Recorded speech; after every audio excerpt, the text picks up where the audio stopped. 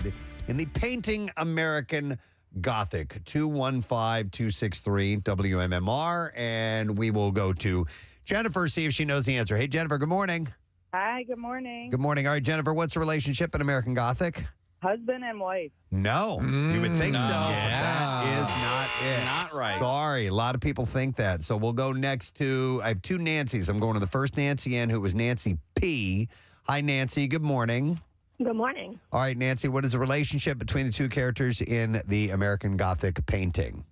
They're father-daughter. That is correct, yes. Yeah, if you look at the painting, I've always perceived him as being decidedly older than she is. But at first glance, they both look so Happy. ecstatic. No, they just look so old-fashioned that I thought they were, as well for years that they were a husband and wife. But no, it is father and daughter. And it's, if you don't know it, it's the classic, the old man standing with the pitchfork. Right. And the wife. Yeah, and they just look pissed off. My daughter is a slut. Ooh. Daddy hates me. I have the pitchfork to keep potential suitors away from her. All right, so Nancy is going to get a $50 Metro Diner dining card, and they're now serving new stacked sandwiches you can bite into. Metro Diner's latest crispy fried chicken or shrimp po' boys layered with fresh lettuce, tomato, and chipotle ranch, served on a hoagie roll, and you can visit metrodiner.com. I've got to get over there. Yes, you do. All right, so Hoda Kotb returned to the Today Show on Monday and explained why she was absent from the show for 2 weeks. She shared that her daughter, Hope, had been hospitalized due to an undisclosed health issue. She said, my youngest, Hope, was in the ICU and then in the hospital for a little over a week. She told Savannah Guthrie, and I'm so grateful that she's home. She is back home, and I was waiting for that day to come. This daughter's very young, right? Did she I not? think both of her kids are still young. Yeah, did she have a surrogate? Or did she? I remember there was a big story, a big drama. I don't remember. And she was sort of relaying her journey, as they say. And it ended happily with her getting this child. So she said we were watching closely. She also commented on how much she appreciated the hospital staff during this difficult time. She said, you know what I realized too, Savannah? It's like when your child is ill, the amount of gratitude you can have for people who helped you out. And I'm grateful for doctors at Weill Cornell who were amazing, and the nurses. And I'm grateful for my family and grateful friends like you who were there every single day. So I want to say thank you for that, and I love you, she had said. And Savannah was back from COVID, right? Yes, exactly. So she had to leave testing positive recently. But yeah, Kath, and I'm sure you just went through this, having medical staff watching your son and keeping an eye on things, and you know. I wanted to hug the surgeon afterwards. You just want to thank them for what they did. It's amazing. Yeah, it's a wonderful thing to be able to do that for people. Yep. I'm good up to the tracheotomy, but then after that I got to turn it over. You got to hand it over to the experts. Right. I got you. On Saturday, Pete Davidson was driving a Mercedes-Benz at a high rate of speed and then crashed the car into a Beverly Hills home. Police confirmed that Davidson was behind the wheel with the New York Post on Monday, and Davidson's girlfriend, Chase Sue Wonders, was in car with him. The accident took place around 11 p.m. as the star jumped a curb in the Flats neighborhood and took out a fire hydrant. No indication. Now, he's sober. He was fine. And there was no indication that he was under the influence. I think he was just going too fast. The car then skidded on a front lawn before hitting the corner of a house. Davidson and Wonders were both unharmed in the crash, and police investigation is underway. So we will see. It's a pretty badass looking Mercedes. That's a C63, I believe, an AMG C63. You can tell by the grill on the front. Yeah, that's a badass car. There's a gorilla on the front? There's a grill. Oh, grill. There may be a gorilla inside for all I know. I can't really see. And they don't use horsepower; photo. they use gorilla power. Yeah. How fast is this? How many gorillas? You can get up to 300 gorillas. Yeah, 450 gorillas. That's too many gorillas. Packing. 650 gorillas. Hayden Panettiere appeared on Good Morning America on Monday to promote Scream 6, marking her first TV interview since her brother Jansen unexpectedly passed away in February. It seemed wild that she was out promoting, with his death so recent. Yeah, he was 28 years old. And at the end of the interview, host Michael Strand offered condolences on behalf of the GMA team. She thanked him. She said he's right here with me as she was getting visibly emotional. The family, including Hayden, her mom, Leslie Vogel, and her dad, previously released a statement revealing Jensen's cause of death, and it was an enlarged heart, coupled with the aortic valve complication. So it was just kind of this, this thing that took him, unfortunately. Very sad. Yeah.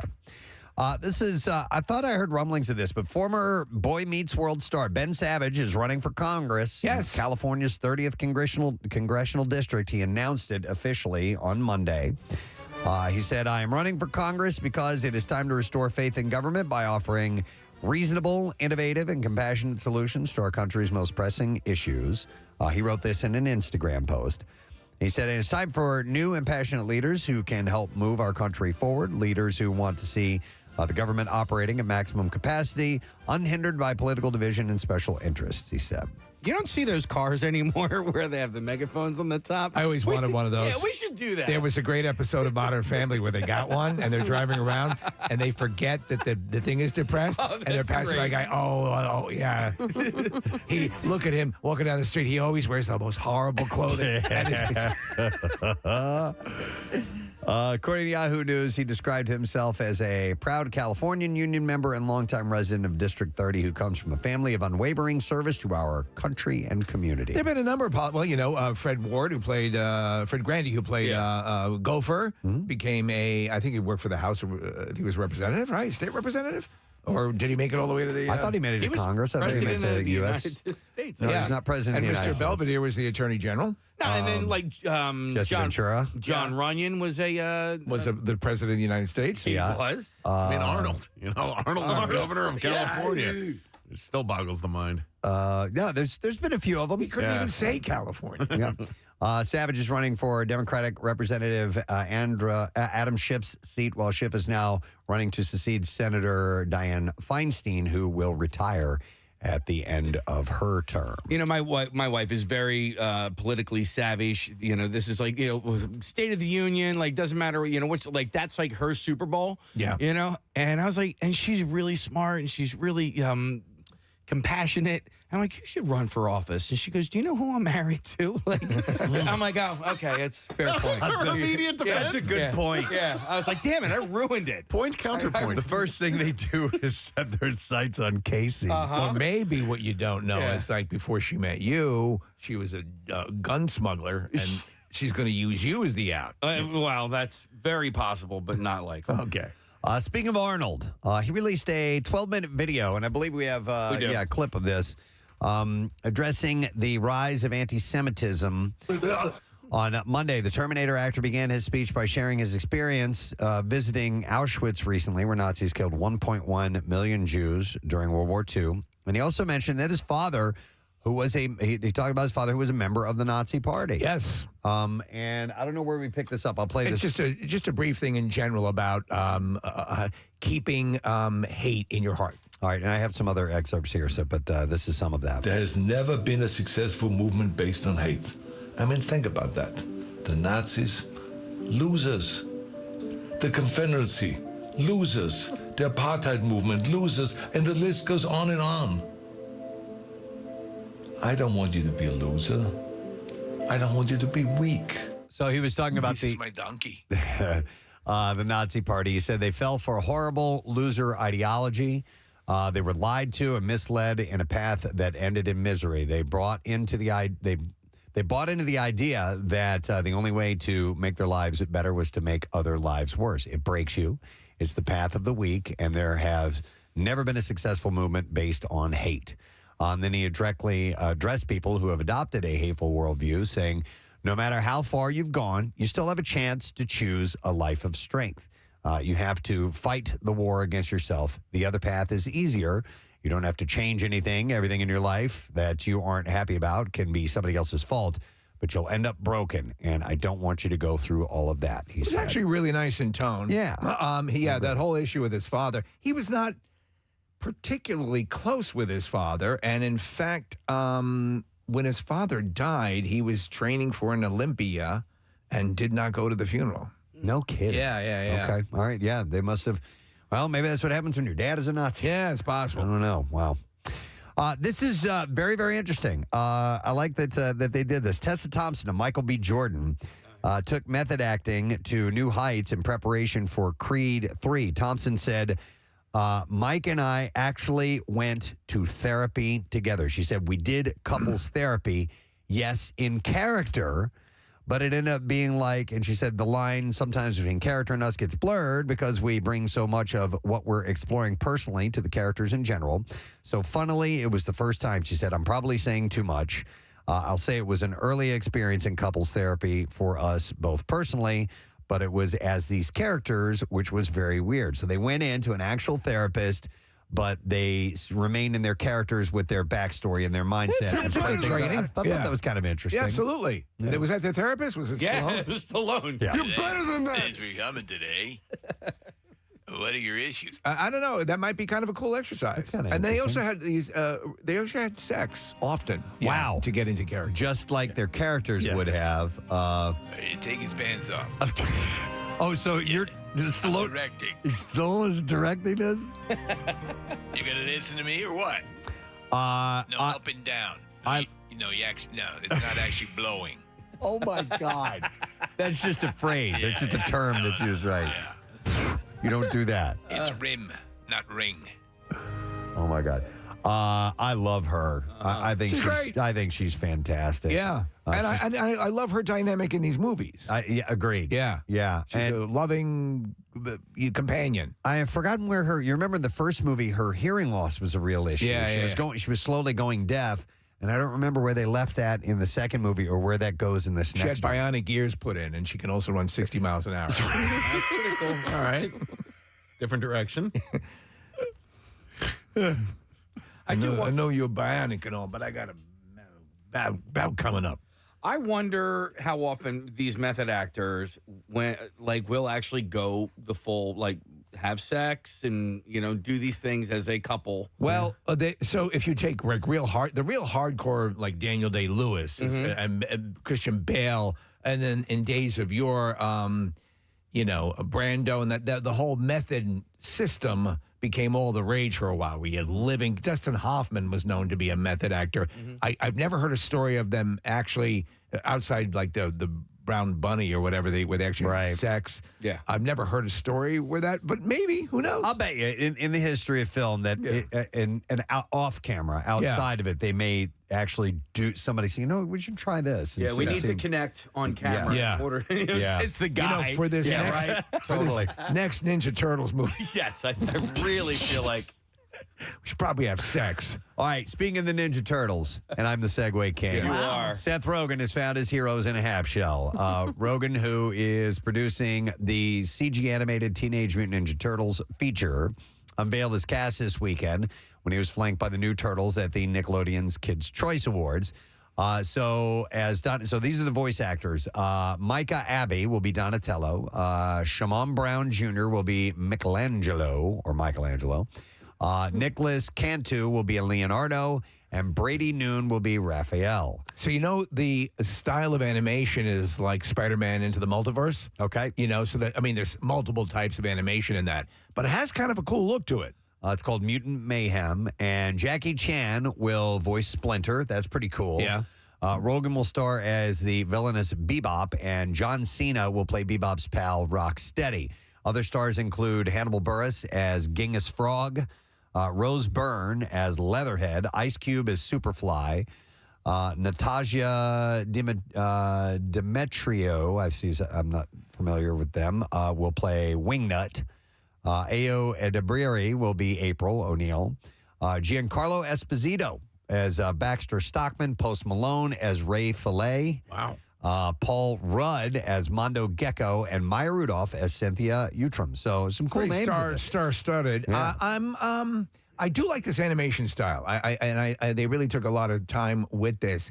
I have to say, Nick, maybe you were the only other one who saw that Michael Bay produced Ninja Turtle, the last one. I saw it. My son, did you? It was actually not bad. My son was really into those movies. There were two that came out, and Megan Fox was in, I think, both of them. But because Ben was into them so much, I got into them as well. And no, you're right. They're not bad. And they were fun. Yeah. And Bebop and the other guy showed up in the second one. I enjoyed them.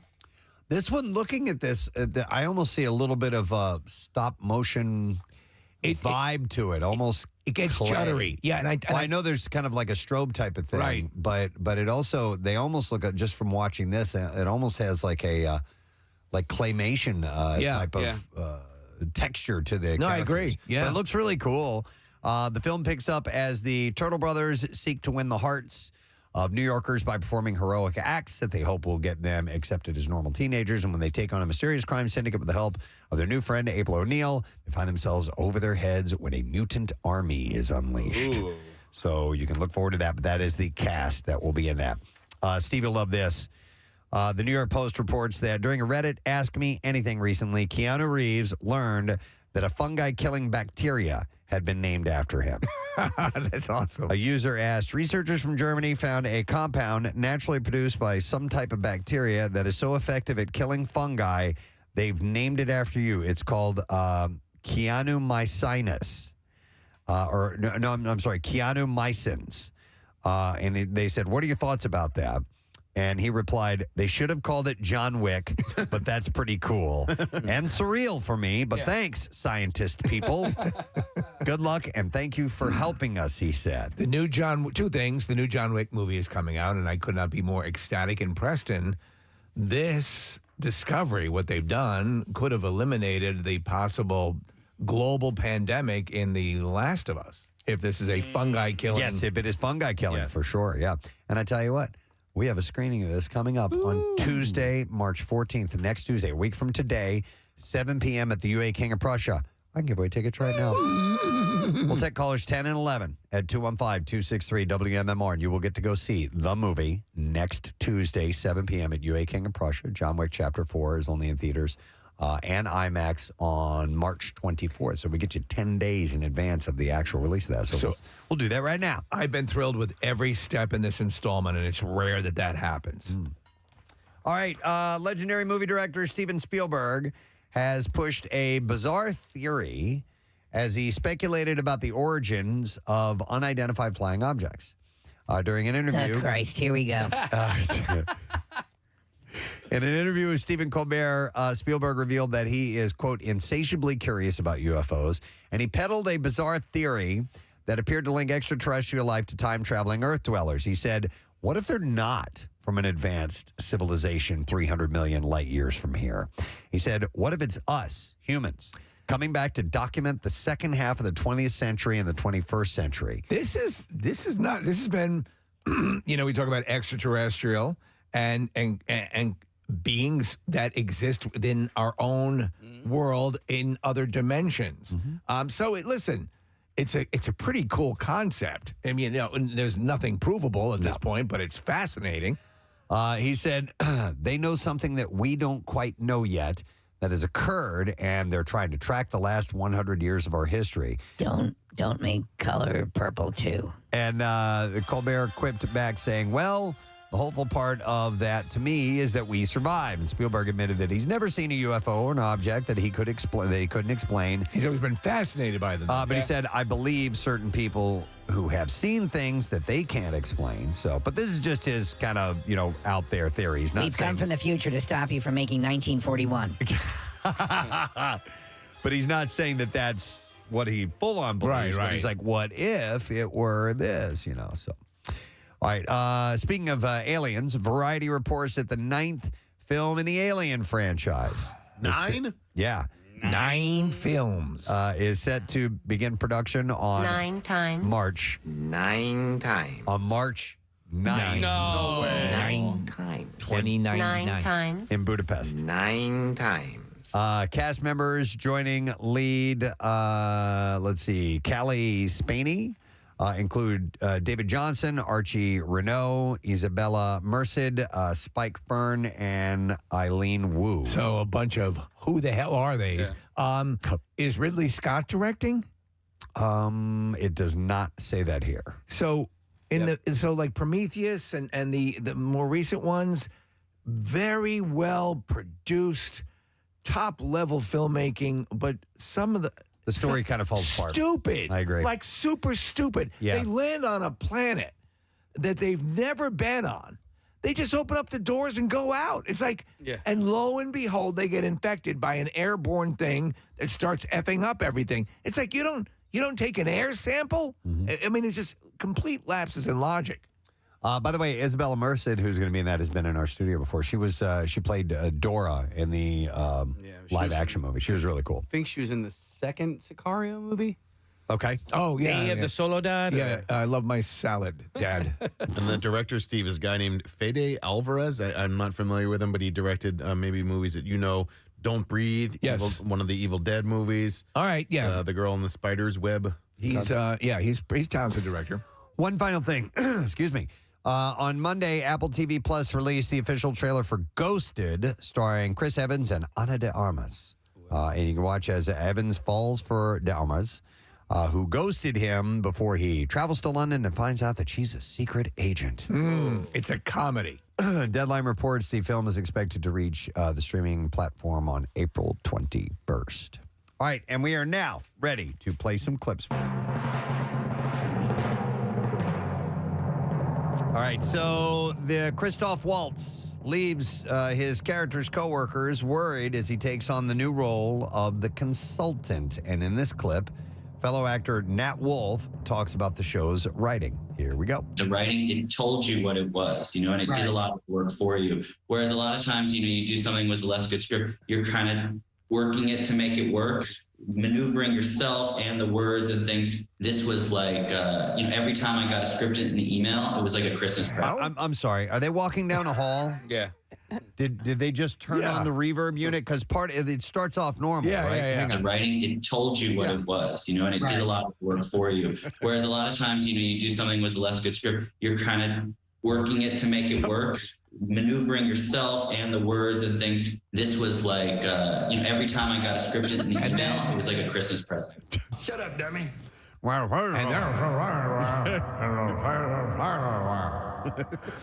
The consultant is... Follow me. We're going to go down into the cave here. Yeah.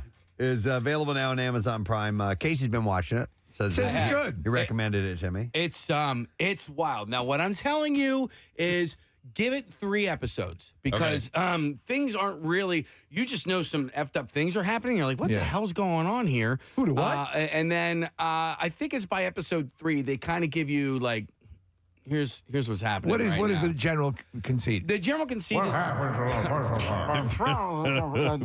no. They are the main 2 characters, protagonists, work at a cheese and crackers. The cheese and cracker store. No. You want some cheese? You want some crackers? An app developer. They work for an app developer, and the app developer, the millionaire who founded the company, is murdered. Oh. And then Christoph Waltz comes in because he was a consultant. I got you. And then the rest takes place. So it's a murder mystery-ish? No, well, but yes, A but cheese and cracker? It is.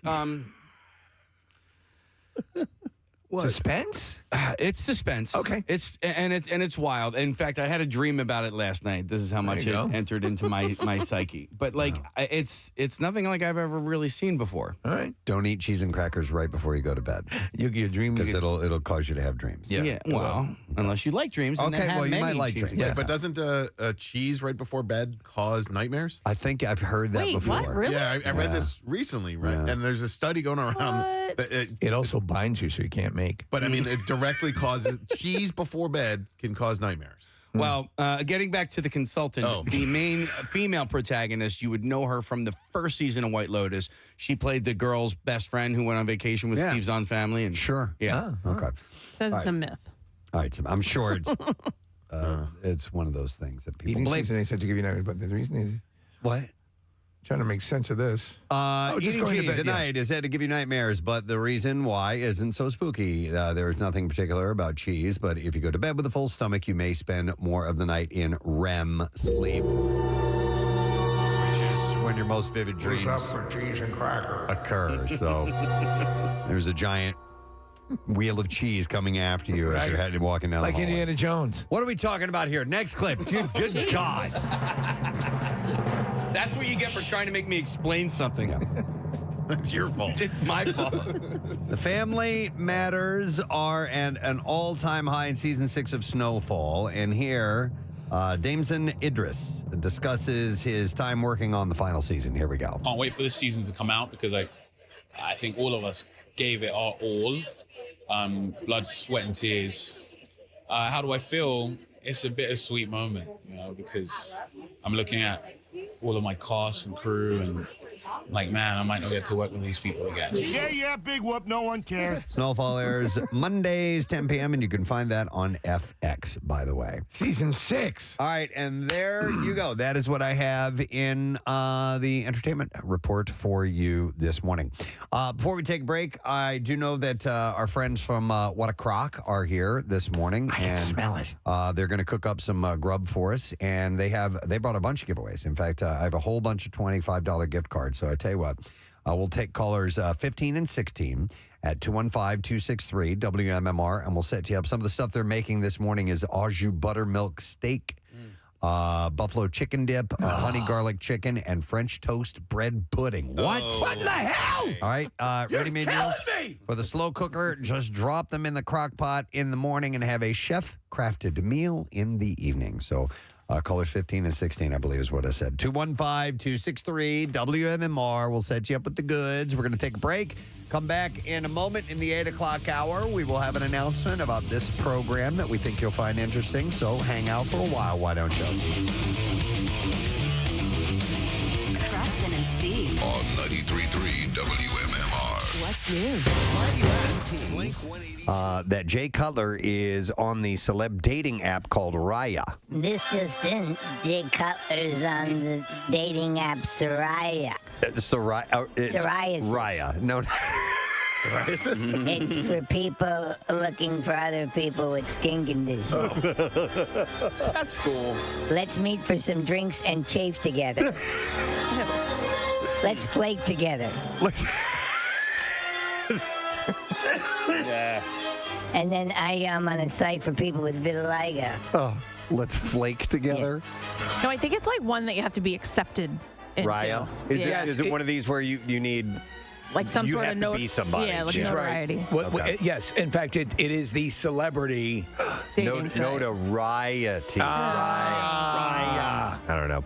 I don't even know if that's how you pronounce it. Maybe it's Raya, Raya. But Who really cares? His profile on Raya says, let's see here. He's here just for friends. Yeah, right. Yeah, whatever, man. Friends will touch your genitals. You can diddle. Yeah. Who gets to decide whether or not you're a celebrity worthy enough to be on this website? I think they have actually a vetting committee. Yeah. Really? Yeah, I believe that's the way it goes. And they will determine. Think of it as there's like a Steve Rubel standing in front of Studio 54. Right. And they decide whether you're appropriate for this website. So, well, listen, in honor of, was it International Geek Day? Or? It's just Geek Pride Day. Geek Pride Day. Yeah. I'd been working on an impression. You guys want to hear it? So, Steve, you do your Batman impression, but you have that...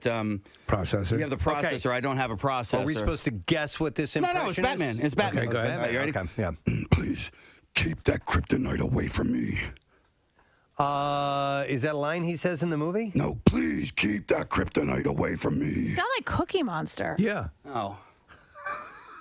It sounds like it hurts when you do that. No. Please keep that cookies away from me. Because it's a Superman impression? Thank you so much. I appreciate that. I've been working on it. It's really good. It's really good. I got it. So it's a Superman impression. I was confused why the whole kryptonite It's a thing, terrible but- joke that I heard with Chuck over the weekend. You say this is Batman, but you obviously say Superman line, and then somebody says, that's Superman. And then you go, thank you so much. I appreciate that. Like, that's Superman. I told Chuck, I said, dude, I'm going to hang myself out to dry next week. Yeah. But you did it, man. You took the bullet. Are we on air? Yeah, we are. I think we're still on air. In fact, Bill's coming down the hallway with an award for Casey. That was great. That was amazing. That's an immediate A+. That's like my joke. Good morning, Cincinnati. He knows funny. Yeah. Wow. Please, keep that kryptonite. Just don't do one that sounds like Cookie Monster. Cookie Monster. Like the thanks man thing. I was like, I didn't even get that part of it. So sorry, man. Nick got it. He was following. I know. I enjoyed every second of it. And Bill's has that award in his hands. Yep. By the way, somebody said we should make bad dad joke Cookie Monster a character. so you have to do all the dad jokes.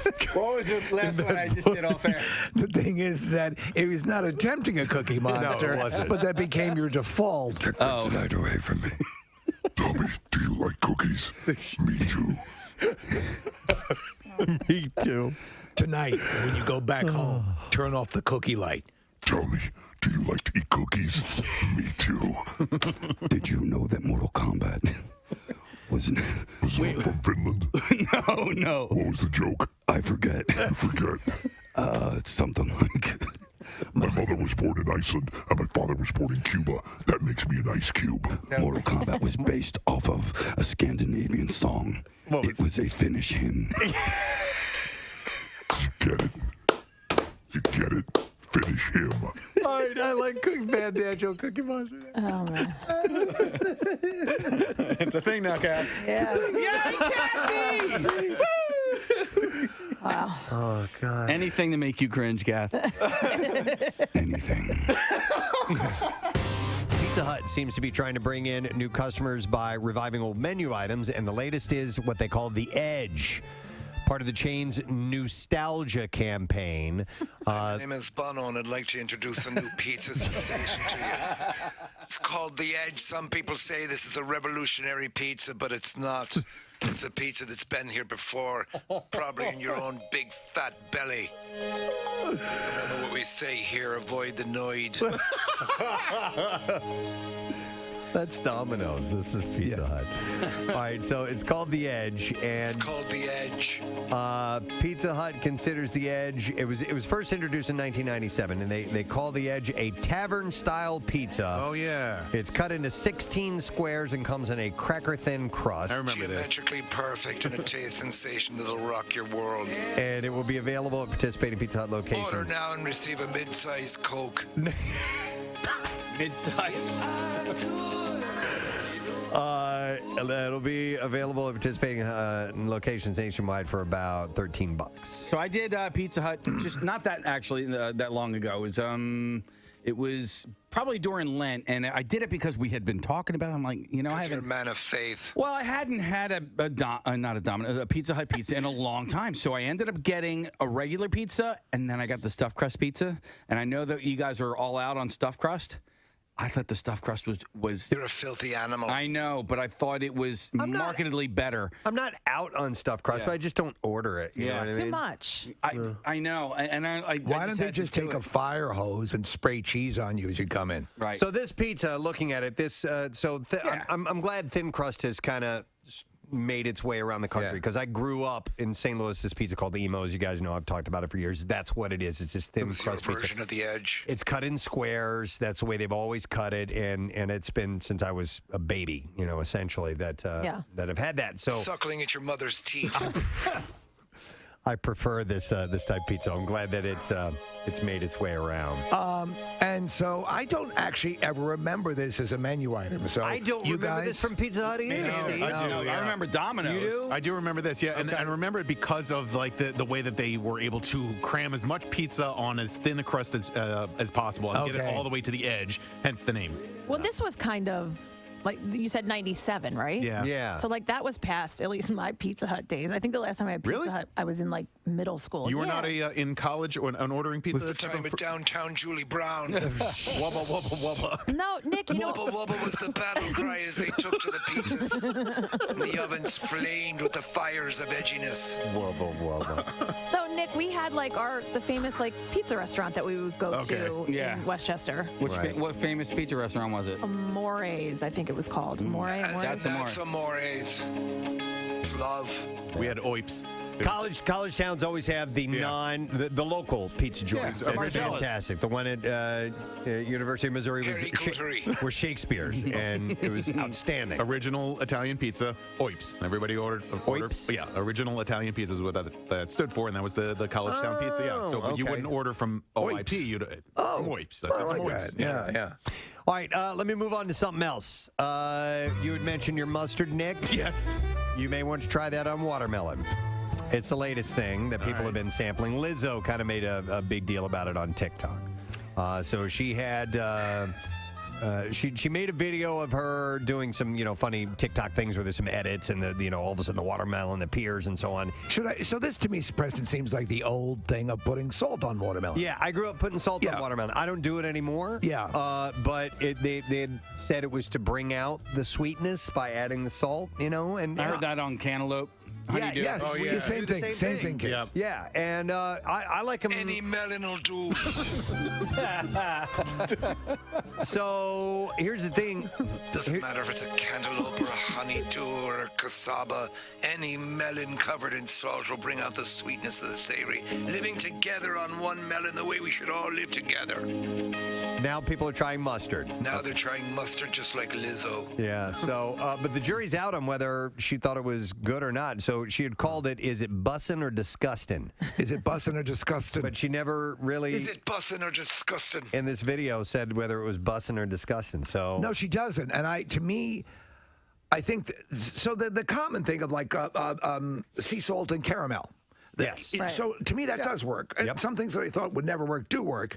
I don't know about the watermelon and the mustard. It just seems to be too combating. Yep. I'm tying it into the previous conversation. We used to do mustard on pizza. Okay. I can see that. Did I don't know. I'm not sure. Somebody. Ranch dressing, Kathy. Ew, no. That's just You for said, the, "Ooh, no," that's but for you the put- crust, right? Or the whole pizza. You could do the whole pizza. Oh. Yeah.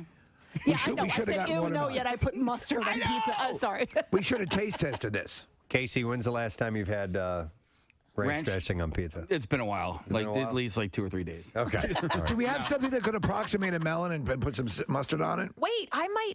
Let me see if I have. Do you keep a melon in your desk drawer? I might have Kathy watermelon. brings a ton of fruit every day, remember? Oh, She brings can we a try giant that? fruit salad. Yes. Go see if you have watermelon. Yummy. We'll try it. Let's get it. I'm sure Kathy rises to the challenge. there's got to be mustard in the fridge. Yes. Connor, can you go look in the fridge and see if there's any mustard? Let's try it. Or Marissa's already on her way. But yeah, I got to believe no matter what, it's not good. And this is just a thing that people have done to make you eat mustard on Preston, watermelon. Here, try this. People are eating Tide Pods, so you have to take everything with a grain of salt. Here's a text. Somebody says, my husband always puts pepper on his cantaloupe. What? Interesting. What, in prison? No. Oh. But I've had, I've had fruit in salads before, and you put pepper. Like, there's strawberry salads and things like that. Do you know what I Pepper do? on that. So, and it's a weird. So, Honey Grow, I do the like a sesame noodle. Whatever they call it. It's a salad, I guess it is. Okay. But pineapple in that. So something, pineapple and sesame and a sesame sauce work together really well. I could see that work. Sometimes when you have like a teriyaki dish. Yes, there'll be exactly. pineapple in that. That's the same thing. Sesame oil in usually in that. So that'll play along. It's great. Let's see if Kathy is. Share for melons. Where's Kathy's melons? Hang on. Here we go. They're usually on display. I mean that in a non-sexual way. In the way she has a 44-pound. We got it. We do. So you got watermelon. So we can try this. Should I just hold off until we get Hold this? off. All right. Because Hold. now we're in Braveheart. Yeah, there we go. I got you. Freedom! Do you want to live in chains, or do you want to live with salt on your watermelon? Ah! Mustard! My God. It's a Friday. It is a Friday. Isn't it? I know. Wow. Well, now I want to go watch Braveheart. I think they actually They're making love. They're pounding the actual mustard seeds right Pounding now. the mustard seeds. Pounding them out. 1 mustard seed. 2 mustard seeds. Slapping them down. Slapping them down. Slap at the base. Now we've gone to I Love You Man. Yes. All right. Here we go. Wow, they eat plates and I don't want it. I don't want to have I it. will try I believe it's memoir. Thank you, Kath. Had a bunch of people asking about you at Cardboard Classic. Where's Kathy? What's up? I know. I can't believe I missed it. It was kind of dramatic. They were like, "Is there trouble in paradise?" I know. And it was like so. It was one of those things. This has never happened to me before, where it was like it was an emergency. It was a true emergency. And Thursday we were here, we were working, and I had told Nick Jace didn't go to school. He didn't feel good. I was going to drive Nick up to Cardboard Classic because Andrea was meeting him there later. So we were going to drive together. And from the time I left here to like right at the time we were going to leave, I texted Nick. I said, "You need to make other plans. I don't think I'm coming." Right. Jace started to not feel good. He's not a kid that will try to get out of school or anything like that. So he woke up on Thursday morning and said, "I can't go to school." And so Dennis texted me. He said, "Jace isn't going to school." Okay. And then by the time I left work, they were at the emergency room. He was screaming in pain. Wow. Oh, man. Yeah. That's horrible. I had to go there, and it turns out it was appendicitis. And flash forward to, which actually I was a little surprised. They didn't do the surgery on Thursday. It took a lot to diagnose it. I didn't realize there was so much that was happening. His didn't rupture and it didn't perforate. So I think if it does that, it's easier to detect in the tests that they do. So we didn't get all of the test results back until Thursday evening. So he was the first surgery on Friday morning. Wow. Yeah, we didn't have many details from you on Thursday, and this is your business, and it was a private matter. But when we got the text from you, and you're talking about maybe going into surgery, I was hoping.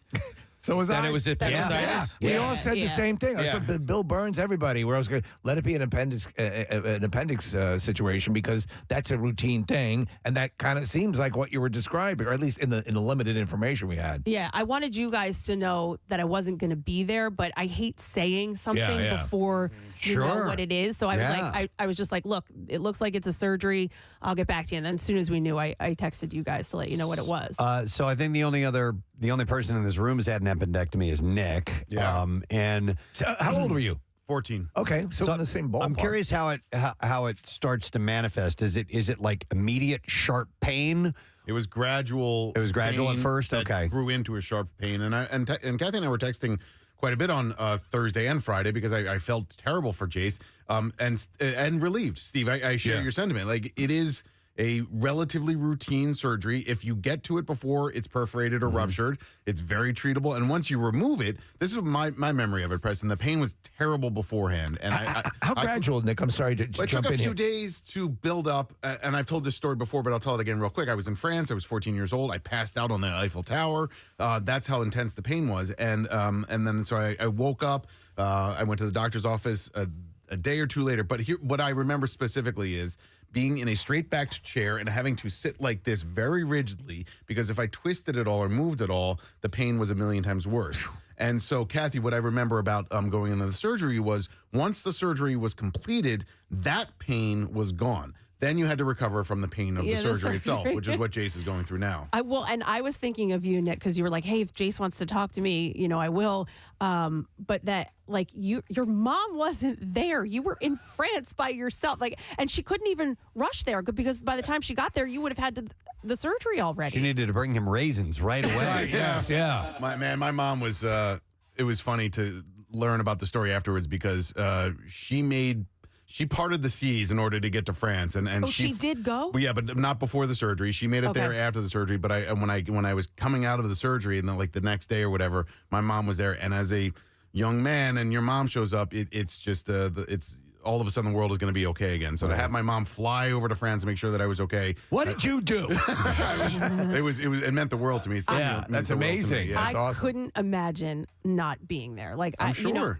Especially when he woke up from the surgery, because like you said, that pain's gone. But then he was in a lot of pain and actually is still in some pain now. But I mean, when he woke up, like he didn't know what hit him. He was like, why does it hurt this bad? I didn't realize it was going to hurt this bad. The amount of pain meds that they gave him, I was like horrified because, every time they came in with something, I was like, what is that? How much is it? What time are you giving it to him? I knew everything. So the list of what he got just after surgery, oh my gosh, it was insane. How old is he? 11. And what grade is that? 5th. Okay, so it was around 5th grade. One of my close friends at the time his actually ruptured. His appendix ruptured. Yeah. Now, I don't remember too much about it, but I just do remember there being. They let me know in so many words that it could have killed him. That and the way it was explained to me was essentially it's like a poison being released into your body. So my mother's appendix did rupture. That's just like my friend. Yeah, and so that same sort of thing. And I remember that unfortunately got us aware of other things that was going on in her system as well. Yeah, but and I remember that was wild. Yeah, so at that point they got to open you up right away, right? Yeah. I mean, I assume they did with my mom. Yeah. Yeah, I think that means it needs to come out immediately, and I think that most times it has to come out. It's an emergency surgery because then they're worried if it didn't, like Jace's didn't rupture, but I think they're worried that it will. So it's like, let's get it out before that happens. Mm-hmm. They kept saying to us, you caught this pretty quick. Like it wasn't, that's why they needed to do a number of tests to make sure that that's what it was. And it was indeed that, but they kept saying, we think you got this early enough that he wasn't, in pain for too long. The funny thing about it is that, like, it's a vestigial organ, right? Which means it no longer serves any purpose whatsoever. So there is a school of thought that remove it immediately. Babies should have them taken out because it doesn't serve any purpose and it just kind of hangs there and it can make you ill at one point. Nick, do you remember when they were diagnosing you? Did they like push on it on your stomach? Yeah, and for me, Preston, part of the problem that sucked so much at the time was I'd had like a year of French, so my French was rudimentary at best. I didn't understand. I didn't even know what appendicitis was in English. Here's this French doctor trying to explain to me what the hell's going on my insides. But they tried moving me around. Tried moving me around a little bit, and then I remember going to the hospital, and then it was a relief to know that the surgery was going to solve the problem. That and I had that part of it explained to me, and like once I went to the hospital in Pontoise, north of Paris, I was like, all right, I can handle this. And Nick, do you remember when they examined you and they pressed on that the pain came from the release of when they were like they put pressure, you're fine, and then they release, and if the pain is when they release, then that's one of the signs they know. Really? McElwain, we have your son in the hospital. His head is grown huge. That is normal. Now, so, Nick, do we have an understanding as to what is there a particular age range where you're more likely to have an? That's a good question. 10 to 20 is what we had read when we were looking it up. Is that's the average age? But obviously there are ones that occur. There's adults and there are younger kids too. Yeah, and we went to CHOP and King of Prussia, which I was a little worried. I'm like, do we need to go downtown? Is it better downtown? Are there better doctors downtown? It was the same doctors. The doctors that we had also practiced downtown. But we, what was I going to say? You asked about the age range, and you said it's 10 to 20. So the doctor came out after the surgery, and he was like, it went well. Jace is recovering. And Dennis asked the doctor, he said, what typically causes this? And without skipping a beat, he looked at both of us and he said, it's usually bad parenting. Oh, nice. Oh, that's great. Yeah, and I just want to say, so Dr. Alukian is who did Jace's surgery, and Dr. Simpao was the anesthesiologist. Both of them, all of the nurses, I mean, CHOP has its reputation for a reason. They were absolutely amazing. I mean, everyone was great. There was one nurse I wanted to choke out for like 30 seconds after meeting her, but other than her, everyone was. There's always that one. Yep, there's always that one. Yeah, there's always that one. Yeah. Did Dr. Mike get wind of this? Did he call you? Well, it was so weird because I've been having shoulder issues and going to Trinity Rehab for my shoulder and all that. So him and I had been talking that morning about my shoulder. And so he called me he wanted to, give me an update or whatever. And I was like, I can't talk. Jace has appendicitis. I was like, is there anything I need to say to the doctor? And he was like, just make sure you tell him if he has any allergies, if, whatever. And he went through like the checklist with me. And I was like, all right, I'll call you next week about my shoulder. Okay. All right.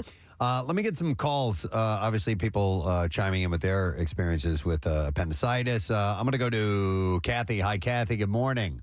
Hi, good morning. Sorry to bother you at work. What's up, Kathy? I just wanted to tell you I had my appendix removed in Ghana in 2006. That's exactly where I would want. Yeah, I know. Listen, you don't want to have your appendix removed in a third world country. I'm just saying. It was $180 American, but it's not worth it.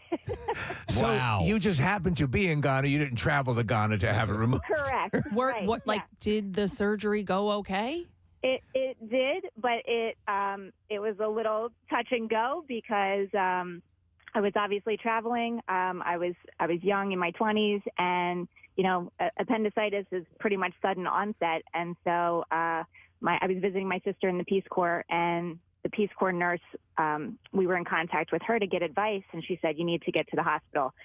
So the hospital was hours away, so we went to the clinic, which was like an open air clinic. Oh my God. And there's like dogs and goats in the waiting area. Oh my God. Okay. And, so And those were the doctors. So fortunately, we met a doctor at the clinic who was a Norwegian doctor, and she took pity upon us and said, my driver will take you to the real hospital. Oh, wow. Wow. So we went to the real hospital, which by no means is like a hospital in America, just saying. So. Right. Yeah. Just a better breed of goats and dogs. Yeah. So they performed the appendectomy, and how long were you laid up after that? They did. I think I only stayed one night in the hospital because my sister and my friend kept noticing that there were air bubbles coming down my IV. You can't have that. You can't have that. And so we kind of busted out of there and decided just to take care of me ourselves. Wow. Well, you probably saved your own life by doing that. Yeah. Wow. Interesting. All That's right, thank incredible, you. man. Thank you. That sounds a little more intense in your situation, Nick. It seems that the appendix is that thing that will, that can happen at any time in that obviously in her age range. She was in the actual age range. But you're on a trip. There's no lead in. Your lead in, Nick, you said a couple of days maybe? Yeah, I mean, I felt ill. The morning of? Yeah. Well, yeah. So they were saying that that it can go over. You think you have a stomach ache, and so people wait a few days. Jace's was nothing. He was completely fine. Yeah. Ate dinner the night before, Isn't and that then wild? woke up and was like, something's wrong. And You have a fever at all? Not the night before. I think probably when we got to the hospital, he had he did. He had a low grade fever, but no, the night before was completely fine. Wow. Hang on. Doug had one outside of the average age range. Hey, Doug, good morning. Good morning. Hey, what's up, buddy? Yeah, I had mine taken out last year. I'm 51 years old. Wow. And it came out, I had some pain going down the left side, which is a little unusual because the appendix is on the right. They thought it was diverticulitis. So it takes a while to diagnose it. And once they did the MRI, they realized what was wrong. And yeah, it hurts a little bit, and the pain goes away right away after the surgery. Yeah. But then you spend 6 weeks on the recovery. Right. So it took you about 6 weeks to recover fully? Completely before I could get released to go back to work. Yeah. Wow, man. Thank you, Doug. Kathy was saying it's because they go through that abdominal wall. They go through those muscles. Yeah. So he has 3 small incisions. Orthoscopic, right? The worst of them was through the belly button, and I think that's what's hurting him the most. But Laparoscopic? Laparoscopic. Yes. Oh, that's right. Yeah. So they got my prostate out the same way. Okay, Yeah. but I was surprised at the recovery period. For some reason, I think because you think, oh, it's the appendix, you hear of that all the time. Sure, I thought, I don't know, in a couple days, he'd be up and ready to go. Get your tonsils out. And they're like, no, keep in mind, it's still surgery. Yeah. We still cut through some ab muscles. It's going to take a little while. He can't, get up or sit down on his own. He needs assistance doing that. You use your abdominals in a lot, your core muscles. I would Everything. imagine the same thing if they went through your back for something too. That's why the abdominal snowman is so angry. He's in constant pain. Kath is this going to push back his baseball season at all? Yeah, so he was actually, what it's going to probably ruin is he was starting to play ice hockey. He was doing a learn to play. I think he can't do any contact sports for 4 weeks. Baseball, maybe not. The doctor said batting probably not, but maybe fielding and throwing. And Right. stuff You like know that. what? Just don't push it. Yeah, that's what the doctor said. See how he feels. Yeah, just let it. He'll know when it's time. But I mean, thank God you from the time that he started talking about symptoms to the time you had him in there was nothing. So good on you guys for getting him over so quick. So, Kath, when I was a kid, I was probably 8th grade. My buddy Joe moved away, and so he would come and stay with me for weekends. And he had his appendix taken out, and then 2 days later, stayed with us for the weekend. And he had a little pillow that he had to hug, and he couldn't even laugh. And because at one point I did something funny and I made him laugh, and he's like, "Dude, don't do that. It hurts so bad." Jace keeps saying, "Stop making him laugh." And one of the nurses at the hospital told us about the hug trick. You take a pillow, you hug it if you have to cough, sneeze, laugh, or even try to get up, and it's supposed to help them. Okay. This is why, if you're tuning in, this is why Kathy wasn't at Cardboard Classic, because they had an emergency appendectomy. And I will go to, let me go to Mike. Wrong line here. Let me try that again. Hi, Mike. Hi, Mike. Good morning, it. Good morning, it. What's up, buddy? Hey, so I had, I guess you would say, the most extreme case that you could possibly have appendicitis back in 1997, right after Christmas. I mean, it was getting ready to go out to New Year's Eve in that range, but I never had any what you would call symptoms of an appendicitis, more like the flu. Okay. So, vomiting and everything like that. My mom was treating it as the flu. Everything, had a fever. But then what happened was the night of New Year's Eve, fever finally went down, was able to keep some food down. Yeah, that night, fever spiked from 100 to 103.9 within a half hour. Oh, my goodness. And went to the doctor's next day, and blood work came in. Rushed into surgery 3:30 that day. Doctor went in to do surgery. There was nothing to take out. It ruptured apparently 5 days before it came out. What the doctor was expecting. Oh my God! So you had all those toxins were in your system? Yeah. Well, the doctor actually said my white blood cell count was so off the chart that he actually said that if I waited one more day, I would not be talking to you right now. Wow. Man, man. So I had massive infection throughout my body. Was in the hospital for a full week. And then at home for a full week. And then, it's funny when, you're hearing these stories about having to hug a pillow and everything like that to cough. That's what you had to do. But I sneezed when I went back to school. I was in high school. When I sneezed in high school, I about died. I had to go down to the nurse's office. It hurt so bad. Oh, so you walked to the nurse's office and said, "Why are you here?" "I sneezed." Yeah. Yeah, that's exactly what I said. Yeah. Wow. You should have gone to Ghana because they release you in one day. So, Mike, they just must have bombed you with antibiotics after that happened. You have no idea the amount of attention that I was getting. I had it done at Chester County Hospital, and I don't remember my surgeon's name. He was fantastic. The nursing was fantastic. And like Kathy said, I had one nurse that I wanted to kill. She was absolutely awful. Do you think what would you say if a nurse records your temperature overnight at 88 degrees and actually put it on your chart? Yeah, 88 degrees. Yeah, it didn't register. So what's the normal body temperature? It's 88, right? Wow, man. All right. Well, happy you got through it, Mike. Thanks for sharing, bud. Not a problem. All right, see ya. Have a good day. It's crazy too. Like, it was the first time that I've ever had to stay over in a hospital, and I know it's what they need to do, but I mean, no one can really get any sleep there because they had to come in every hour, check his vitals. So he was up every single hour throughout the entire night. That's what they do. I mean, and they had an IV in his hand so that they didn't have to prick him each time they needed to give him something. So he was hooked up, but like still, they're coming in. They were taking his temperature. They were taking his blood pressure. Like, it woke him up every time. It's like Dr. Mike says here, you want to avoid the hospital as much as you can. Sure. Did you sleep in one of those chairs that turns into a bed? No, so they couldn't find any case. So I was no. in like a regular chair that like half reclined a little bit. Man. They did have like a couch that you could put sheets on and kind of like make it a bed. So that's what Dennis used. Yeah, I slept when my wife had her C-sections. I slept. But like, it's weird. It's a chair, Steve. It's I'm very familiar. Yeah, and they're no matter how you try, you cannot get comfortable in those things. But you're there, and you're there for the long haul. When you're there for someone you love, that's what you do. I'm gonna go to Nicole. Hi, Nicole. Good morning.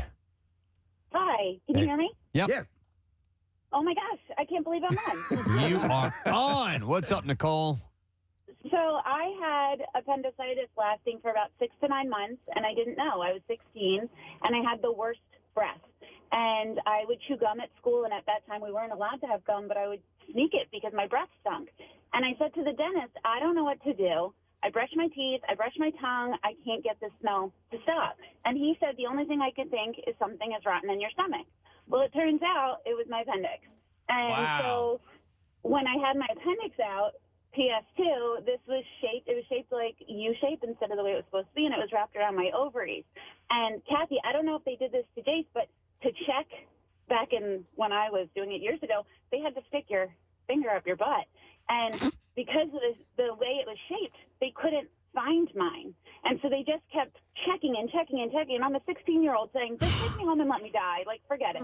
I don't want to do this. That's wild. My optometrist does that butt thing. Right. I always question that. Me too. Yeah. I think he's a doctor. But I have to put my index finger up your ass. And that's how we determine whether you have glaucoma. No, so wow. So that's I did read that is one of the ways that they can check for it. They No did not kidding. do that Finger to in the Jace. butt? Okay. Yeah. FOB? Yes. the fob. Yeah. Oh my God. FIB, fib. Oh, fib. Finger I'm in sorry. butt. Yeah. Finger on Well, the we're butt not doctors. We don't know. is different. I will say, though, once my appendix came out, my breath was totally fine. Isn't that wild? You had this persistent bad breath, and it had to do with basically your appendix rotting in your body. Wow. Right. And when they took out my appendix, it turned out it had little white blood cells, like little scabs. Like that it had Jimmy's. healed. So it would perforate, and then it would heal itself. Oh, my so God. then those 6 to 9 months, I was getting sick all the time. Like I had strep, I had ear infection, I had. Well, your system was depleted. Yeah, that makes sense. Yeah. But once it was over, it had to be that. I assume you started to feel better almost immediately. Correct? Oh, I don't know. It was like half a lifetime ago, but I just remember my breath not smelling. Actually, that's Well, that's a crazy. win. To a 16-year-old, that was a big deal. Yeah, absolutely. Especially when you're in high school. Thank you.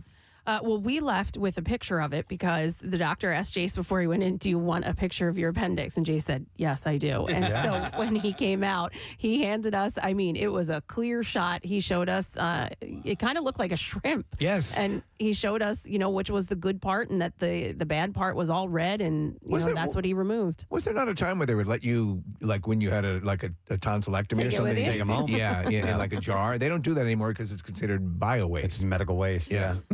My friend's dad is a veterinarian, and he would routinely neuter cats and send my friend the cat testicles in a vial. Oh, my God. They'd show up in college, and I'm like, Dave, what'd you get this week? He's like, it's another cat ball and formaldehyde.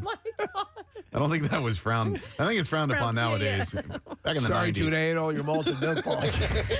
Oh, my God. No, those are cat nuts.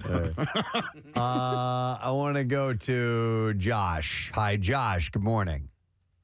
Hi. Good morning. What's up, Josh? Hi. So I'm calling in because my appendix erupted when I was 5 years old. I spent 15 days in the hospital. I had to get 14 IV needles in my arms. Whoa. To the point that they had to get a surgeon to almost put one in my neck to be able to give me the IV. Oh, wow. Because Now, it to go didn't along collapse with the Nick, vein?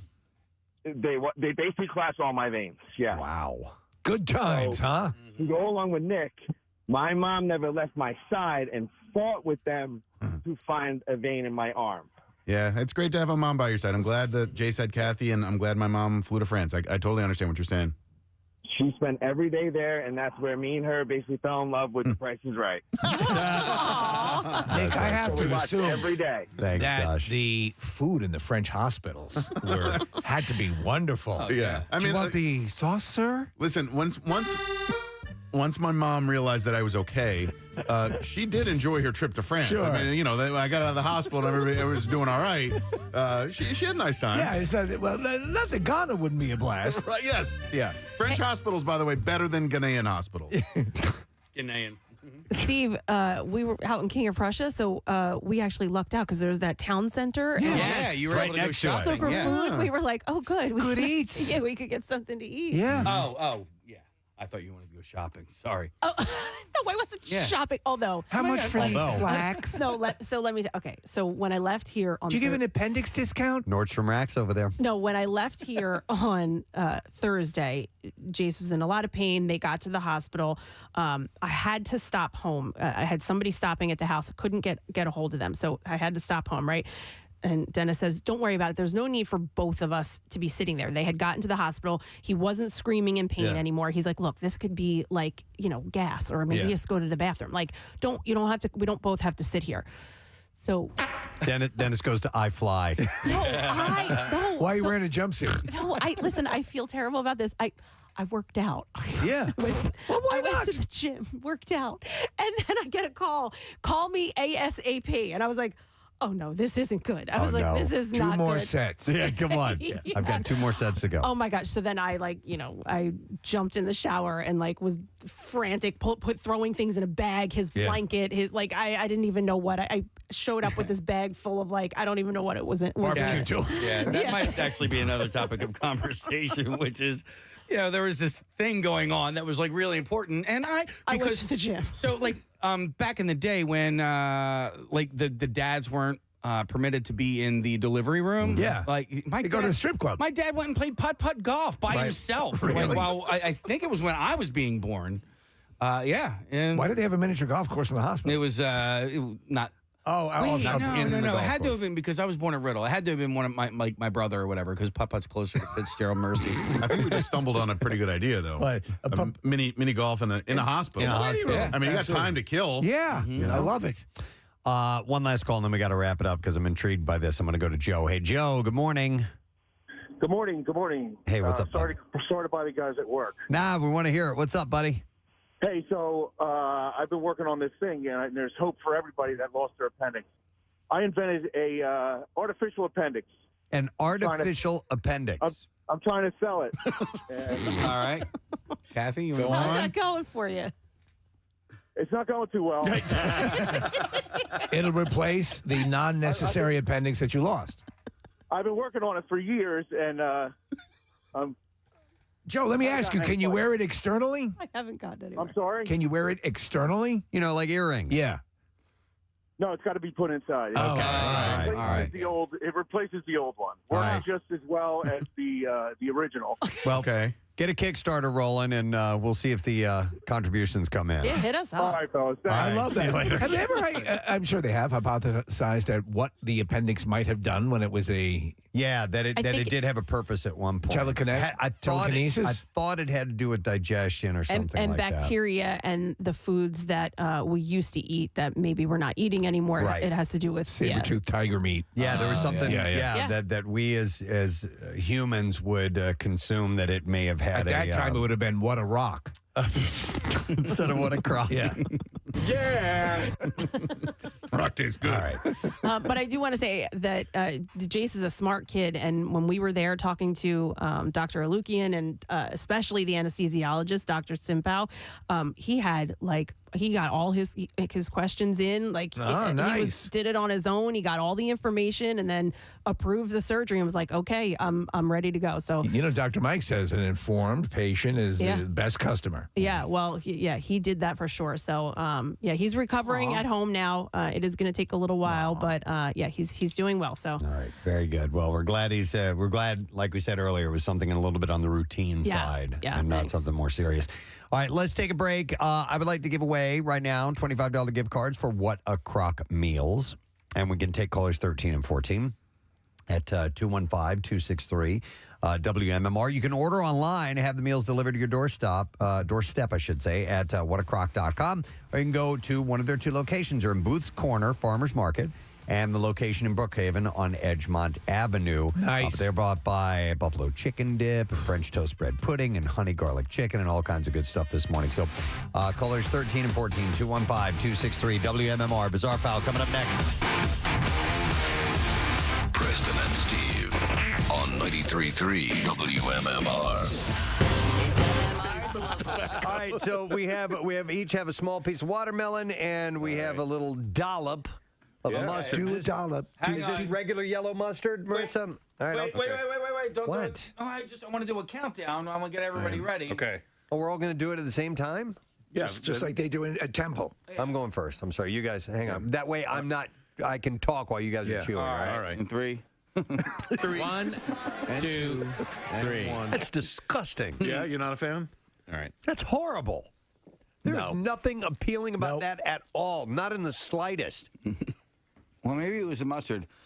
Get different mustard. No. No? No, it doesn't belong on watermelon. Kathy? I do love mustard, though. I I don't mind And it. I like watermelon. I think it's two separate things that I like, I but agree. I don't have the reaction that you have that it was disgusting. I think it has to be marketed as two great tastes that are horrible together. There you go. Wait, didn't your son make you like a peanut butter and tuna fish sandwich once because he knew that you liked both? No, it was Gadzooks ice cream and shrimp. They were two of his favorite things, and he said they must taste great together.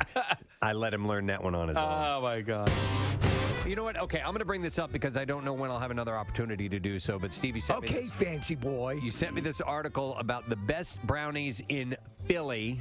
Oh. And it's essentially just a list, and it's huge. There's about 50 of them. It's way too big to go through. We are in the best of times when it comes to brownies in Philadelphia. Yeah, what I didn't know was how many places are known for their brownies. And there's a lot of them. So there's Cake Life Bake Shop, Second Daughter Baking Company, Franklin Fountain, Dolce, Crust Vegan Bakery, the Frosted Fox Cake Shop. What's that, Kath? What do you love? Franklin Fountain. Yeah, but you got to make sure you're either A, ready to wait in line, or B, get there at a time where there's not a line, because it's really popular. It's fantastic. It's so good. You guys ever been? It's right on. I have not, no. It's on Market, and it's great. It's really Is it a bakery? It's like an ice cream shop, like an old-timey ice cream shop. Yeah, and so you go in and they have really good ice cream and really good dessert treats. So it's worth it. It's just not cheap, and you got to wait. Nick, a friend of mine did her wedding pictures there. Oh, yeah, I could see that. Yeah, it was cute. It's a cool spot. All right. Cookie or brownie? Cookie. Oh. Man. I used to be brownie, but I feel like now I would do a cookie. Okay. I'd do a cookie. If I saw them sitting out, I would go for a brownie anytime. Yeah? Really? Yeah. I think I might go brownie. Wow. Okay. Because the chocolate chip cookie is my favorite. However, a well-made brownie. Also there's a company that actually of the companies that do mail order brownies. Fairy Tale Brownies is a great company. If you've ever used them, they have their top level brownies. But yeah, that's neck and neck. Brownies are sensational. Brownie or cupcake? Brownie. Brownie. Yeah, I'd go with brownie. For your cupcake? Cupcake. Okay. The thing with the brownies, though, I feel like, and I don't know if it's like as I age, my sense of taste gets even more sensitive. I don't know. But like, I feel like if it's not super well made, I can taste like the mix. Really? Instead of, See, after you get a hysterectomy, that goes away. Stop. I hate you. I remember seeing the history of brownies and why they were created. And it was, I forgot the name of the place, but it was so that people could, I think, take them to the beach or something like that. Seriously? And so the brownie has a thicker consistency than a piece of cake. Like the cake would be too crumbly and fall apart. It's more cohesive. And yeah, so there's a little more goo to it. In case if you want to have some fun with that. Goo. It's I need that sound clip from Billy Madison. Yeah, when he notices a kid peed his pants. The thing about a brownie for me is that the cookie is a little more pedestrian, right? Like a cookie is sort of an everyday dessert, whereas the brownie All is right, fancy boy. Right? Yeah, I feel like a little bit of a fancy boy. You're too good for Philly. A fancy Nancy, if you will. When a brownie shows up, I'm like, look at that little treat. Look at Nick with his little waistcoat. Thank you. No, I understand that. I think though that they're easy to make. Brownies, right? Brownies are easy to make. Brownies are super easy to make. They're just as easy as cookies. I'm standing firm on this. Cookies are far superior than brownies. Far superior. Oh, and there's a reason why there's more of them, and it's more because they're better. They're just better. And it's not to say that brownies aren't good. They're good. They're just not as good as cookies. I think they need more of them to make up for the fact that they're not as good as brownies. They say, hey, we have diluted the market with this product, and we're going to try to catch up to the brownie people. I think the tough part about, and the reason there are more cookies is because, and if you're talking like when you go to the grocery store, cookies are more rigid. They're easier to package. You can put more of them together. Yes. Brownies can kind of, there's a shelf life on them. Some cookies can last for a while. Brownies don't have that luxury. No. And even if you do the brownie bites, which I think are sensational, brownie bites do have that preservative taste to them. Let me ask you a question. Why do brownies have to be as thick as they are? You can kind of cut them in half first, right? Before you cut them into their little squares and stuff like that. You could essentially cut the tops and the bottoms like a piece of brownie cake. Yeah. You can do whatever you want with your damn brownie. Yeah. I don't know. Make thinner brownies. Yeah. At your home when you make them. Yeah, our brownies are usually pretty thin anyway. Yeah, okay. You okay? You all right? I'm fine. Everything good? You guys, Steve. What? You cut me deep here, man. How did I cut you deep? Because you went with brownies over cookies, and I thought I knew He you. feels betrayed. I thought I knew. I love chocolate chip cookies, but if I have if there is a listen, they're right neck and neck, but I do love a damn good brownie. But chocolate chip, they're you know, it's like Godfather 1 or 2, Steve. Yeah, you know, it changes from time. Goes from time to time. Absolutely. You lean one way or the other. All right. Goo! All right. There it is. Now he's got it. I got it. There's more goo in a brownie. All right. By the way, Steve, this list of brownie places, where did you? What's the I was source? in the Inquirer. The Inquirer. Yeah. Okay. So The you can Inky. You can go on and find a list of great brownies, if you will, if you check the Inquirer's website. All right. What? What? Okay. Oh, let me go to Mario. I was going to wrap up there. Hey, Mario. Good morning. Oh, he put on his glasses. He can't see without. Exactly. What's up, dude? Casey wanted me to talk to you. Hey, I really appreciate it. Hey, cookies are way far superior than brownies. You can eat so many more of them. There's different kinds of textures. There's only so many things you can put in a brownie. You don't need to. It's perfect. I'll tell you what the deal is, Mario. It's when you see a plate of freshly made brownies and freshly made cookies, you know you're more likely to encounter freshly made chocolate chip cookies. At least I am. But a brownie is like, oh, we don't get brownies a lot. Yeah, I'm going to go for that first. Look what showed up. Right. Yeah. I will There we agree go. with that. I will agree that it will be like a special little treat. But I will also say that if there's a freshly made plate of cookies or brownies in front of me, I'm going for them cookies first. You So know, I'm going for the brownies because I don't know when I'll get another shot at those brownies. That's right. That makes sense. Carpe diem, man. Carpe diem. I Yeah. appreciate you coming to the phone call. I just want to say I'm a cookie lover. All right, Mario. I mean, you can enhance a You're not brownie alone. by putting a cookie in it. You can enhance a cookie by putting a brownie in it. No, you absolutely can. No, I've had brownie cookies. Yeah. I don't even no, know you've what had that cookie means. brownies. Putting a brownie in a cookie? Yeah, you don't do that. But I've never heard of putting a cookie in a brownie. You've never heard of a blondie, bro? No. Well, you know what? I have heard of a blondie. I just didn't know what that was. It's a cookie brownie. Okay. It's cookie brownie. A man who purchased Gwyneth Paltrow's viral "This Smells Like My Vagina" candle from Goop says it exploded, and he's filing a class action lawsuit. Candles do sometimes explode. You've had stories Yeah. about that, right? Yeah, Have you ever had one explode, Kathy? You know or at least I've had- I had one like pop and melt immediately. Oh, okay. So no, like I've seen you. No, I don't burn Yeah. candles in my house. But I've seen it burn all the way to the bottom, and like Yeah. there's just a little bit. It's just liquid at that point, and then it shatters the glass. Okay. Well, this splattered vagina all over the walls. Vagina, God, it right to was the morning, terrible. masters. Vagina falling, crashing. Vagina falling to the ground. Oh, they had a One of the reporter on the worst scene. vagina catastrophes I've ever seen. I'm sorry, ladies and gentlemen. I can't compose myself. There's vagina everywhere. People trapped into huge labia. It's disgusting and a mess. It looks like deli meat strewn across the field here in Vegas, New Jersey. Hair all over the place, and yeah. Oh, there we go. My effects. There we go, sir. I can't even. My effects. I'm so distraught. You've been pulled into a time continuum. I don't know what's. Oh my God. Wouldn't it be great if field reporters did have a battery of effects? Yeah. We should encourage that. Sad time here out on the street. Yeah. So according to legal documents obtained by the site, And the vagina's not quite to the morning mast. Oh my God, it exploded. It's burning. It's crashing, falling to the ground, falling. People jumping out. They're actually climbing down pubic hair to get down to the ground. How big is this? this is the largest one in the world at that time. Yeah. And the majestic vagina coming over the New York skyline. Uh-oh. Oh my God! It's burst into flames. Oh my God, it burst into flames. Huge vagina on fire, maliciously falling, crawling, crashing to the ground. People jumping out, hanging off the pubic hair. Somebody is jumping. Oh, fortunately, a piece of the labia is falling down and slipping as a mat as people jump down. They're falling onto the mat.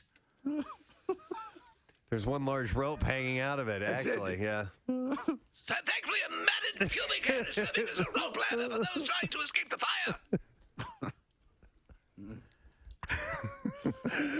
Oh my God. All right. So Colby Watson says that he purchased The 10.5 ounce vagina candle online in January claims he lit the candle for the first. Is it possible that he lit the wrong side? That he lit the butt side? I don't know. The first time, turn it around. Oh, yeah. It's a little joke, right? Yeah, well, the methane is back there.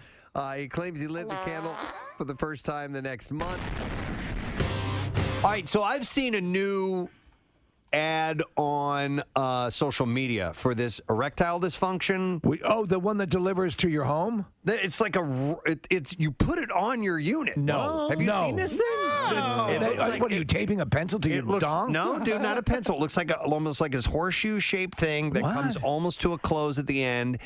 I have not really watched the commercial, but it appears to be like a C-ring that you put on. When you said that, that's what I was thinking. Right? Yeah. So that the way strippers at like Chippendales will puff themselves up with. Right, and then tie it off essentially. Yeah. So I think that's what this is. If I'm Wilford Brimley for the Wilford Brimley C-ring. No matter what size the good Lord gave you, the C-ring is adaptable. If anybody, if you order right now, we'll throw in a bamboo steamer. If anyone has seen this and has watched the ad and wants to comment or bring me up to speed on that, please give us a call, 215-263-WMMR, because... Did you hear that Jerry died? I'm so sorry. What happened? He was trying some sort of new C-ring and he hemorrhaged. Nick is pulling Is up. this it? No, that's not it. No. That looks like one of those things you throw against the wall and crawls down. What do they call those things? The creepy crawlies? Wall crawl? It's got little... Wally crawlies? It's Steve, it looks like it's got Is that a C-ring for French that? ticklers on it. In case you're banging against the wall? No, it was really weird. I don't doubt it. And I've then seen I'm a lot like, of... why are you targeting me with this? Why is this advertising heading to me? What's that all about? Well, it's like when your mail from the local like funeral parlors and cemeteries is addressed to you by name. Here it is, Nick. Eddie? Eddie. ED has become Eddie. I get it. Meet Eddie, the wearable device aiming to optimize, your situation. So see what I mean? That it's shaped kind of like a horseshoe? Yeah. And I guess I'd like to play horseshoes with that. I guess you're supposed to get yourself excited and then strap that thing on. I have no idea. So you're tying off so that you're... That's what it seems like to me, Steve. That's what a C-ring's purpose is. Does it... It's not to get engaged. Here you go. I'll read the information. Eddie is the first of its kind wearable FDA Class 2 erectile dysfunction device. Manufacturer Giddy maintains that its unique ergonomic design improves upon current devices by working with the natural physiology of a unit where... it's so funny. You have to paraphrase. It's so funny I can't say erection. Yeah. Where rings and constriction devices can actually work against it. I swear by it, says B. Arthur. It says here, Chloe Kent takes a closer look at how Eddie works and asks if it's truly an improvement upon the market's current state of affairs. Preston, $298 for a 2-pack on Amazon. What? Seriously? No. Look, $298 for a 2-pack. 2-pack. Medicals. Maybe they should get into it. How do they charge you so much? Eddie by Giddy. Yeah. Device for dysfunction proven effective, no pills, comfortable design, medical grade construction. Well, you need that. All right. Does it, all right, hang on. You have to nail it on. Well, no. Is it a one-time use only, or That's what I don't know. No. It's $298. There's no way, dude. Does it say washable anywhere? That has to be if you've multiple use. That's the kind of thing you can go halvesies on, Nick. From the Red Hot Chili Peppers, please welcome Mr. Chad Smith. Yeah. To the show. Good morning, Chad. There we go. They're just people and they're just bizarre file.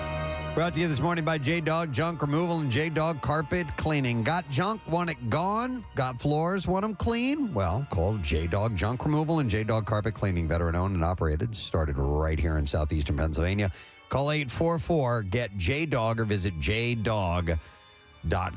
A Daytona Beach man was attacked by an alligator that showed up at his front door on Saturday night. I've been looking for you. Listen to this. The alligator was 7 feet, 10 inches long. Holy crap. According to the certified trapper, Curtis Lucas, who was called by Florida Fish and Wildlife officials to trap the reptile. Lucas euthanized the alligator McAllister said that the homeowner was responding to a noise at the front door. So I don't know if that was its tail hitting the door, knocking at the door, or whatever it was. But the resident, he said, opened the front door after hearing a noise. Candygram. Believing that it was someone looking for his son, the alligator lunged and he was bitten in the upper thigh. Like strategic. Yeah. Like he got up that high Yeah. and bit him in the thigh. Wow. The man suffered non-life-threatening injuries. Hello? Was transferred. Hello? Uber Eats. To a alligator bit my hand off. Oh my God! He was transported to a hospital by medical personnel. Devious alligator. I mean, they're getting smarter every day. It's like the Bears opening the doors. Absolutely. The Yeah. alligator was wearing a UPS uniform, Preston. Oh, my God. Where did he get that? I guess the UPS guy he ate. Officers located the animal near the front entrance of the residence, and the Florida Fish and Wildlife officer responded to the scene, called the trapper. By the time Lucas had gotten to the scene, the alligator had retreated under a trailer. Lucas said it was nearing mating season for gators, so residents will see them out more often as they look for females. 7 feet, though. Yeah. A guy embezzled nearly $9 million by convincing investors that he was turning cow poop into green energy. Wow. And then not building any of the machines that he promised at all. On Monday, Still waiting on my poop generator. 66-year-old Raymond Brewer of Porterville, California, pled guilty to charges that he had defrauded investors. Court records show that Brewer stole $8,750,000 from investors between 2014 and 2019 with promises to build anaerobic digesters, or machines that can convert cow dung into methane gas. This whole thing's an utter catastrophe. Because of cows. That could then be sold as energy on dairies in various counties in California and Idaho. But instead of actually building any of those, Brewer spent it on stuff like a new house and a new Dodge Ram pickup truck. How's that going to save energy? Brewer was a prolific scammer. He took potential investors on tours of dairies where he said he was going to build the digesters and sent faked documents where he'd signed agreements with those dairies. When investors asked how things were going or for updates on the construction of the digesters or how they were running, Brewers sent over fake construction schedules, invoices, project-related costs, fake power generation reports, and so on. This is the Digestitron 6000. That's a toaster. So, by the way, the U.S. You put the poop in here. By the way, the U.S. Attorney's Office has described Brewer's setup as a Ponzi scheme because he began repaying old investors with money he was scamming off of new ones. That's how they do it. Yep, when investors began to get suspicious, the U.S. Attorney's Office said Brewer moved to Montana and assumed a new identity. A lot of cows out there. He was finally arrested in 2020, so he is going to jail for a while. A U.S. college student was arrested this weekend after he allegedly urinated on a fellow passenger on an American Airlines flight. Do you ever do that occasionally? Piss on another passenger? Not that I remember. Police in Delhi, India, met the flight, and took 21-year-old Aaron Vora into custody. Vora, an Indian national who attends school in the United States, was heavily intoxicated and ignoring crew instructions. He was repeatedly arguing with the operating crew, was not willing to be seated, and continuously endangering the safety of the crew and aircraft after disturbing safety and fellow passengers. And the don't piss on passengers light was on. And he finally urinated on passengers seated in seat 15G. Oh, the old 15G. The victim, an unnamed American, chose not to press charges, but Vora could be prosecuted based on the airline complaint. I think I'd press charges. A California couple filed a $5 million lawsuit against a Hawaii tour company, saying that they were abandoned in the ocean during a snorkeling excursion while they were on their honeymoon. This is a nightmare for anyone who does boat dives. Elizabeth Webster and Alexander Burkle were honeymooning in Hawaii in September 2021 when they booked a snorkeling tour with Sail Maui. The pair who were experienced snorkelers purchased tickets for the snorkeling tour of Lanai, which is a nearby island. The complaint said that after the vessel arrived at the site, the captain told the group they'd have an hour before moving to another location. Webster and Burkle alleged in the lawsuit that they were given no advice about a specific return time, how to get back to the boat. By the way, wouldn't they do or a what head count? explicitly to do during the case of an emergency? I'm sorry. A head count? Okay, that's part of this. At first, the couple was snorkeling in common clear waters. The water became more turbulent. The lawsuit said they tried to swim toward the boat, but it had already started leaving. Crew members performed 3 head counts, but they said that that other passengers later said people were not made to sit still for the roll call.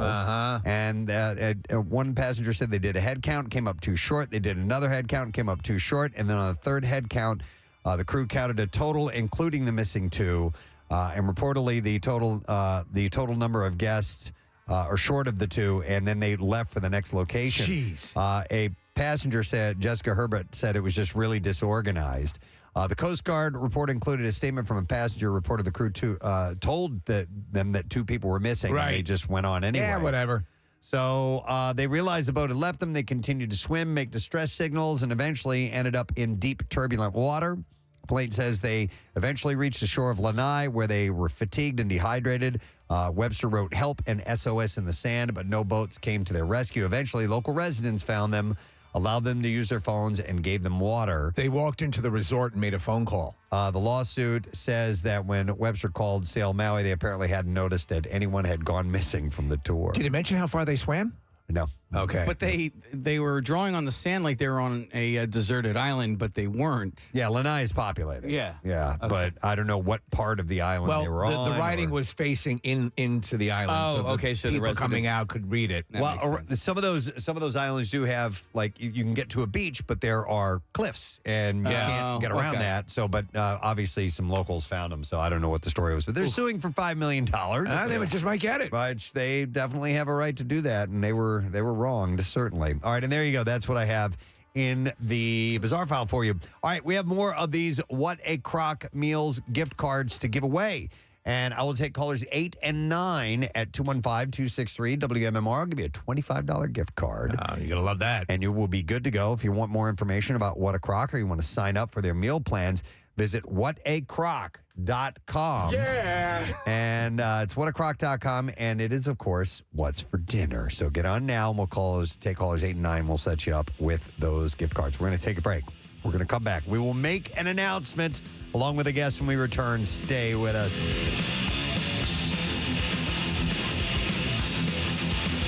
Preston and Steve. On 93.3 WMMR. Can't go halfsies on Nick.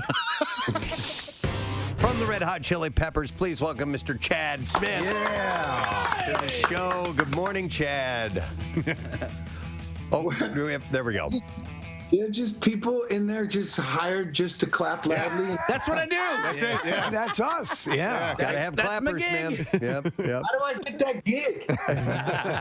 Hey, Chad, I wanted to ask you, man. So Stone Harbor is where this is going to be. There have been sightings of you at the Jersey Shore before. No? What do you mean, no? I've never been to the Jersey. Tell me about the sightings. This sounds good. Are you serious? We have heard there's somebody that looks like It you, has to be. that people have sworn up and down that Chad Smith haunts. Well, we all know who that is now. Don't. Will Ferrell out there? Some other dude, some other really good-looking guys out there too. I have not been to the infamous Jersey Shore. This is my virgin experience. So, yeah, what should I expect? Well, it's beautiful. Stone Harbor's a gorgeous area, first of all, that you're going to be in. And it's just, you're going to be down there for Memorial Day weekend. So, in fact, that part of the state actually weighs more than any other part of the state this time of year because everybody's going to be flooding down that way. But it's just people dying to get out and enjoy summertime. So that's the kind of vibe you're going to be digging on. Beginning of summer. And what a summer to start beginning, right? Yeah. Well, you're also dealing with the fact that restrictions are getting relaxed, and people are, as the vaccinations are going out and things are becoming more normal. I think you're going to get a very exuberant response from your art collection. And how is this? How long has this been a thing for you? Because obviously you have the artistic outlet of the music, but a lot of times, people like to dabble in other stuff. How long has this part of your life existed? Well, I would say I've been doing this particular thing about 5 years now. And this company called Scene 4 in Los Angeles approached me, and it was really their kind of idea saying, look, here's how they presented it to me. We would like to put you in a dark room, completely dark, with these light up fluorescent drumsticks of different color, and have you improvise a solo or do whatever you want on the drums, and we're going to photograph you at different angles with different shutter speeds. And people that know about photography, the shutter speeds, slower, faster, make things blurry, and all that kind of stuff. And then after that, you can change the color and you can manipulate it on different canvases and do all kinds of modern post-production stuff. And, how does that sound to you? And I was like, it sounds pretty cool. It sounds psychedelic, and it's a connection for me from music and drumming, which is obviously my passion and the first thing that I've been doing since I was a little kid. And so it made sense to me in that way. So, that's what we did. And that was about 5 years ago. And then I have a second collection. It was so much fun. I did it again. And this time, though, I started adding afterwards in post-production. I really wanted the power and the energy and explosiveness of how I was trying to portray the drumming to pop out on a flat surface, which is really the challenge, because music and drumming is so physical and obviously it's a audio experience, but to try to get that translate that onto a flat surface is something I was interested in. So so I've been adding things to it to embellish it, to bring out those feelings that I want to convey on the canvas, and it's been a lot of fun, and I'm just going for it. There's no art police that's going to come and say, hey, you can't do that. That's against the rules. You're supposed to do, whatever. And so I'm not really concerned with that. I just, if it touches people emotionally or whatever sort of, reaction you can get from art, any kind of art, right? I'm down. So it's really, I'm using my drumsticks as brushes. And actually, there are brushes that people use on the drums, and the drums are my canvas, and I can express myself any way I want. That's wild. We've had a few other rock stars by here that have taken to artistic and oil paints and various mediums, and a couple of them actually have been drummers. We have Mickey Hart of the Dead, Rick Allen of Def Leppard as well. Do you guys? Is this a community, drummers who go into art? Like a drum circle, we'll get a paint circle or an art circle or whatever. Stuart Copeland does it. Bill Ward from Black Sabbath. There's a drummer from Journey. A lot of people. I don't know. Maybe it's a drumming thing. I know. I asked Mickey about it actually, because I saw that he did it, and I asked, and he's with the same company that I did. And obviously, our thing is always very different, but. Just to get a feel for it and how the people were to work with and all that. And he was very positive about it. So, I guess it's a thing. Who knows? You know what's interesting though is because you talk about that there's no art police, and I think as a musician, and this is your livelihood and so on and so forth, and the albums and songs get critical reviews and so on and so forth. It's sort of liberating in a way to tie into an aspect of what you do and have that. And I don't give a rat's ass aspect to it, to just be purely something you feel at the moment. And no, I don't care how it's judged. This is what I want. If you make art and you're worried about what other people think and you're making it for someone else than yourself, I mean, it sounds selfish, but you really, you have to be okay. You have to love it. And you don't always love everything you do, but you have to do it for yourself and come from the heart, and that's authentic. Yeah. And if you're making it for other people or what other people think, music, film, photography, whatever it is, art, then you're already out in a different place. And that's not where I'm coming from. So no, I mean, do I want people to like it? Sure. Do I want some people to hate it? Yes. I want action. I don't want, all right. You don't want that as an artist. You want people to love it, or they at least for me, I want a reaction. So I think that's good, and you take a risk, and you grow and change as an artist. That's really important, and I'm just doing that. And people don't like it, fuck them. I have to dump out on the F-bomb. But listen, Chad, I have a question about that and the difference between creating music and creating this as tangible art that you can hold and touch and really take in. Now, if you create something, a piece of music, it goes out into the world, people purchase it, that's great. But you still have that. When you have a piece of art, if you create something that you really love, do you want someone to buy that and have them appreciate it, or is that something you want to keep for yourself? Is it hard to let go of something that you've created that you really, really like? Yeah, that's a good point. And also I can use the music analogy. It's like you make your songs in your garage or wherever you're at, and you write these songs, and with our situation, there's 4 people in a room, and you come up with something, and if it's really great, it touches people and people connect to it. And then it's theirs. You know what I mean? It's really no longer yours. Once you put it out into the world, it's for everybody. And if it's something that I made, I guess this is the one thing that would be different. It's a tangible one thing. If I really liked it, I would keep it. Okay. Yeah. That makes sense, right? If I was like, I want to have it. I want it. But for most things, it's like, I'm doing it to express myself and share it with other people. So, yeah, Chad, my girlfriend's a painter, and occasionally she'll paint something and keep it for herself. Who are you? I'm on the show as well. My name's Nick. Nice to meet you. And listen, like the GIMP, did they keep you in the club? That's right. Well, today they let me take the leather mask off, but normally I'm in the closet. But she's an artist, and she's a painter, and she loves to occasionally keep a painting for herself. But listen, the reason I wanted to bring a chat just for a second is I don't want to alarm you, but we're zooming with you. There's a window behind you, and I just saw somebody wandering behind you. I don't know if you know who that is, or if there's just there. See him? Yeah. There's somebody out your window. Yeah. There's somebody right outside your window right now. That's my son Dashiell. He's like loves horror movies and creepy dolls. He's on his bike right now. Okay. You guys are talking about you. Oh, that's funny. Yeah, if he's a horror guy, we can have a conversation. He's quite a character. Chad, I've got to ask you, one of my favorite places in our country is somewhere I've been visiting since I was a kid, Montauk, New York. And I was there a couple years ago. And apparently, now hopefully we get this rumor right, but apparently I just missed you at Swallow East. You jumped on stage, this was the story, to play with the band that was there. Probably, yeah, that sounds about right.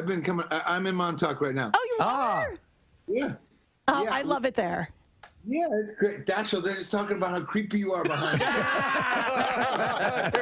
He's going to put his son on with us. Let's say the side of Dashiell. Hey! What's up, dude?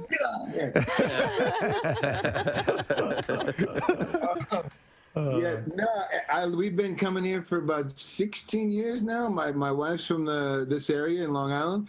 A little bit, not quite as far, but we're here, and we come in the summer whenever we can, and when I'm not working, and I'm sure I've been Talk House, Surf Lodge, you name it. If there's a drum set, I'm showing up. I'm getting up. I love it. That's cool. Do you go to Do you go to Lynn's Hula Hut, the little hut in the parking lot? If you haven't, you have to go there. I'm taking any gigs. I'm in the Hula Hut in Montauk. Yeah. So does that mean will you go back there instead of staying in Stone Harbor over the weekend, or are I'm just coming in. Actually, I'm doing. There's a thing at the World Trade Center at the Oculus where you walk through it. That's right. And I have a thing there on Friday, and it's running through the weekend. But I have to go down for Friday. Look over your right shoulder. Really trippy. It's like 2 football fields long, giant digital screens, and my art and a bunch of other people. Chad, turn around. Turn around. Yeah, I just ran away. What it all means, but and there's a part 2 to this. Yes. We're not going to get to part 2 today. We're only going to give you part 1, but part 2 we're very excited about. But the title of this announcement is The Gang Goes to Clearwater. And what I mean by that is, ladies and gentlemen, we, the Preston and Steve Show, are headed back to spring training in Clearwater, Florida. And we're going to be doing it on St. Patrick's Day. What? Oh, my God. Yes. It's a week from this Friday, by the way, that we will be there broadcasting live early in the morning at the field, which, by the way, it is now called Baycare Ballpark. It's been other names before when we broadcast live, but we're so excited about this. We've had such a good time on the occasions that we have been in Clearwater at the ballpark broadcasting live. And the last time really didn't even count because it was right when COVID hit. Yeah. They never made it to the ballpark. I stayed back here. Who all stayed back here? We all did. The only people to go were Marissa and Kathy. Marissa and I went. We were on the plane, and that was when they canceled the season, or Spring training. Spring training. Yeah. So it was you guys were at the hotel down there with Rodney walking along the beach, and that's all that ever happened, really, right? I mean, pretty much. Yeah. So there's going to be a part 2 to this. There's an added component, but we can't get to it today. No. There are a few more details that are taking place. We're hoping by Thursday or Friday. Yeah, definitely Thursday or Friday. We're going to make that announcement either way. Yeah. By Thursday or Friday. But we haven't been as a show to spring training since 2019. We went in 2018, 2019. This will be my 5th time overall. I love it. I'm such a huge fan of it. I'm really excited to get back. It's just, it becomes Philadelphia South down there. And that's what I love to do about it it. on St. Patrick's Day. Oh, my God. Marissa showed me a picture of Casey and some other guy in his street clothes, and I'm like, who is that? She's like, that's Reese Hoskins. Yeah. and I'm like, my God, he's like a kid in this picture. And it was only a few years ago, but it seems like that long ago. When we went down, and I was sort of reticent, is this something that was going to work for us, or blah, blah, blah. First time down, I'm like, oh, my God, as you said, Nick, it's the city, like there's so many people down there that are just, our listeners of our show, or just, you feel like you're at home just with better weather. So we will be live at Frenchie's Tiki Pavilion in left field beginning at 6 a.m. That's where we broadcast from last time. The Phils are playing the Blue Jays at 1 o'clock. 1:05 is first pitch that afternoon. So we'll be hanging out. The gates open up till 11:30. We had a big crowd come out for the last part of our broadcast. Oh, it's fantastic. And we'll hang and watch the game and have a good time. And I'm very excited for this whole thing. And of course, during that morning, we're hoping to get a lot of your National League Championship champion Philadelphia Phillies on with us. And it's St. Patrick's Day, too. St. Patrick's Day. People are going to be people might imbibe. In a mood. Yeah. All right, so we have a guest on the line who, of course, knows a lot about what we are undertaking.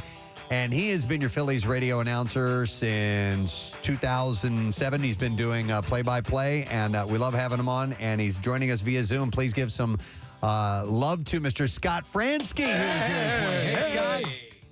What's up, everybody? Hey, man. Good morning. Nice to have you on, and we're excited to be headed to spring training. When are you there? You're not messing around. You go right for St. Patty's Day. Yeah, dude. Oh, yeah. You're going to dive into the deep end. Yeah, I've been back and forth a couple of times already. I'm home for part of the week here, and I'll go back for the weekend. So, but I'll be down there on the 17th. I'm not sure I'll make the 6 a.m. call, but Yeah, it was kind of funny, Scott, because the first time we were down there, we go to the ballpark and we're like, I've got my shorts on, I got my T-shirt. It was like 42 degrees. We froze. Yeah. And then obviously the sun comes up and you're reminded of why it's beautiful down there. But we were like, what in the F is going on? Yeah. Yeah, that can sneak up on you down there. Yeah. What do you enjoy about being at spring training, Scott? What are some of the things that really you get excited for? Well, the first off, the weather doesn't suck. Yeah.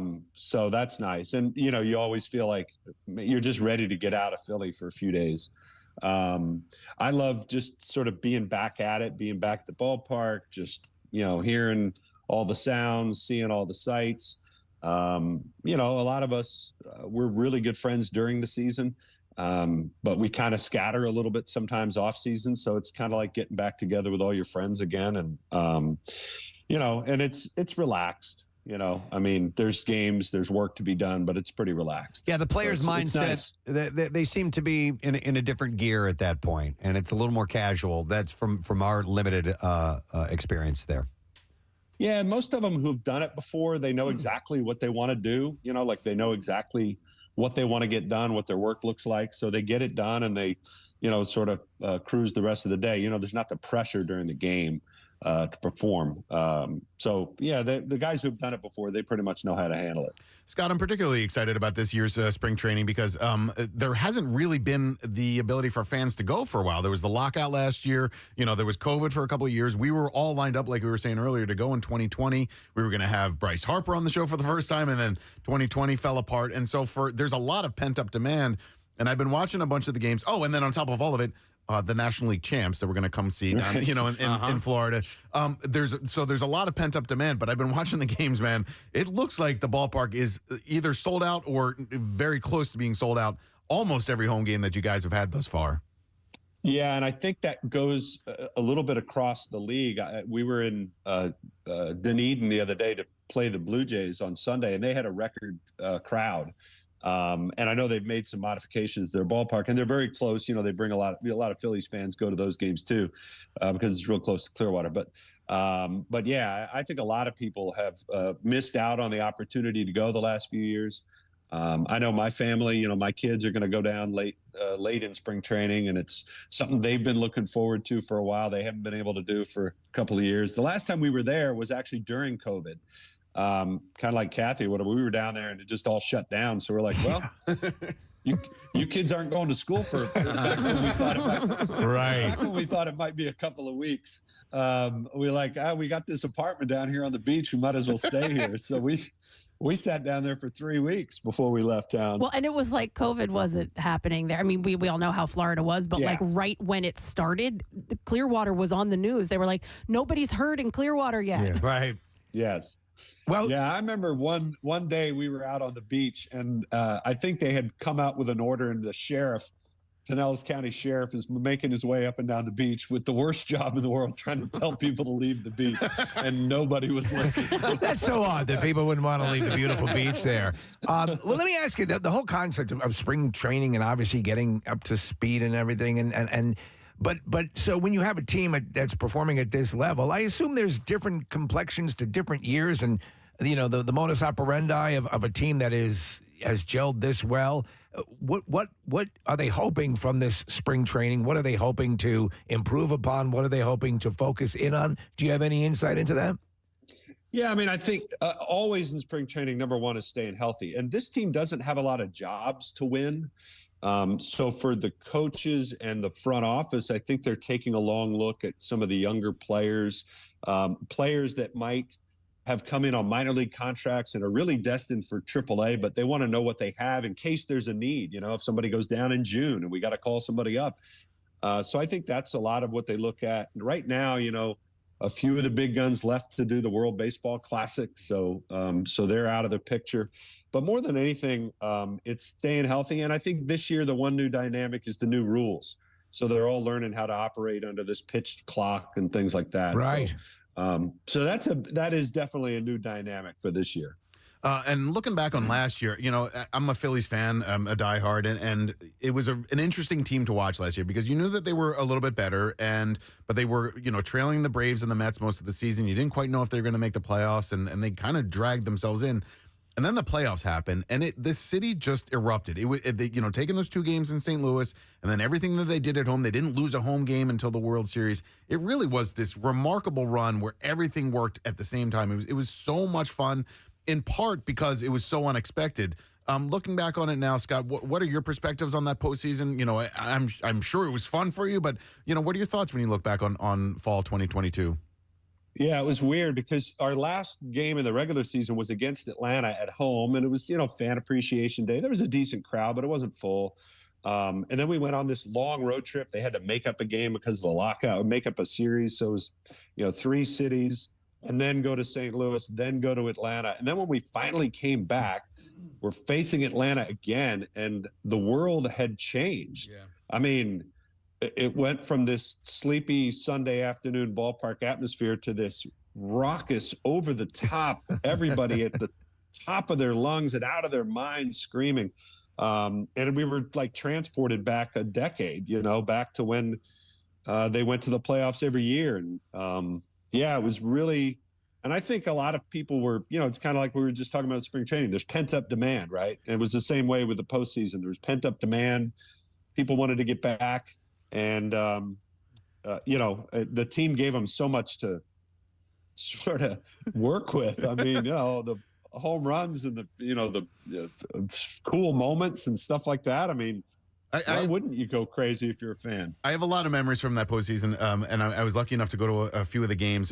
Game 3 against the Braves, where Reese hit the home run and did the bat spike, and then Harper followed up 2 batters later and hit one out. And then I got to take my dad to the World Series at the game where they had 5 home runs and they won 7-0, and I saw the win at home. And it's just like, it really was this magical month. And it sucks that they didn't win the World Series, but I'm not even that bent out of shape about it. I had so much fun during October that it doesn't hurt that much that they didn't win the whole thing. Yeah, it was an amazing. I mean, it was different than any of the others. Last time they sort of got in unexpectedly was maybe 2007. I don't know how unexpected it was, but they got in on the last day and they were out 3 games over with. And it could have been this way, and it things went their way in St. Louis, and they rallied and they got those wins, and then all of a sudden it was just like this team believed in themselves, and the one thing led to another. And I'm with you that Reese, that moment for me, that bat spike, I was like, man, there's something weird going on here. That was the moment where, for me, you just sort of, because you see that sometimes in sports where you're just like, there's something happening here. Right. That this team has something going on that not all of us are aware of. And then you had something like this happen. Hang on. 2 balls, 2 strikes to Bryce Harper. Suarez delivers. Swing and a drive. Left field. It's deep. It's going. Yes! And it is gone. Yes! It is bedlam at the bank as Bryce Harper has put the Phillies on top. Are you kidding me? His 10th career home run in the postseason. And he may never hit a bigger one. Wow. 4-3 Phillies in the bottom of the 8th inning. Crazy. That's my one regret, that they didn't win the whole thing, because it still goes down as one of the greatest home runs ever. But had it been punctuated with a World Series win, we'd be reliving that every single year. It would be a step in a legendary story. How fun was that to call, Scott? It was right up there at the top. I mean, we're just, as announcers, kind of like as fans, we're just along for the ride. Yeah. And we get to see what we get to see, and to have a front row seat to a moment like that.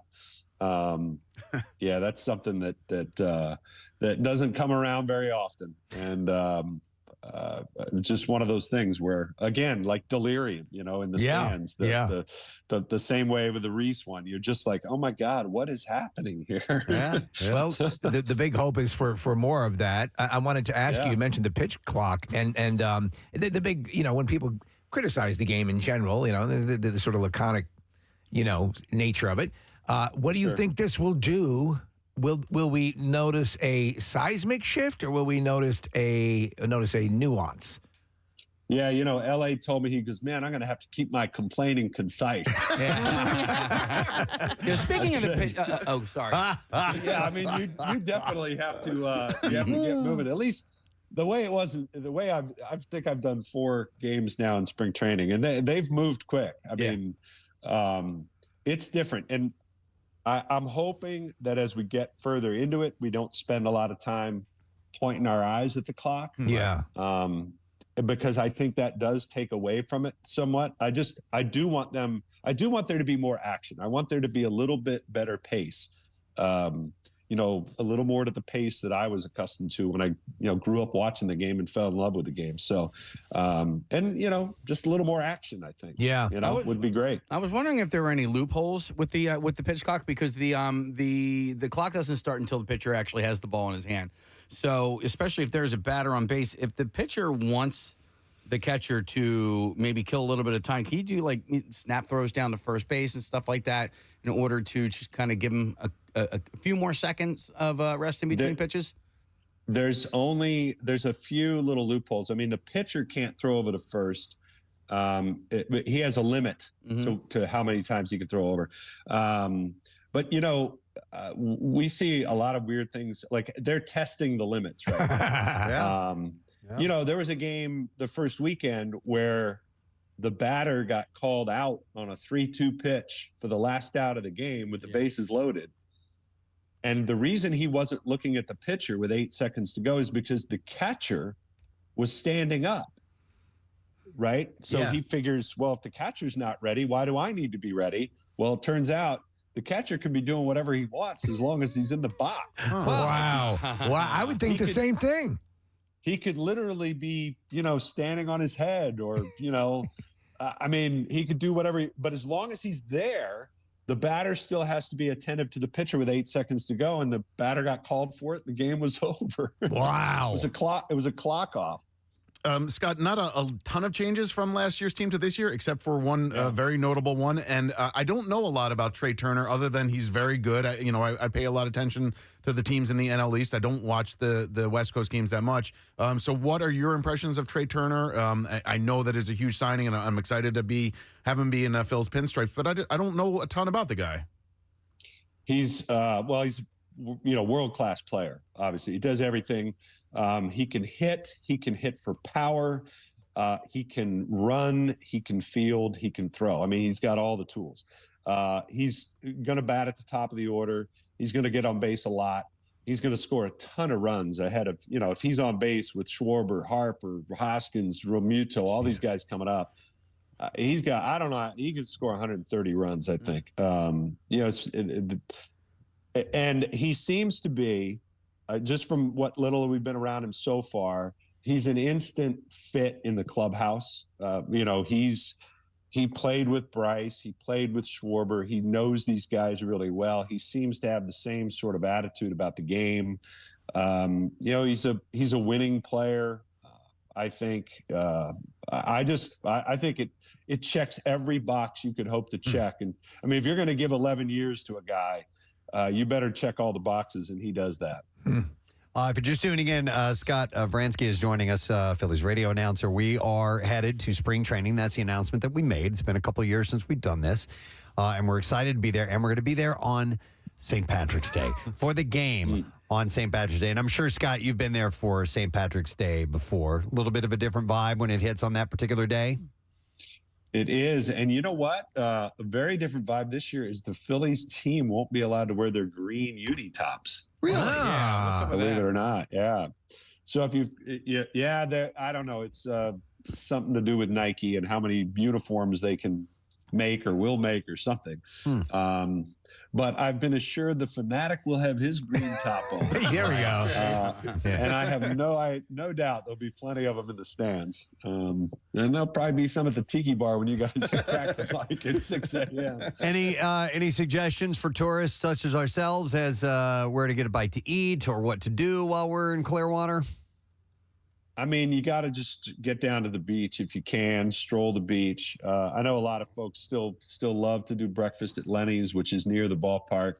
The beach, if you're going down to Clearwater, it's a little further, but it's absolutely worth a trip to get down there and stroll the beach. Spring break's going on too, so it's not just Phillies fans. Although you're not. That's right.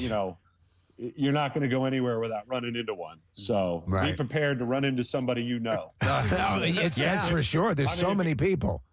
If you're looking to hide out, it's a bad place to go. Scott, you're so right. I've been in Clearwater before, and I'll run into somebody, and I'm like, I didn't know you were in Clearwater. And they're like, yeah, I didn't know you were in Clearwater. It really becomes Philadelphia South. And on top of that, the people that come to the games who are full-time residents in Florida who lived in the Delaware Valley. There's just tons of them down there. And they love to tell you about it. Yeah, they love to tell you where they lived and where they went to school and where they got their hoagies. There's no doubt. Well, now they have Wawa in Florida, and they've had it for a while, so they feel a little bit closer to home. Well, listen, we're stoked about it. Are you going to be there St. Patrick's Day when we're there? I will be there in town. Yeah, I'm scheduled to be down there that week. Excellent. All right. Well, we will. I'm sure we'll meet up with you at some point, but like you said, not at 6 That would be a.m. great. Excellent. All right, Scott, thanks for checking in. We appreciate it, and we'll talk to you soon, okay? Appreciate it, guys. You got it. Scott Bransky, guys. PhD, 1210. You hear him do the games, and he's awesome. He's great. And so while this is a big announcement that we are headed to spring training once again, and man, we've been taking the show on the road a lot lately. We have. As we're getting back into normalcy. But there's another component to this that we can't announce just yet. There's just some things that need to be sewn up and taken care of. But it's something that we've wanted. I can say it's something that we've wanted to do for a long, long, long time. It involves the Scientology Center. No, it doesn't. And Kathy, let's just say I am now one word: auditing. Auditing. Yeah. Okay. Auditors. We will be. I will now have one center front tooth. Oh, congrats. For your horseshoe crab. Yeah. But no, we have a second part to this this announcement to make later on this week that we're very, very excited for. So we will roll that information out when we are allowed to do so. I'm excited. Yep. Because I'm flying home as soon as the show's over on Friday. My daughter's in a play, and it opens next weekend. And so I'll get to do the thing and then hop on a plane, let you guys have a great weekend in Florida. Excited about it. Going to be wonderful. All right, we're going to take a break. We're going to come back in just a moment. Hang tight. You know what? Actually, let me give away some more What a Crock gift cards. We have $25 gift cards to give away, and we'll take colors 17 and 18 at 215-263 WMMR. And don't forget, you can check them out at whatacrock.com. It's whatacrock.com and get on one of their meal plans. There's so much great food, and you just throw it in the crock pot, man. Dinner done. It's excellent. We'll take a break, and we'll be right back. Stay with us. Preston and Steve on 93.3 WMMR. This one, I mean, I'm getting payback big time. Hey, does he play? Does he play drums? He used to really like the guitar when he was younger. I thought he was going to be the next Jimi Hendrix, but he kind of gave it up. He likes skateboarding and just wreaking havoc with his parents. So now he riding his bike, and no, he kind of. But my middle one, my 12-year-old plays the drums actually, and it's a room full of drums in here. Ah, nice, beautiful. Yeah. Hey, I have a drum question for you. Bed and 3 drum sets. I have a drum question for you. I'm a lifelong drummer. I'm 53 years old. I quit for a long stretch. I have some hearing issues. I have tinnitus. I played in a band. I did the damage. It's over. But I've been getting back into it the last few years. Bought a great Roland electronic kit. And I've decided to crack down and work on the fundamentals, things that I should have done that I really wasn't paying attention to when I was in marching band and so on. And so I'm really working hard, and I'm doing it just for me. I'm not going to play in a band or anything like that. I just want to be a great drummer just to entertain myself and to satisfy myself. And so I've been working hard. I've been seeing a lot of progress. I'm feeling really, really good about it. And then, boom, all of a sudden, I got this wicked case of tendonitis in my left elbow. And I went to an orthopedic, and he's like, you got to stop playing for a while. But, dude, my momentum is, I'm tearing it up. I'm improving so much. And I don't know if I should listen to the doctor or I should follow my heart and keep on practicing hard, Man, is it have anything to do with the Roland kit, like how you're hitting? Is that because they don't have a lot of, do they have a lot of give? No, they did. You know what? Actually, where I initially heard it is I was doing it on a pillow, to work on my rebound a little bit, and I think I went a little too hard on that. So it was my own doing, I think. I mean, I feel you, brother, when you want to do it, and then it's like, you can't, or you're not supposed to. Is it inflammation or is it tendonitis? No, it's like it might be like a little tear in there. So, Okay. Yeah. But you've played for as hard as you guys play, especially when you're touring. Do you ever have these things pop up where it's like, oh man, what am I going to do? Yeah. Absolutely. It's more. I don't think that I've had tendonitis. Yeah. but I get inflammation in my joints and my wrist and my elbow. I mean, it's not normal to do this, right? You know, man, like me. So it's like it's gonna catch up to you. Yeah. So you really, it's a funny thing. I tell people, it's like, you know, it's no longer like, oh, you party all night and get all wasted and whatever till 4 in the morning, sleep for 2 hours, get up. I mean, it's literally now it's what you got to do to take care of yourself so you can be healthy to perform at the level that you want to. Right. And so it's a whole different thing. It's really like taking care of yourself, eating right, getting enough sleep. Sounds so boring, but yeah, it's inflammation is the thing that gets me. Okay. And so I have to when after we play, if anything hurts or not, I just ice. Yeah. I ice my wrists. It's mainly my wrists that tend to get, you know, sticky, as I like to call it, and that really helps. But tendonitis, man, that's you know. Yeah. I should probably listen to the doctor. I don't know. I'll work it out later. But speaking of the music, I did hear a whisper recently that you and the Red Hot Chili Peppers are starting to get ideas together for a new record. Any truth to that? There's truth to that. Yes, you heard correct. We're making a record, and we're almost done with it. Wow. And then when it's, you know, the pandemic thing is you know, no concerts. So we just wrote music and recorded a bunch of songs, and we're going to put a record out when it's done and baked like a nice cake. Yeah. And we'll go play some shows. We're going to play next year, though. We decided to wait. You know, I want it to be fun and safe and as you were talking about, as normal as possible for everybody, and be able to experience not only performing but going to the show. So it's so yeah. I know there's some shows popping up now, but we're gonna wait until next year, like a lot of people, and come out. How do you guys? How do you guys keep it so fresh and continue to put out like good new music that doesn't sound like the album before or the album before or the album before? You guys have a knack to really just continue to produce great new music. Wow. You're very smart, not only handsome, powerful. Powerful?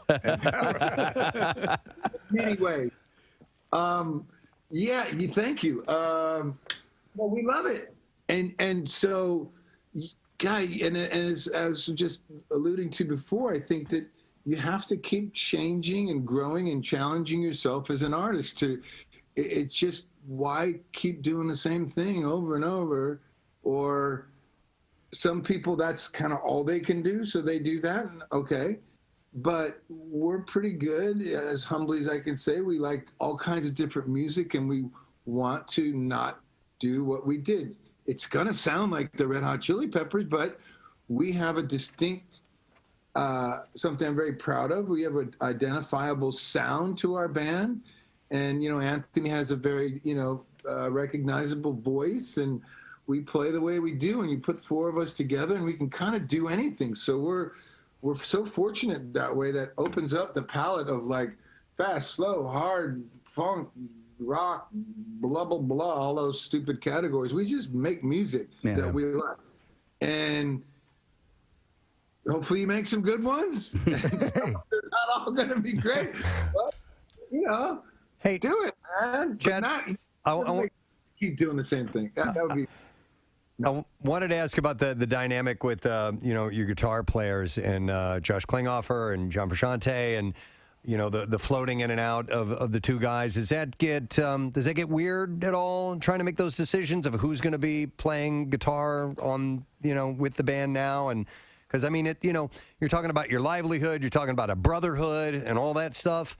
So how difficult is it to make those? And you're also talking about legalities and stuff, about contracts and things. So yeah, it is difficult. We don't interchange our band members like changing our underwear. You know, it's like the chemistry of a group is so important, and that really, to me, separates, you know, all the great bands have amazing chemistry, and it doesn't mean every player has to be so proficient on their instrument, and it's just how people, it's a team, and it's a gang, and it's like how they mesh together. And we've been very fortunate to have great musicians in our band, great guitar players, other drummers before I joined, 30 whatever years ago, but like wonderful musicians. And you have to have that connection with that person for it to, gel together and make something that's special. And with John Frusciante, who's come back in our group, this is now the third time, we have that thing with him. And I don't know what it is, but we have it. Yeah, yeah. When we get together, we make this thing that's special. And, as you get older, you don't take that for granted. When we were younger, we're kind of like, oh, yeah, whatever, But as you learn and go through life and life experiences, you learn, don't take this for granted. So when he wanted to come back in our group again, he'd gone off and done other things, and he wanted to be in a band again. He's like, this is the only band I want to be in. I just want to play with you guys. And so we were like, I think this would be great to have this opportunity, another fresh, kind of take on what we're doing in 2020 or whenever it was when he joined, a year ago. And so we welcome that.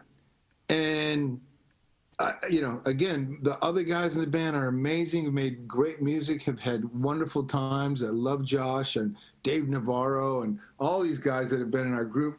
But, we do have a special thing with John. So we're gonna get on that and see what happens. Nice. Hey, Chad, not only am I the guy who claps and cheers in the background when we bring guests on, but I'm also the guy that makes. It's a great job. It's a great gig. Pays the mortgage. But I'm also the guy who makes things weird, and so I want to invite you over for a cigar this weekend because I'm a short town over from where you are. But if you want to come over for a cigar or a crab cake sandwich, I know where to get the good stuff. Sounds really weird. We know. It was supposed to be. I thought you were going to play, you can come over, some kind of sandwich, and we'll play hide the cigar. Yeah. Now that's a party. I heard about the Jersey Shore thing somewhat. I don't know, but you know what? I'm down for whatever. So you might have to come get me rescue me from the gallery. All right. Well, join you for a cigar. Speaking of the gallery, so people come out, they get to see the artwork and purchase as well, correct? And how is that working? I mean, you're going to be on premises. I've got the times here. Oh, you do? All right. Saturday, 7 to 10 p.m., and then Sunday, 11 a.m. to 2 p.m. So. Oh, they're awesome. Yeah. I think I'm only going to one on Sunday. I don't want to drive 9 hours back to Memorial Day Sunday.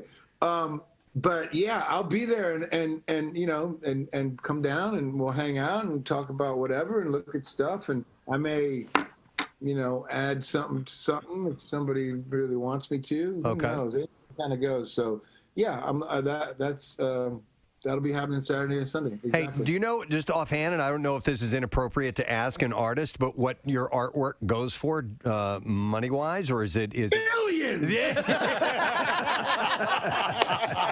Wow! You asked! No, come on. I don't know. Okay. Price points in front of you. There's ones. There's a lot of different ones. Okay. So, but it's it's affordable. Let's just say art to suit every budget. I love it. Nice. Yeah, I think that. Yeah. All right. Well, Chad will be, just to reiterate, at the Stillwater shirt. He's wearing a Stillwater shirt. Yeah. Wow! I just picked this up. In fact, they're reissuing the soundtrack from Almost Famous. If you didn't hear what Chad said, he was asking if I'm wearing a Stillwater shirt. Right. And they're reissuing the soundtrack in like a 5-disc set or something like that. And th're going to have 5 full-length songs from Stillwater. Whoever the group was. Whoever was wearing. You said Mike McCready. Yeah, Mike McCready, Nancy Wilson wrote a lot of the songs. I think Cameron Crowe contributed as well too. But full-fledged great musicians. But there was a band, and the story. I mean, we can talk about this at another time. But the story behind the band Stillwater, there was a fictional band created by Cameron Crowe for the movie, is really impressive. Yeah. Kind of like what's his name? Willie Nelson's son. The Lucas. Band. Yeah, Lucas. Thank you. Yeah. Like that was the band for that movie, for the Stars Born movie. With Bradley Cooper. Yeah, I didn't know that. They became buddies, and Bradley Cooper became a better musician because he worked with Lucas on that record. Yeah. Hey, just a quick question, because we have you talk about Almost Famous. What movie do you think most captures? Since you're an actual rock star, what movie do you think resonates and captures the spirit of being a rock star? Casey brought me up to speed on this story yesterday, which I found interesting. Funko Pop toys. Very, very popular. Super. You have a whole bunch in your office. I've got the Beatles and I have Rush, but apparently there has been a sharp plunge in their value. And the company is going to be sending, and this is from what I understand, they plan to eliminate between $30 to $36 million worth of the figurines. They're just going to trash them. What? So yeah. The obvious reaction would be, could we send them to children's hospitals around the globe or something like that? Is there? Don't know. It's right? These are overstock. How about have people eat them somewhere where they're desperate people. People. No, but that's the thing. That just seems like such a waste. But they're not really, like you said, send them, to hospitals across. They're not toys. Like they're really just decoration. Yeah. The kids don't really play with them. I mean, if they got them for free, maybe they would. They can trash them and do whatever they want to with them. But they're not like a typical toy you would play with. It's not like they're a not Barbie like Beanie Babies. But it's not like a Barbie or a G.I. Joe or I don't know. something like that. It seems weird to me. It's a little doll type thing. There are people out there that would take them. So to me, trashing $30 million worth of product, I don't understand that unless they can get a return for that. Like there's some sort of let me ask you, Casey, what would the so how many Funko dolls on average, because I know there's varying degrees of collectability and so on and so forth for these, how many Funko dolls does that, or figures, does that translate to $30 million? Yeah, good question. We got to find out how much they cost. Yeah. Maybe if each one is $1 million, then it's just 30. Well, I don't know if it means what their retail value is or what their production value is. There's a difference, so I'm not really sure. Why don't we take them and open up our own Funko Pop store in the parking lot? All right. Yeah. I'm on board. Call it Funko I Town. never really have into the I've never really have gotten into the Funko Pop things. I thought they were just one of those things. I was like, okay, that's kind of cute, but nah, I'm not on board. Now I have people have gifted me, from my favorite bands, some figurines, so I do have those, but I've never really been into, I never really thought they were that big of a collector's item. In fact, I phased out on them a few years ago. Yeah, they were super popular, and we were supposed to be made into Funko Pops. Remember, there was a brief period. Yeah, never happened. I'm looking at the price because I never bought one. I never got into them, but I guess they're like somewhere between $5 and $20. Yeah, just depending on. Yeah, that sounds about right. I guess what it is. Like this Mandalorian is only $8, but like there's a Godzilla. I'm right up your alley here, Steve. Godzilla versus King Kong. So it's a Godzilla one that's $9, and then there was this football player Josh Allen's $20. I know they made ones of Pearl Jam a few years ago, and people were telling me about those. Preston, I'm like you. Like, if somebody gave them to me, I suppose I would put them out on display. I don't think I'd ever buy them on my own. Right. When you have them, do people have figurine collections of all of them, like Hummels? Okay. Usually what you do is you go into your room and you have them fight each other until someone comes in from behind you and says they didn't see you playing with your toys. Right. So in its most recent earnings report, the company said inventory totaled $246.4 million at the end of 2022, up 48% from 2021. So inventory was up. Steve Nave, Funko's chief operating officer, explained last week how company officials decided to throw out excess inventory. He said, we went after the oldest inventory first in a conference call last week with analysts and investors. He said, inventory that we felt like we could sell over time, but due to the operational constraints, it's just better to get out of it. $30 million worth. CEO Brian Mariotti said in last week's conference call that Funko keeps its excess inventory in a rented warehouse in Arizona, and holding so many Funko Pops is restricting our distribution centers throughout and incurring incremental container rental charges. All right, so on the downside, all this overhead to store these things or whatever. So I guess it all comes down to, so let's say on average $5 into $30 million. And so you take your amount.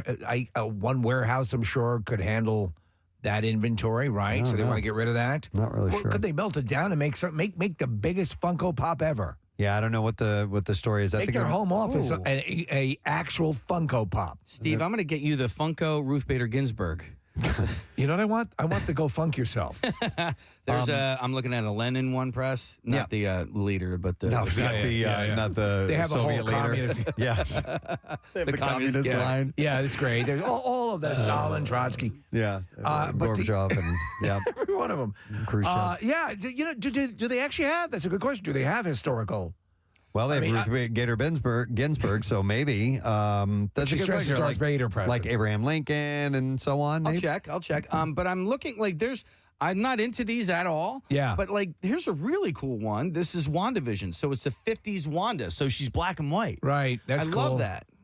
All right. I guess maybe what happened is there's such a glut of potential. If there was perhaps a more refined inventory, because once you flood, you have too much of something. I've seen it a million times. Funko will use a third party based in Arizona to destroy the collectibles. So that's what they're going to do. So brutal. We're going to destroy. By the way, you know what? A great, at least I liked it. A documentary was about the supposed Atari, ET video games buried in in a landfill. It was such a disaster. It was so well done. Did you see Yes, I did. the doc? I really enjoyed it, and it turns out that actually it was a really hard thing to pull off to create that game, and a lot of people in hindsight appreciated what was done, but they just couldn't sell them. It was a quick turnaround, and there's a whole Goldberg's episode on it, and that was the beginning of the end for Atari. And they found them. They went and they did. Spoiler alert, in the documentary, they find them. They were buried, and they didn't. They didn't do that because they were embarrassed by the product. They just literally had to get rid of all this excess inventory. So let me ask you. Yeah. So if you bury it, it's like, I wonder if it's the same sort of idea with a movie. So that, the Batgirl movie was made. They didn't release it. And I bet Rockstar Rob, we had this back and forth thing about at some point it's going to come out. And I still believe in some version it will. But is it better to take the tax write-off of never releasing it? Is it better to take the tax write-off of destroy? Right. Yeah. I don't know. You're asking the wrong guy for sure. You're an accountant. They have Lincoln. They have Washington. They have JFK. They have one that Which one? He still has a full head. Okay. Jackie O. They have, but they are more expensive than the other ones. You know what, Steve? Because I was talking to a restaurant owner, and he, he'll close a restaurant. He's like, if it's, he'd rather just take that loss. Take the loss. Than, try and, bleed it dry. Right. You got to make that decision. So maybe that's the decision here. But that's kind of weird. Yeah. You know what we should do? We should get all the Eagles victory jerseys and, and all the Funko Pop and just have, there should be a superstore that sells all of this non-use stuff. Yeah. But then again, that would cripple the company. Funko is a Washington-based company that focuses on nostalgia toys. It opened in 1998, went public in 2017, employs about 1,500 people across Asia, Europe, and North America. The company also sells backpacks, board games, books, non-fungible tokens. And insulin. And wallets. Funko began selling the figurines in 2010, and they generated a loyal customer following. And they took off when they first came out. In subsequent years. So they've been around since 1998, but they didn't start doing these figures until 2010. Yeah. The popularity grew even stronger on the secondary markets as rare collectibles resold for tens of thousands of dollars. But recent history hasn't been so kind to Funko. That's when they started the communist collection. The company debt grew to $245.8 million. That's the debt.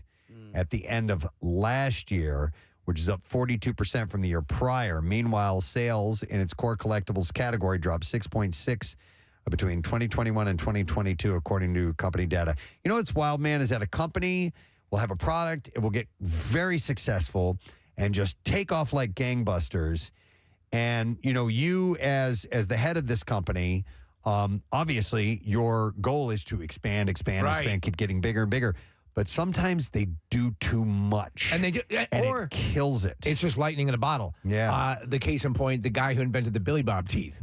Yeah. That set him on easy street for the rest of his life. But that was the one and only, has yet to replicate. I mean, you remember how huge that was? The bass, the singing bass. Oh my God! Yes, it was all the rage. I missed the singing bass. And then there were like 10 copies of that. You know, didn't it end up in an episode of The Crown this year? What did it? I believe so. Shut up. No, I'm serious. I think that they ran out of things to give the Queen or Princess Anne, or one of the royals. Know what? You're right. And, oh my God. So maybe it was who's the pervert in the royal family? Philip. No. One of their sons. Get in line. The guy, Andrew, that went to Epstein Island. Oh, yeah, I think it was Andrew. Andrew. Anyway, Yeah. Oh my God! Of course, why do you say Philip? Back when he was still in the good graces of the Queen, that was a plot line in one of the episodes of The Crown this year. Wow. I don't want to know what he used that fish for. I give those people credit. I mean, because that takes time and energy and money to do. And like I have dumb ideas all the time. Oh man! What about the phone case that was an ear? Yeah, that's right. That guy had his garage filled with him. He sent us some. Yeah. Oh my God! I had this idea to do like a Bluetooth speaker for your phone, right? That is a plastic thumb, so a thumb and pinky, right? So that you could literally talk on your phone, but you'd be talking on your hand. And we found out, I think they have that. No, the guy had the ears. The guy remember? had the ears. Yeah. I think that's where that conversation came from. Oh, is that what it was? The ear phone case. Yeah. I just had another new idea. You guys want to hear this one? Because I'll never do anything with it. So you know how you always want to like tell somebody to like F off who's like tailgating you behind you? Yes. Well, I've seen these LED signs that you can do. Right. And it's pretty elaborate because you got to like turn the switch on and blah, blah, blah. But what I was thinking was, all right, you know those like those Chinese fans? Or just a fan that folds out. Yeah, fan that folds out. Yeah. Like a Southern Belle might be fanning herself on the Hand me on the that front Chinese porch. fan. Yeah. So I want to do like an accordion, something like that you put on your back windshield wiper. And so if somebody's tailgating you, you turn your windshield wiper on, and then it reveals a sign. It says F off, or back off. Right? Would it be a functional windshield wiper the rest of the time? Oh, yeah. So what if it's just raining and you want to use it? You could be telling everyone behind you to F off? Yes. Okay. That's true. Yeah. That's true. By the way, but often, how often do you use your back I have to windshield get wiper? out in the rain and take it off. I don't use it enough where I'd be like, oh my God, what happens if it's raining out? Side note, I enacted my Avengers button last week, Casey, on my Subaru. Oh, you did? To turn off the automatic on-off button. Yeah, so thank you for teaching me about that. You're welcome. By the way, that's as much as I have always wanted to have something that, says suck my D or whatever pop up on the back. Not a good idea. No? So the person behind you might have a gun and are waiting for that very moment or to take you totally into it. Or yes. Well, you can make Hey, it. I got to blow it. No. In case, make it bulletproof. Yeah. Oh, yeah. Then make the rear windshield bulletproof. Yeah, Right. yeah. Yeah. And one idea leads to another. I like this. Then have like a tunnel that you can drive into to get into your house so they can't follow you. Well, you don't have to be shoot down the idea. Your sign doesn't have to be super abrasive. It can be like, hey, it should chill be out. funny, It right? doesn't have to be suck my dick. It can be eat my ass. Yeah. It's all different shades. I'll say this: we did have something, and I purchased it. It was a little bit more elaborate, but it was a surrounded your back tag.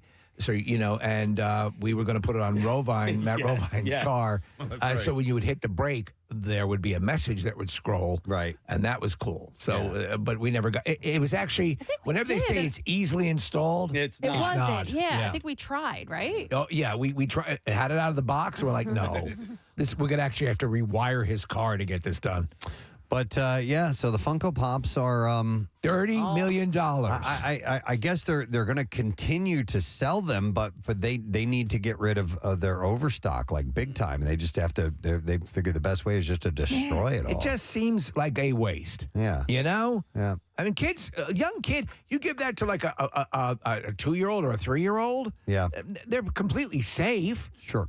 I don't think know. so. Am I the only don't one? know. Has a kid They ever swallowed a probably- Funko Pop? They probably can't give them away. Like, they've probably already given some away. You know what I mean? Like, why would you, Casey was right, unless it's some sort of tax write-off, like, why would you just throw it out? Or because if you do, it can flood the market and will Right. make the other ones less valuable. valuable, It's already not valuable. That's why they're getting rid of 30 I million. know, I know. but they still want to sell what they I can. know. So It's so stupid. That's why my business would fail miserably. I don't know. I'll just give it away. Let me see here. Are you the connoisseur? No, the with a what? Commerce, sir. No, I am the stream of consciousness now. Oh, that's what I am. Let me see here. Okay, Steve, I got to mention this story. You had sent this over to me. There is a 6-part podcast produced by what is called the Monument Lab and WHYY. It's called The Statue.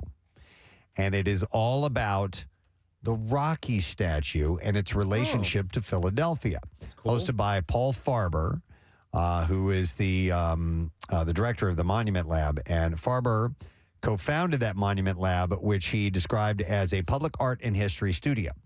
So in 2012, in order to research monuments and consider their futures, that's why he created this. So a few years ago, when he was teaching a class out of about Philadelphia history at Penn, Farber's mother, a retired Temple professor, asked if he would be including the Rocky statue. And he said, I decided to dig into it. He said, every day of the year, no matter the weather, no matter the time of day, during the pandemic even, there was a line at the Rocky statue, people waiting to take a photo. So here is a statue for a fictional character, and it is one of the landmarks that people want to visit when they come to the city. Yeah. And it is a unique, if you stop and think about it, at some point, every monument was brand new.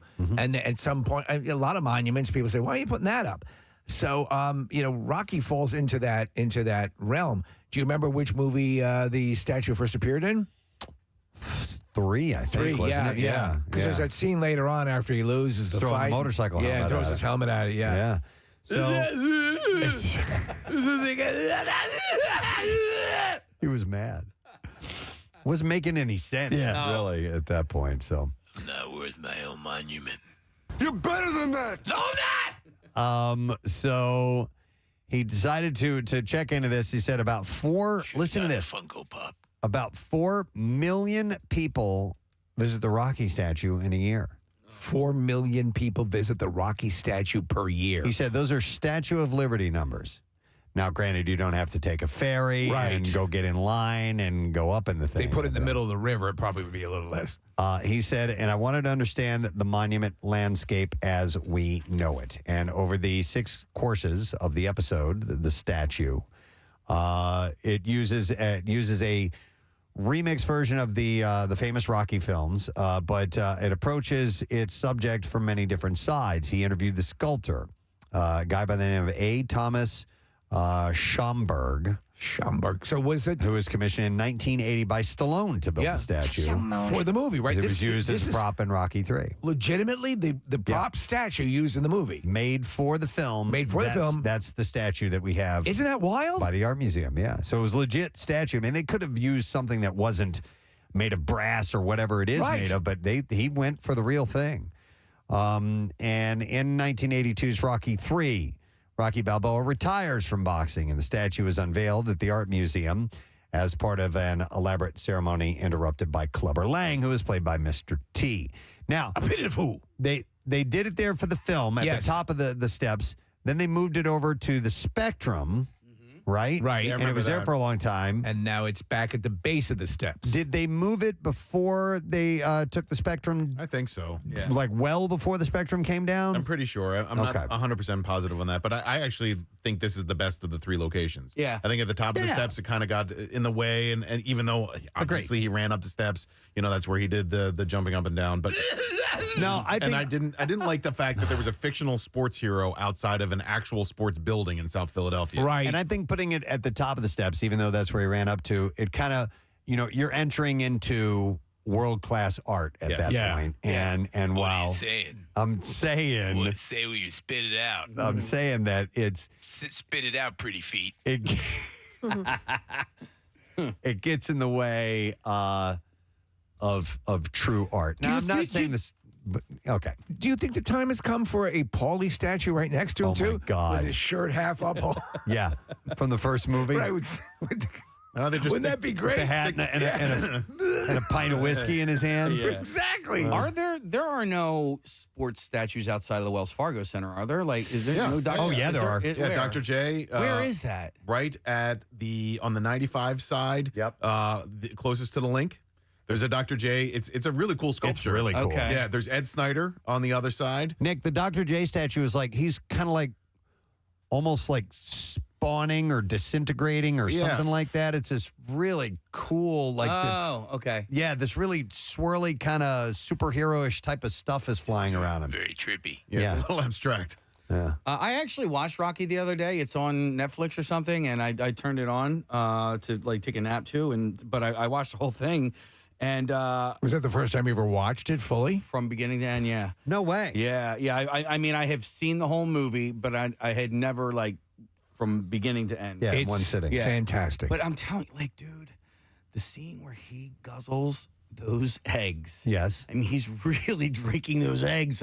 Like, I'm gonna gag just thinking about it. Like, how did he not barf that right up? Did it get you wet? It did not. Well. Like sweaty, like I'm about to vomit wet. Well, that was in the movie. That was one of the scenes in the movie where, and I saw it in the theater like 4 or 5 times. Yeah. And the crowd was like, could not believe it. I couldn't believe it. If we ever get a chance to talk to Stallone and he wants to talk about Rocky, I do have a question. One of my absolute favorite moments in the film, and Steve, we've talked about this many times, is right after the whole, you know, it stinks thing. That's right, it stinks. He's yelling at Mickey, and Mickey wants to be his manager. And anyhow, you know, Mickey leaves and he walks out, and there's no dialogue. It's quiet, and Rocky runs out and catches up with him, talks to him, shakes his hand, kind of gives him a hug. At that moment when they hug, a train goes by, an elevated train. I think right at that second. And I want to ask, did you guys plan it to time out like that? Didn't we ask John Alvidson, who was in the studio? Oh, I don't remember. Who directed Rocky about, and I think that was just good fortune. I don't remember. That happened. I don't know. I've always wanted to ask that question. Because it couldn't be more perfect. Yeah. It happens exactly at the moment you want it to happen. Yep. Still thinking about those eggs. It's kind of crazy. Why didn't you forget the eggs for a moment? For a moment. So, if there's a Why moose, don't you forget the moose for a moment? Why did you forget the eggs for a moment? When I pledged the fraternity, Steve, we had to do our fraternity pledge master was like, you got to wake me up at 6 o'clock in the morning. You're going to come. You guys are going to drink eggs and you're going to go for a run. Right. We had to do this A la run. Rocky. And I was dreading it so much. And we got to his room and he's like, go home. He's like, I'm not doing this. And I was like, oh God. Well, thank by the God. way, it's actually a bit of a health risk to I mean, raw egg. It's like salmonella, right? Yeah. I mean, it could be bad. well, he was weight gaining. I don't so. care. I'm stupid. I just had some raw chicken cutlets and 19 eggs. Yeah. And then I just like to, the guy will come around with the grater and I put some asbestos on it. Yeah. You're going to drink 6 eggs and then go for a 5-mile And then run. I ate half a carton of cigarettes. Like carbo load in like Michael Scott in the office. And then I pleasure myself 20 times in a row. And then I go out for a run. One of my favorite moments in the movie is when Rocky corners Adrian like he's cornering somebody in the boxing ring. I want to kiss you. Yeah, that whole I scene. want to sexually molest you. Oh my God! I have a question before you go down that road. Well, because it is. Listen, it's creepy. It's a And so my questionable thing. Yes. My question is, for a woman in 2023 to watch that scene, is it a little rapey? I remember of the women that I was with where they thought it was romantic. Because he was in 1976 romantic or 1976 Yeah. because she's coming out of her shell. I want to take your top off. Just stand there, just turn around, and then I want to draw faces on your nipples. Wait, what? I just want, you don't have to do anything. Just stand there. I'm going to take your top off, take your bra off. I'm going to draw faces on your nipples. And then I want to put chocolate down the crack of your hat. Oh my God! So if you put faces on Sly, I don't know if this is even for 70s. This is If you put faces on the nipples, then would you give them names? Because they would then have faces then after that. Use Cuff and Link. Right. This is Cumberbund and Bowtie.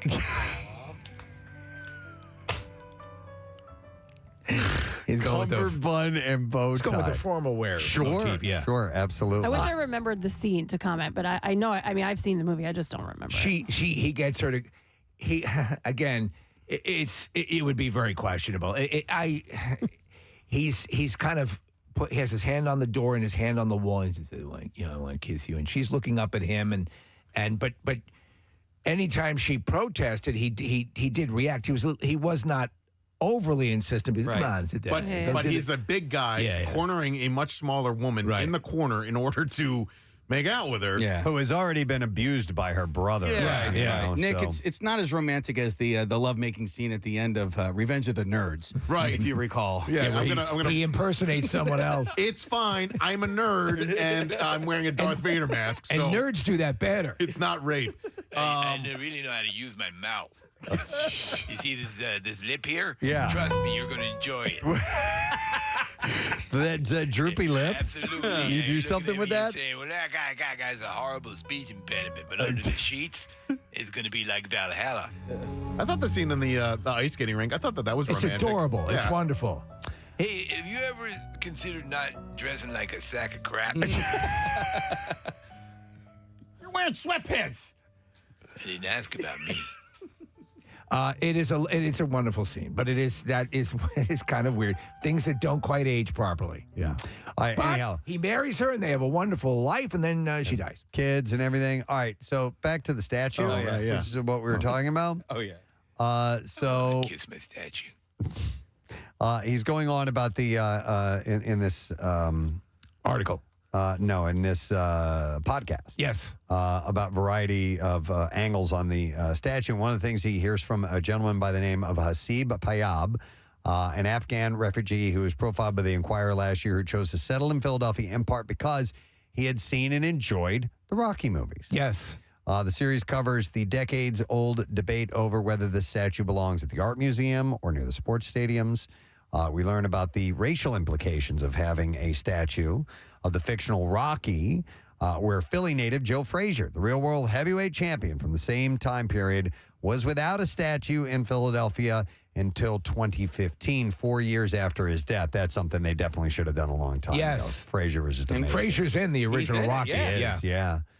Joe Frazier. Yeah. Joe Frazier. Joe Frazier, I want to kiss you. Come on, man. They delve into the Rocky plays into the Great White Hope myth, the fantasy a lot of white people had in the 1970s that one of their own would have come out of nowhere and beat Muhammad Ali. So he talks about that in his actual classes that he's taught. And he was asked a question, did working on the podcast teach Farber, the guy who hosts this, something they didn't know before? He said, one is that this connection between Rocky and the city of Philadelphia continues to reverberate. It does. It's so, when we had Carl Weathers in here, and he talks about loving that connection and being an honorary son of Philadelphia. That it still goes on. Right. Have all your kids seen the original Rocky? No. They would see it and go, oh, this was. It would be like the equivalent of me trying to watch Casablanca or something like that. Right, I'm like, oh, this just it's not going to do it for me. I'm not even going to give it 5 minutes. Steve, just talking about how Rocky continues to reverberate in Philly. When the Eagles were in the Super Bowl, Kelsey referred to Rocky, and in the loss, he was talking about Rocky being an underdog story. Stallone put that speech, a Kelsey speech, up on his Instagram page. Yeah. So Stallone gets that Rocky still means something to people like Jason Kelsey now. It's a classic underdog story. When Rocky came out, at the time that it came out, it reverberated with that. A lot of people were feeling down, and they talk about the movie Seabiscuit, what Seabiscuit meant to the people of the time. Yeah. And Rocky was that at that time in pop culture. All right, so I just saw the movie, so it's fresh in my mind. But the final fight, it looked like he won.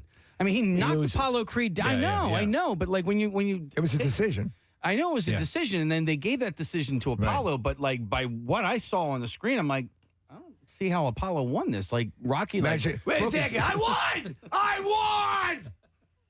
Could you imagine? Speaking of the fight, so in the second movie, Apollo is mad. Yeah. And he comes out and just pounds Rocky's face into a. I mean, it's just like boom, boom, boom, boom, boom, boom, like the fight would have ended right then and there. If I remember correctly, it's been a while since I've seen those. Oh, there's times when the refs would have been they would have been suspended for not. I mean, this guy's very borderline death. That's Rocky's head. By the way, Casey mentioned Casablanca. I've never seen that movie. Yeah. Is it a good movie? I love it. Okay. I just watched it. My fiance had never seen it before. Okay. And so I introduced her to it, and she didn't really care for it. It's an improbable movie. It was made on the lot. It was a script that had been handed around. Yeah. And they sort of brushed it up, and it became a cinematic classic. I'm like Casey, the very old movies I don't really go back and watch anymore. But over Christmas, my mom and sister, they have a tradition where they watch White Christmas together. Yes. And I watch that from beginning to end, and it takes a few minutes to get past the dated, nature of movies like that. But once you're in it, I loved it, and I'm so glad that I watched the whole thing. I love the classic black and white films. I love Casablanca and the Maltese Falcon, and there's Double Indemnity with Fred McMurray. And I actually watched that in college. I had to Barbara for a class. Stanwyck. It's a classic noir film. Listen, it's not everybody's cup of tea, and those movies are paced differently. But if you allow yourself to just kind of, go for it and just go for it, you'll enjoy it. I loved Casablanca. I still love it. It hurt a little that Andrea did not. And it's one of my parents' favorite movies of all time. Their wedding song was As Time Goes By. Steve, I want to ask you what your favorite Hitchcock movie is. Wow. Okay. The one that is often referred to as being the full package is North by Northwest. Okay. So I'll probably say North by Northwest. Is that Cary Grant? Yeah, it's Cary Grant and is that the Martin Landau? Yes. Mount Rushmore one? Yes. Yeah. I love that one. Nice. By the way, Eric's been on hold for a little bit, going back to Rocky for a second. Hi, Eric. Good morning. Hey, yo. Eric. What's up, bud? Hey, that train scene that you want to know about, I don't remember who said it, where I heard it, or saw it, but that train is a total accident. Okay. They thought about refilming it, but they were like, you know what? With the tone and everything and the time of night and this train went by, they just felt it just fit the whole... It's perfect. Oh, it's great. It's great. Of that scene. It was a complete accident. John Alvinson, I think he told us that, Preston, when he was in here. And that first run that he does, Casey, after he has... You know what? Go ahead. That might have been where I heard it on your show. It's possible, yeah. That might have been where I heard. I don't remember how long ago that was. Dude, I don't even remember it. I think you might be right. Yeah. I heard that, but I had heard that like many, and that other scene about the rapey thing. Yeah. I've watched Rocky like a couple times recently, and you guys are right. That scene is. I didn't realize it when it first came out when I was like 5 or 6. Yeah. Like at 50, I'm looking at that scene like, yo, he's going to rape her. No. Like, what's he doing? Yeah. Why today? It would not. Thanks, Eric. Yeah. Appreciate it. It is kind of funny. There's that scene in the beginning after that was the eggs case. Yeah. Where he is running down Broad Street. There's the Daily News truck. Yeah. It's so early. And it's just a beautiful shot of City Hall and that whole. There are so many iconic. And by the way, so much of that was done guerrilla style with the new device, first time ever employed fully in a movie, the Steadicam. Oh yeah, which was this huge rig that helped give you those classic Rocky running shots. Yep. Were you going to say something else? I thought you had your. Should we try to? We should build our own statue, get it made, and just set it there one time. We can take the Funko Pops, melt them down. Oh, that's what we can do with those. Yeah, absolutely. Statue's plastic. I want to do something else. We're streaming consciousness, Yeah, we're streaming consciousness, sir. And we'll do one more thing, and then we'll move along because I got bizarre file stories and all this stuff. But I do have a number of good things. What? I want to kiss you. All right, well, when Rocky's horned up, you can't stop him. Well, let's talk about sex then. I want to kiss his meat. Men who want to last longer in the bedroom may want to try yoga and pelvic floor exercises. While the woman's watching? I don't know about that. Are you coming to bed or what? Up to a third of men do not last as long during sex as they or their partner would like, which can lead to a low self-esteem and anxiety. What was that? Yeah, it's salt and pepper. Cinderella cut it up one time. All right. Now, a scientific review suggests self-help techniques which may help to tackle the problem. Going for a run for at least a half hour a day, 5 times a week, could help men last 2.5 minutes longer, according to a study that looked at the review. Yoga could add 30 seconds to their staying power. 30 seconds? Wow. More evidence suggests. And exercise is good for mental health, so make men less anxious about sex so that they can calmly go for longer as well. Did you like that, Adrian? I do yoga and pelvic thrust. There is also evidence that psychological therapy... Rocky, if you want to last longer in bed, you got to do yoga. Psychological therapy and stopping during the act may be helpful, too. And also they say if you can drink 6 raw eggs. Yeah. So the review led by Anglia Ruskin University looked at only men who suffer from premature... Yeah. Buttonation. Premature... and because we can't say that word for whatever reason. Dad, can I talk to you for a minute? Oh, my God. This can be... What is it now? This can be defined as not lasting as long as a man or their partner wants, or sometimes defined as lasting for less than 3 minutes or 1 minute. Mother? Can we just say that men like that are more evolved than the rest of us? They are. They have too many things. They have so many things. Their Right? schedule's so full, they don't have time to have a full and fulfilling sexual experience. They are just doing what their body was meant to do it's at like- that moment. Like taking a whiz. Like, here we go. I'm just going to do this. Yeah, Boom. and then I'm going to go make you some breakfast. Yeah, there's your baby, and I'll be back. There's your baby. The review included... Now, if you excuse me, I'm leaving town.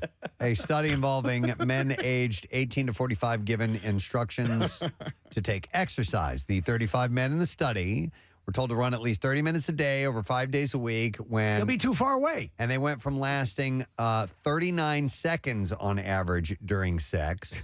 To how long? To more than 3 minutes. Oh, there you go. That's a solid return. That's plenty. You guys ever look at the clock when you're... I actually, there's a... There have been times back in the day when I cared about such thing, yeah. I think about when, I don't care anymore. I don't care anymore. We're going for it now. And then he's it's like, tired. I'm hungry. But when Do we still have that sandwich? when it did happen so quickly on occasion, especially first time with someone because you're very excited, it is disappointing. Yeah. It's disappointing. You know what I mean? Especially if it's with a family member. Oh, my God. Oh, God. Thanks, sis. Dude. So anyhow, that was compared to inactive men told to walk no more than half hour a day for 5 days a week who lasted only 50 seconds at the end of the study. This goes to everything.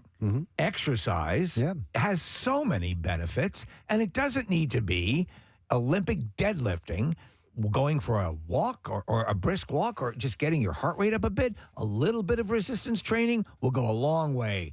You'll have a 9-hour boner, just like you want. The review also included a recent study of men with premature... Yep. Among whom 26 Dad, men can I talk to you for a minute? undertook 12 weeks of yoga, and the amount of time they lasted during sex afterwards... How long did they last with their yoga instructors? More than tripled from just under 26 seconds to almost a minute and a half on average.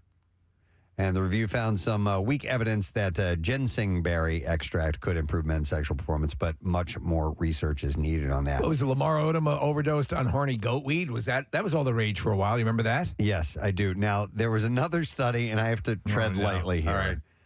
And it showed encouraging results for a technique called the pause squeeze. The pause squeeze. You're familiar with this? Yeah, Is it pause spelled P-A-W-S? No, P-A-U-S-E. Okay, because I thought you were bringing an animal into bed. So you stop. Let me get Fido. You stop the session, and then Oh, you actually. you're supposed to squeeze part of yourself. Which part do you think you would squeeze? I would assume your forearm. Elbow. Probably. No? No. Oh, your pee-pee? But which part of it? Your boys? No. Your helmet? your lightning rod? That's the helmet. I was like, I just gingerly said that. Helmet? Is that right? Yeah. So that's supposedly that's a technique. That's what I do when I have to pee really bad and I can't get to the bathroom. I have to Slam it in a drawer? No, like I have to squeeze. Yeah. Yeah. Like if I'm in a car Like or an whatever, accordion? Yeah. Dude, Marissa yesterday, we had a meeting and I tried to, and then she and I had a post-meeting meeting. And I was like, I really got to go to the bathroom. And then I didn't go for like another 5 minutes. And she literally watched me dance. There's a performance area. And I was on the stage. And she's like, I'm just getting such a kick out of watching you dance on this stage right now. I had to go so bad.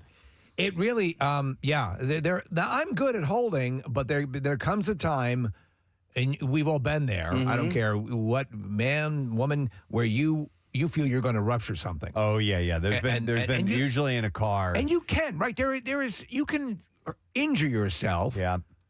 Right by holding it too long. Yes. Yeah. Or does your body by sheer necessity force you make to it piss? happen? Yeah. It's got at some point, I would think. It's got to happen at a certain point. Yeah, I don't think you can hold it in Indefinitely. forever and ever and ever. By the way, there is evidence that pelvic floor exercises may help men last longer, but it was difficult to separate the effect of this from electric stimulation, which was used in the same studies and may help to desensitize men to That's sex. why some of your best lovers are those people on death row. Yep. So when you said pelvic floor exercises, I took it as pelvic floor exercises, and you were doing exercises on the floor, and I'm like, I don't even know what kind of exercises would help with this. You could do like yeah. But you're talking about your pelvic floor. Yeah, your pelvic floor. pelvic Okay. floor, which Yeah. I believe is like the taint area. Yeah. All right. From under cheese. Just thought I would share all of very this with you. interesting. So Yeah. a variety of techniques, but exercise seems to be something that is definitely good for you on many different levels. There are multiple benefits. Yes. So get up and exercise. All right. Stream of consciousness out. That's going to be my catchphrase now. That's it. You and Ryan Seacrest. Stream of consciousness out. All right. We're going to take a break. We're going to come back in a moment. You know what? Can I have some more of these movie passes? The screening that we have coming up? John Wick? Yeah, was that 4. It? Yeah, John Wick 4, and this is going to be on March 14th. So it is next Tuesday, a week from today. So excited. Callers 15 and 16, you will be able to go. It's a 7 p.m. show at the UA King of Prussia, 215-263 WMMR. And then the movie is going to be in theaters and IMAX on March 24th. So we'll take care of you. We'll be back in a moment. Bizarre File Stories on the way. Preston and Steve on 93.3 WMMR. There we go. Nice. Come on. Yeah. The greatest films. I'm sorry. They nail it. Every scene. If you've been in a band at all, done any traveling at all, it's incredible. It holds up to this day. It does. Other movies, almost famous, all that stuff, but it's to me, Spinal Tap, hands down. Are you saying you've gotten lost backstage trying to find your way to the stage before? Of course. Everything in that movie, not one thing. It's the limo, the whole, everything. It's the record company party, everything. The girlfriend, the thing. It's spot on. That's great. I love to hear that. Excellent. Yeah. All right. Well, listen, Chad, thanks for your time, man. Stone Harbor. I really appreciate it. Absolutely. And we'll stop. Maybe me and Casey will stop by. We both have shore houses, so we'll come by and say hello. Please do. That would be awesome. All Love right. to see you. Appreciate it. Thank you so much. Chad Smith. Red Hot Chili Peppers, guys. Oh, my God. He is the coolest guy. He is the coolest guy. And his son, Dashel, was pretty awesome, too, man. His son kept popping up in the window behind him. So it is this weekend on Saturday and Sunday. And once again, it is the Ocean Gallery. So if you want to check with them ahead of time, you can reach out and find out what the full, meeting times and all that stuff will be, which is cool. So. I like that idea of visualizing drum playing and then what they're doing with that. It's cool stuff. This guest is one of the more colorful characters through the years of contestants on Jeopardy. So much so, not only a Tournament of Champions winner, but they loved his personality so much, brought him in to host. He's been hosting this week the Tournament of Champions. He's been doing a great job. 2021. Buzzy Cohen is joining us. Buzzy, a good morning to you, sir. Hey, I got to ask you, man, how was it? I mean, you guys film these things in advance. Was it as surreal as you thought it might be, being up there, standing in Alex's place?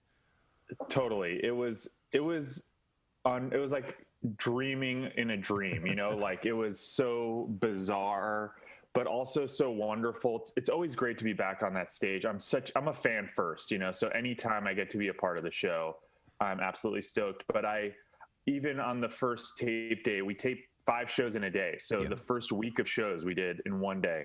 Wow. On the lunch break of the first week, I just went out and walked out on set just to drink it in and have a moment by myself. Cause you never get that, you're always when you're a contestant, you're always in the green room, you're being shuttled off. And so I really tried to take advantage of that. And it was, I was in Alex's green room. It was so wild. I was really connecting with him. It was amazing. Well, I have to say, first off, you've been doing a great job. I love to see people who excel, and Ken has done it. You guys are GOAT status, and Ken the GOAT at this point, but still, you guys have, I think, a singular credibility when it comes to being up there and doing this. And the show is just so you can tell you are a fan. And if you were nervous, that didn't come through.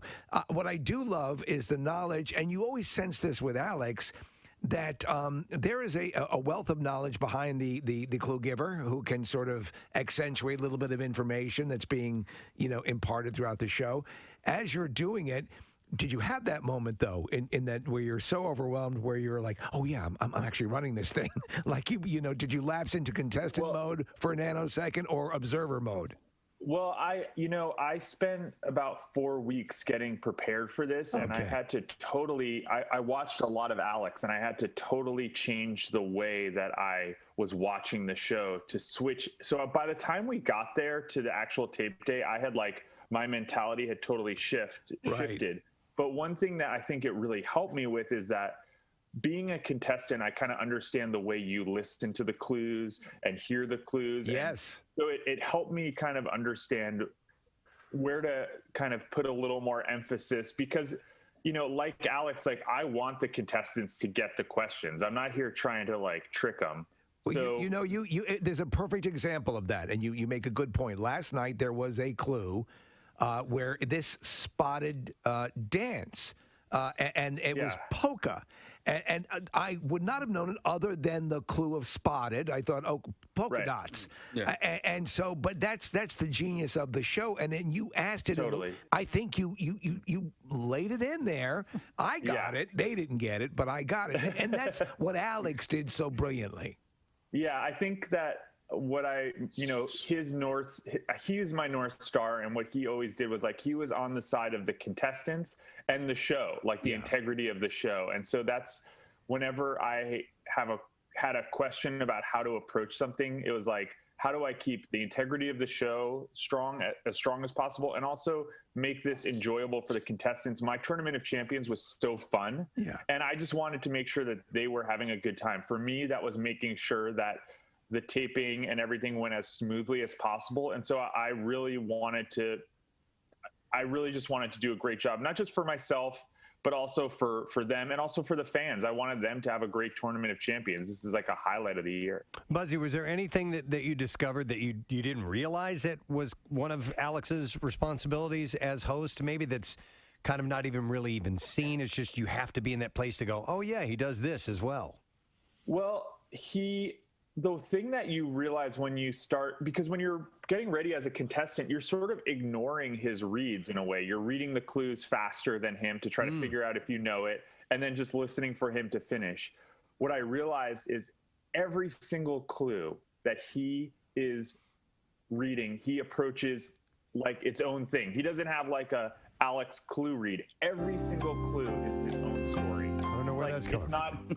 It's not a marathon. It's 61 sprints. Each clue, he gave its own life. And that, to be able to do that and not just kind of zone out and get into okay, here's my clue read rhythm, is incredible. And I think the other thing he did so well was he could pepper in little bits of color, just for fun, teasing that, oh, you're out of the hole, blah, blah, blah. doing that when you're in the moment and trying to track what clues happening, all that is not easy. And, you know, I think what was amazing is how effortless he made the entire thing. Preston and I, and we've all discussed those little things like when like encouraging somebody. That's right. Totally. Those little things which seem like, oh, what?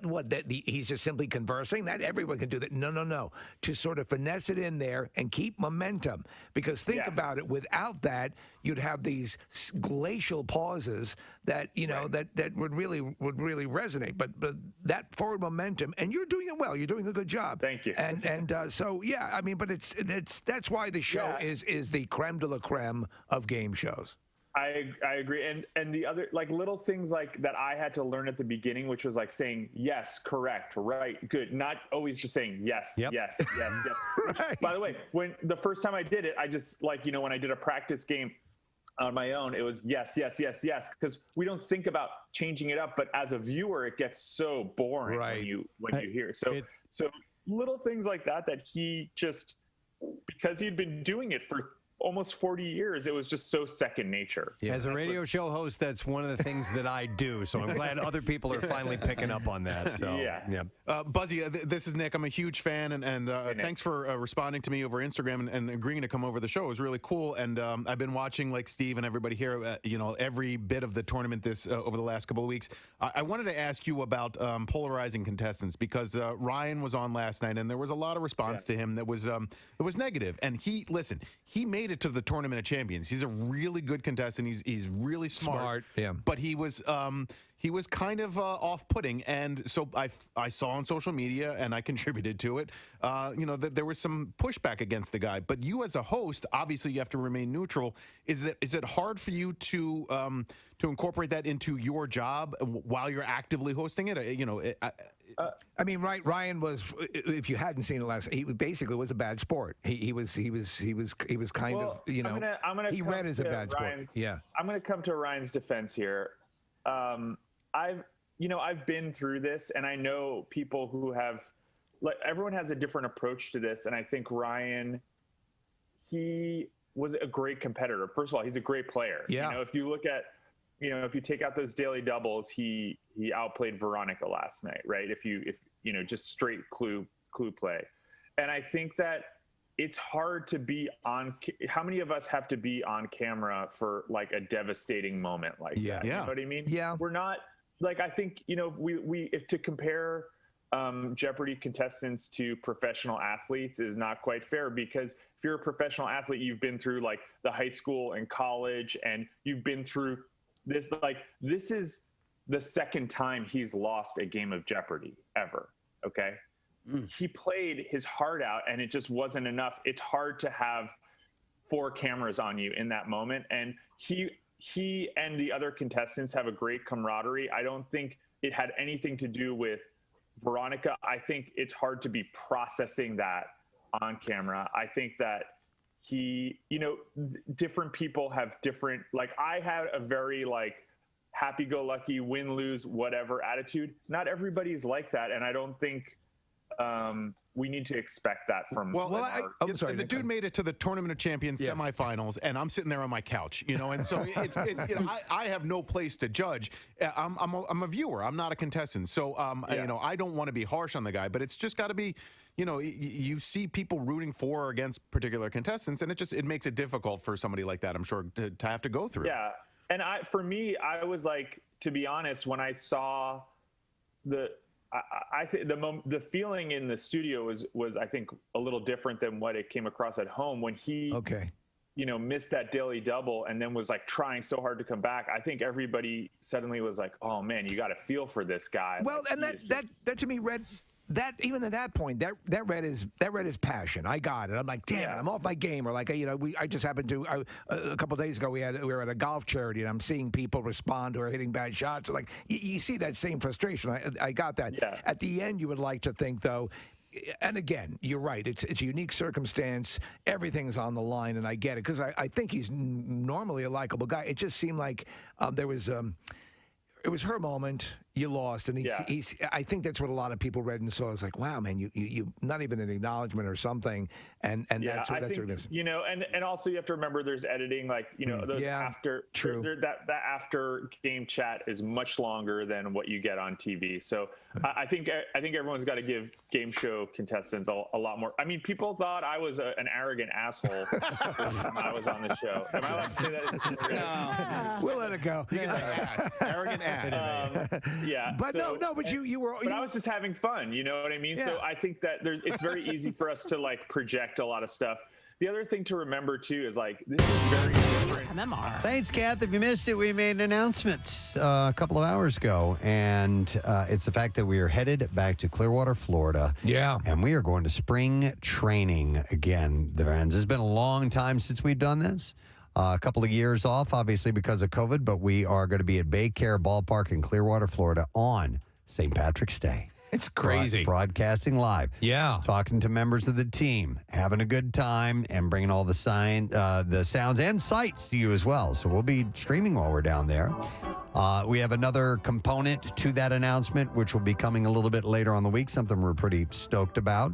But if you happen to be residing in that area and go to the games regularly, or you're making a trip for spring training, we'll be at Frenchie's Tiki Pavilion in left field starting at 6 a.m. The gates open for the game that day at 11:35, and then the Phils take on the Blue Jays at 1:05 on St. Patrick's Day. I love that area, especially if they you get an errant home run. Yeah. Yeah. It's big league baseball in a minor league stadium. Yep.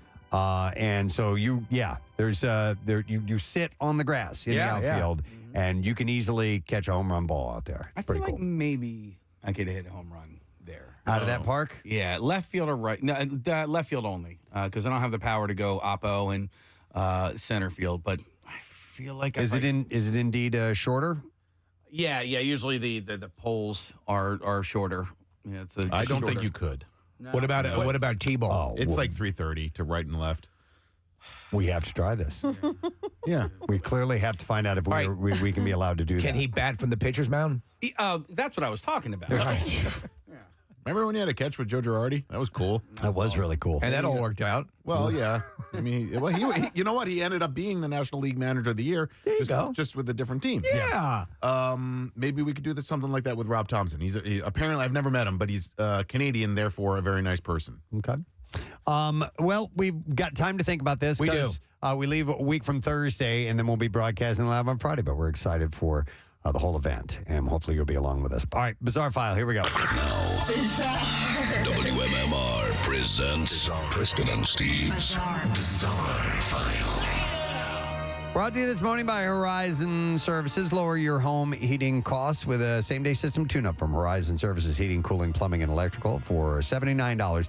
And get your spring service for just $59. Book fast at HorizonEasyBook.com. So Kathy covered this in the news earlier this morning. A man tried to open an emergency exit door and stab a flight attendant with a broken spoon on a Los Angeles to Boston flight on Sunday. Francisco Severo Torres was arrested Sunday at Boston Logan International Airport. Torres apparently was charged with 1 count of interference and attempted interference with flight crew members and attendants using a dangerous weapon. Francisco, that's fun to say. The alleged incident took place Sunday morning. About 45 minutes before landing in Boston, flight crew were notified that one of the plane's doors was disarmed. Why would you disarm the door? The door's locking handle had been moved out of the locked position, and an emergency slide arming lever had been moved to its disarmed position.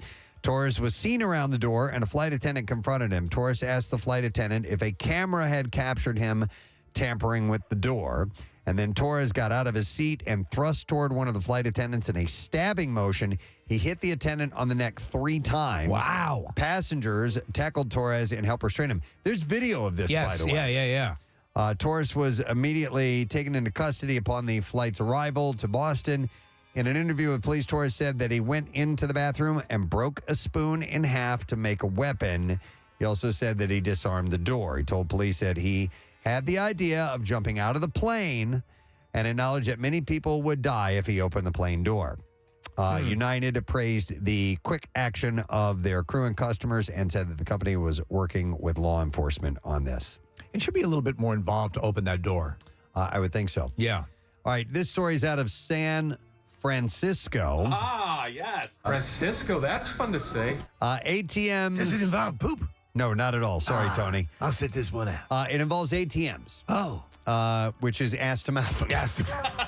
So it does involve poop. No, this is. Oh, my God. ATMs is, where you get your money, automatic teller machine. Out of someone's ass. Anyhow, no. They No? provide great convenience, but they're also longtime targets of thieves. Some Yes. use skimmers to steal your account or stand nearby to rob customers. Now there's a new kind of ATM fraud. And tell me if you guys have heard of this. It's called it's using the tap feature. It's called the tap glue feature.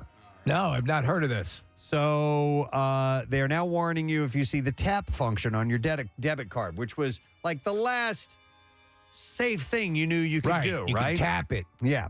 So the tap feature uses radio waves to access your account. No need to insert your card. But some Chase Bank customers say that thieves used the tap feature plus some ordinary glue to steal their money.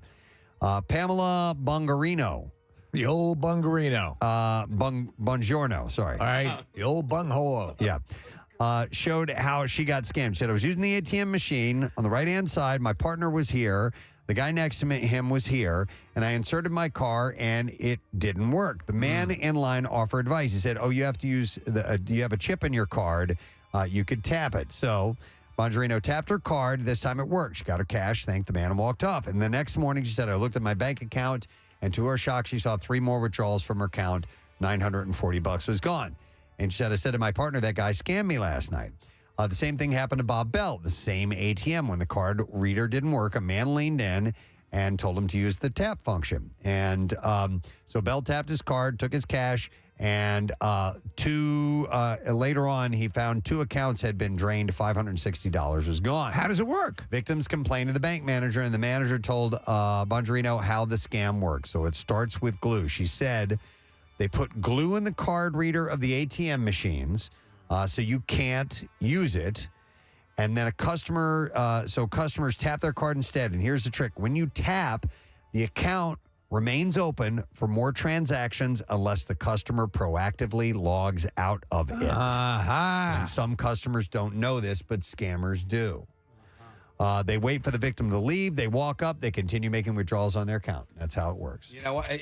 You know, I don't use the tap, but no matter what, I wait there until it says thank you. Yeah. And I do it at the gas pump, all of it. I don't use ATMs at all, but I do use the tap feature a lot at grocery store, and gas pump and stuff like that. But all 3 victims filed a fraud claim with Chase Bank, and all 3 were denied. The bank says the customers authorized those withdrawals. So, well, that's stupid to not help them out with that. But I think you should, if you're going to do another transaction, it should require you to tap it again. Yeah. And that should be part of the process. I would think so. You would have to reinsert your card if you wanted another transaction. Yeah. A woman had to have a dildo removed from her bladder after accidentally inserting it into the wrong hole. Sometimes you push too far. Yeah. The 29, she could have used the tap feature. She could use tap. Gently. The 29-year-old from Israel showed up in an emergency unit complaining of discomfort when passing urine and abdominal pain. Apparently, she put it into her urethra by mistake. I mean, how? She is a woman, right? Like, she knows. I know. Did you read the instructions? There's a whole bunch of YouTube videos that can help you out with that. She's 29. Despite spending a few hours. I needed a hammer. Trying to remove the object, which was nearly 4 inches long. Oh, my God. And 1 inch wide. Doctors at the Sheikh Zedek Medical Center in Jerusalem treated the woman who wasn't identified. The woman underwent an ultrasound and x-ray which showed the dildo was stuck horizontally in her bladder. Wow. That's kind of cool.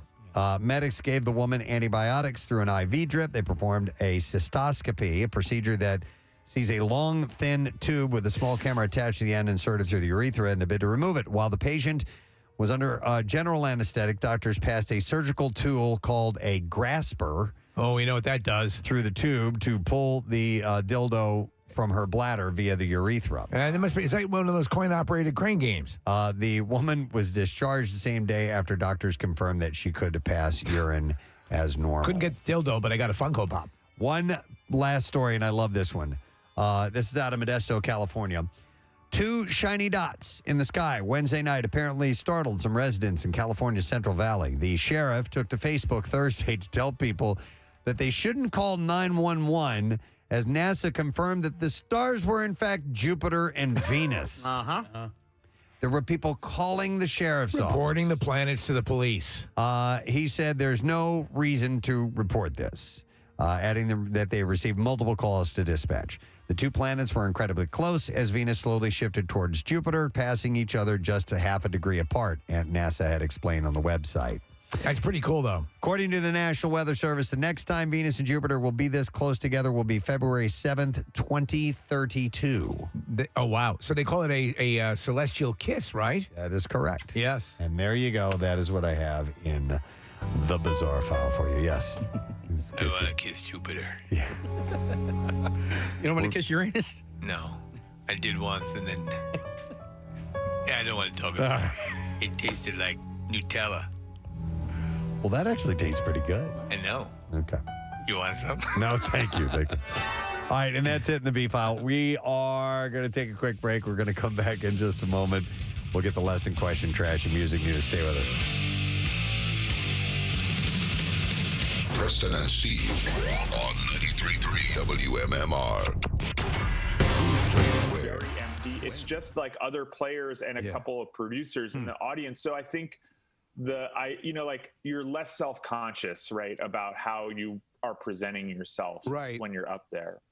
Buzzy, I wanted to ask from a contestant's perspective, and one who especially gets on a roll like you and wins multiple nights. Because you don't know what the categories are going to be. How do you bone up? How do you prepare for that? Do you dive into? Do you research the things that you're weakest at, or do you take the history of categories and what likely might be on there? Like, I don't know. Shakespeare is my Achilles heel. It's terrible. So if I were to head into the show, would it be a good idea to bone up on my Shakespeare? Yes, it would. Shakespeare, rivers, capitals, classical music. But the thing to remember is I actually wrote an audiobook called Get Ready, available on Audible. Sorry for the plug. No, absolutely. That is about kind of how I got ready for the show. And what you realize is that Jeopardy has certain subjects it likes to cover, and it is a piece of mass market entertainment. So they're not going to pick something completely obscure, right? So there's sort of a depth of information that they're going to go for. And so for me on that stuff, I really looked at not just what the show has asked before, but the types of things that they've asked before. So for instance, like if there's Pulitzer Prize winners, you don't have to know every book ever published, but there's notable books to know. Yes, right? no, that's absolutely true. With Shakespeare, you don't need to know every single plot point, but it would be good to be able to connect either a place or the main characters to the show, because every Shakespeare clue is going to have a character's name in it. So if you know that Cordelia is King Lear, that's all you need to know. You know what I mean? You don't need to know you don't need to read King Lear. And so there's all these different pieces of information. In the Jeopardy world, they call them Pavlovs, right? So like if the year is 1927, we're talking about Lindbergh or the Yankees. You know, it's like no, but that's a skill set. To know a little about a lot. Is what, and it sort of works in radio as well. Like I say, I can go about a minute and a half into any conversation and then tap out. But you guys are on another level. Preston, tell what you guys do on the final Jeopardy question. Oh yeah, okay. So and you might get a kick out of this, Buzzy. This is a thing that they all do. Nick and Casey and I, when the category comes up, and there's a commercial break right after that, we will text each other what we think the answer is, what we think the clue is, without even hearing the answer. So just on subject alone, if it will be, American authors. Right. Well, Nick got it the last time. The last correct answer before the question was, what was the category, Nick, and what was... man, I'm blanking on it. Okay, I said Roald Dahl, and you said it was like children's literature or something like that. Yes. Okay. And so this is a game we play, and every now and then... Well, you guys can join in. There's a Twitter account that's just for that, Jeopardy Blind Guesser. That's great. But that speaks to what you were saying, though, to know what the go-tos. We watch the show enough. Exactly. Like if they're, John Updike comes up a lot. Do people read a lot of John Updike? I don't know, but John Updike comes up a lot, know. So it's exactly that. And they're not going to ask about some author that nobody's heard of, because watching at home, you're completely lost. Yep. Even if you don't know it, even if you don't know that Eugene O'Neill wrote Moon for the Misbegotten, you hear Eugene O'Neill and you're like, I should have known that. Wait, Buzz, I have one for you, Buzzy. I'll just Chinese-born American architect. That would be I Am Pei. Every time. If that ever shows up. Yeah. Totally. Yeah. I mean, and that's kind of that's what, when you're playing Jeopardy, you're not, a lot of the clue information is sort of superfluous. Last night there was a clue about during the Eid festival, you eat this thing with this food that has another name for its worm-like appearance. All you need to know is worm-like noodle, and it's vermicelli. That's Any it. of the other information. Right? That's what makes it such a great game, is that there are tactics that can be employed that are, it's not just happenstance. I mean, there certainly is a level of that, but there is a way to play the game and have different methodologies that can get you across the line. And then, of course, there's also luck. Tons of luck. Yeah, and that's it. And then that clue I just mentioned is a great example of, as a viewer, you might know vermicelli, but then you learned all of this stuff about the Eid festival and another quote. Like, you can learn, like, of course there's the game aspect, but then there's all the other information which may not help you get the answer. It's like, oh, I didn't realize that, Yeah. When I host trivia night at my kid's school. We brought it to the school. It's Quizzo night, and I'm the one who comes up with the questions. And I take a page out of Jeopardy's notebook. Like, I will ask a question where the audience will be like, how am I supposed to know the answer to this? And then you're supposed to ask yourself, how am I supposed to know the answer to this? The answer is in the question. Like, why would you think that any of us would even know this answer? Well, what's the question and how is it asked? You're right, because great riddles are done that way. And that's it. Exactly. If you watch like a straight up college bowl type of game where they don't do that, you'll get slaughtered, because it's as dry and unborder collie-ish, in the way that you can be directed a little bit. It's just antiseptically, what is this?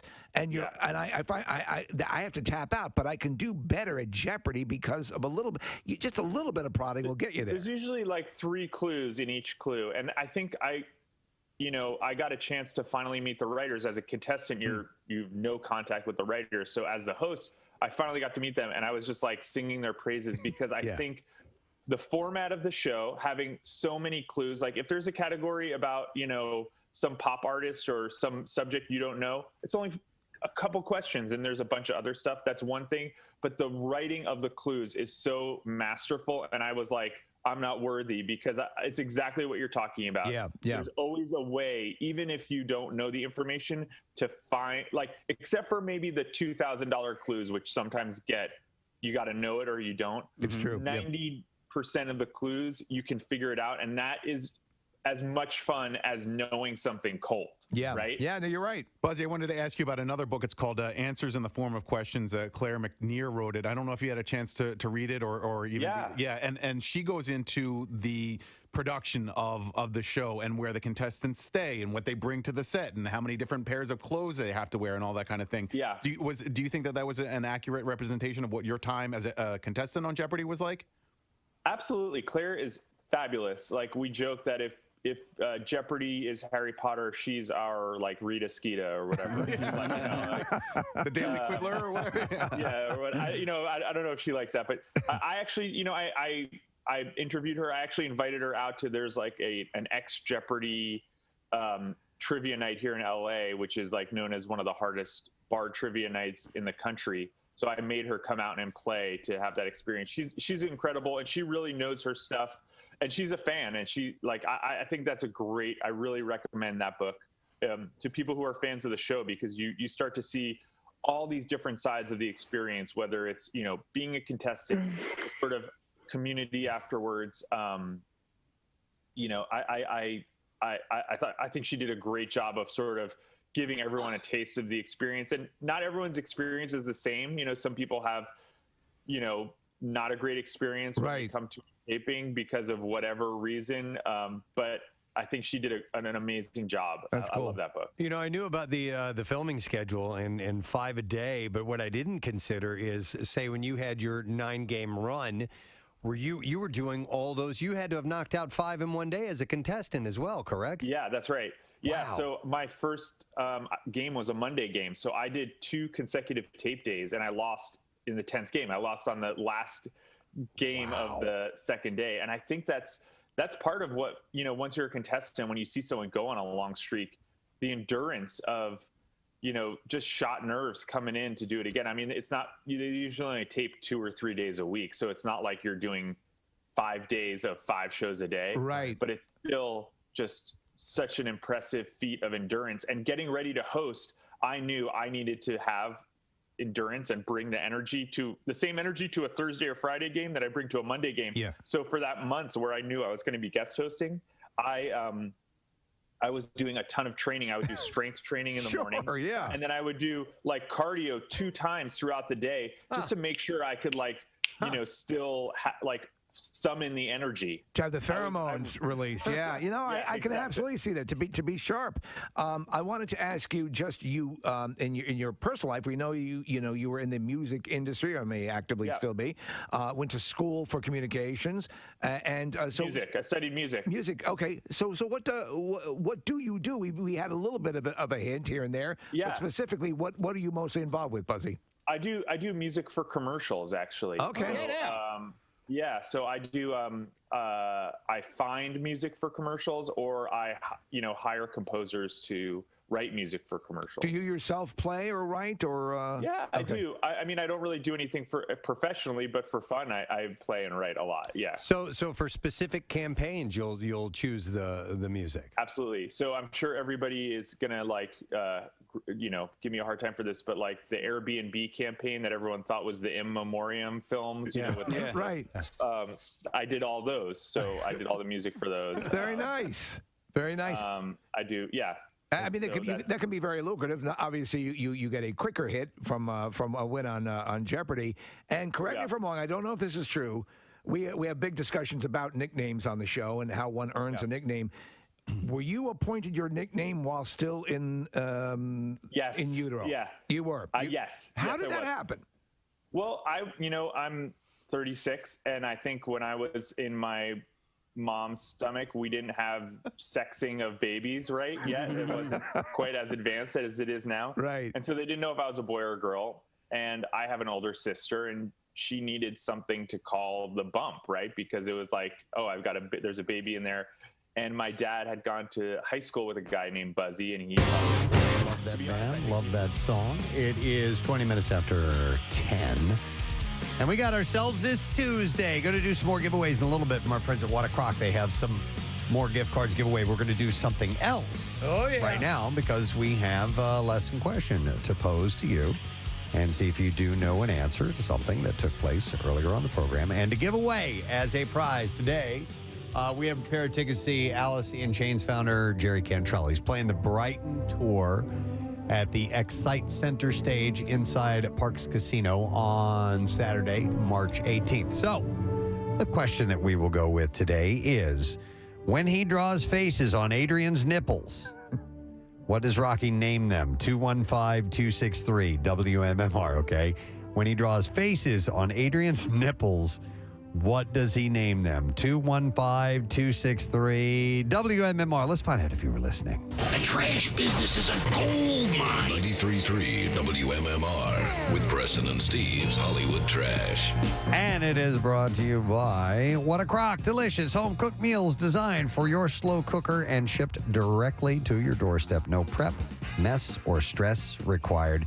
Visit whatacrock.com to see what's cooking. Steve, what's going on this morning? Well, 77-year-old Bette Midler is no longer hiding the fact that she has had plastic surgery done on her face, which she calls tailoring. To explain, it's very much the same way the president's faces were tailored into the side of Mount Rushmore. Rachel Ray getting sentimental now that she's announced her cooking talk show will officially end after its 17th season. Ray says there have been many wonderful moments during those years, but by far the most disturbing was having to watch Mickey Rourke eat ribs. Oh. Hey! And finally, 76-year-old Cher assuring reporters that she and much younger toy boyfriend A.E. Edwards are still going strong after she was seen at a party without him. Cher explained, saying that Edwards had to stay home because he refused to finish everything on his plate. All righty, and we're going to see if you do indeed know the answer to this question. When he draws faces on Adrian's nipples, what does Rocky name them? 215-263. WMMR. We're going first to Kevin, see if we can get the answer. Kevin, good morning. Good morning, it. Good morning, my brother. All right, so when Rocky draws faces on Adrian's nipples, what does he name them? That would be bow tie and cummerbund. That is correct. Bow tie and cummerbund. Hang on a second. We're going to get your information. The hell's there we go. I was like, that's the losing sound effect. Kevin, you got yourself a pair of tickets to see Alice in Chains founder Jerry Cantrell's Brighton tour at the Excite Center stage inside Parks Casino. Saturday, March 18th, MMR VIPs. You can enter at WMMR.com for a chance to win passes for the VIP meet and greet and sound check as well. Now, Preston and Steve's Music News on 93.3 WMMR. All right, it's brought to you this morning by Monster Mania. The biggest names in horror are going to be at Monster Mania Con 53. It's this weekend at the Doubletree Hotel in Cherry Hill. Special guests include Charlie Hunnam and the Sons of Anarchy reunion. Tickets at monstermania.net. Plans are said to be in the works for a major Live Aid-like benefit concert in support of the Ukraine and President Vladimir Zelensky. According to The Sun, organizers are hoping to attract Paul McCartney, the Rolling Stones, U2, Adele, Florence and the Machine, Noel Gallagher, The Killers, and Pink. No Josh Groban? To play London's Wembley Stadium on June 24th.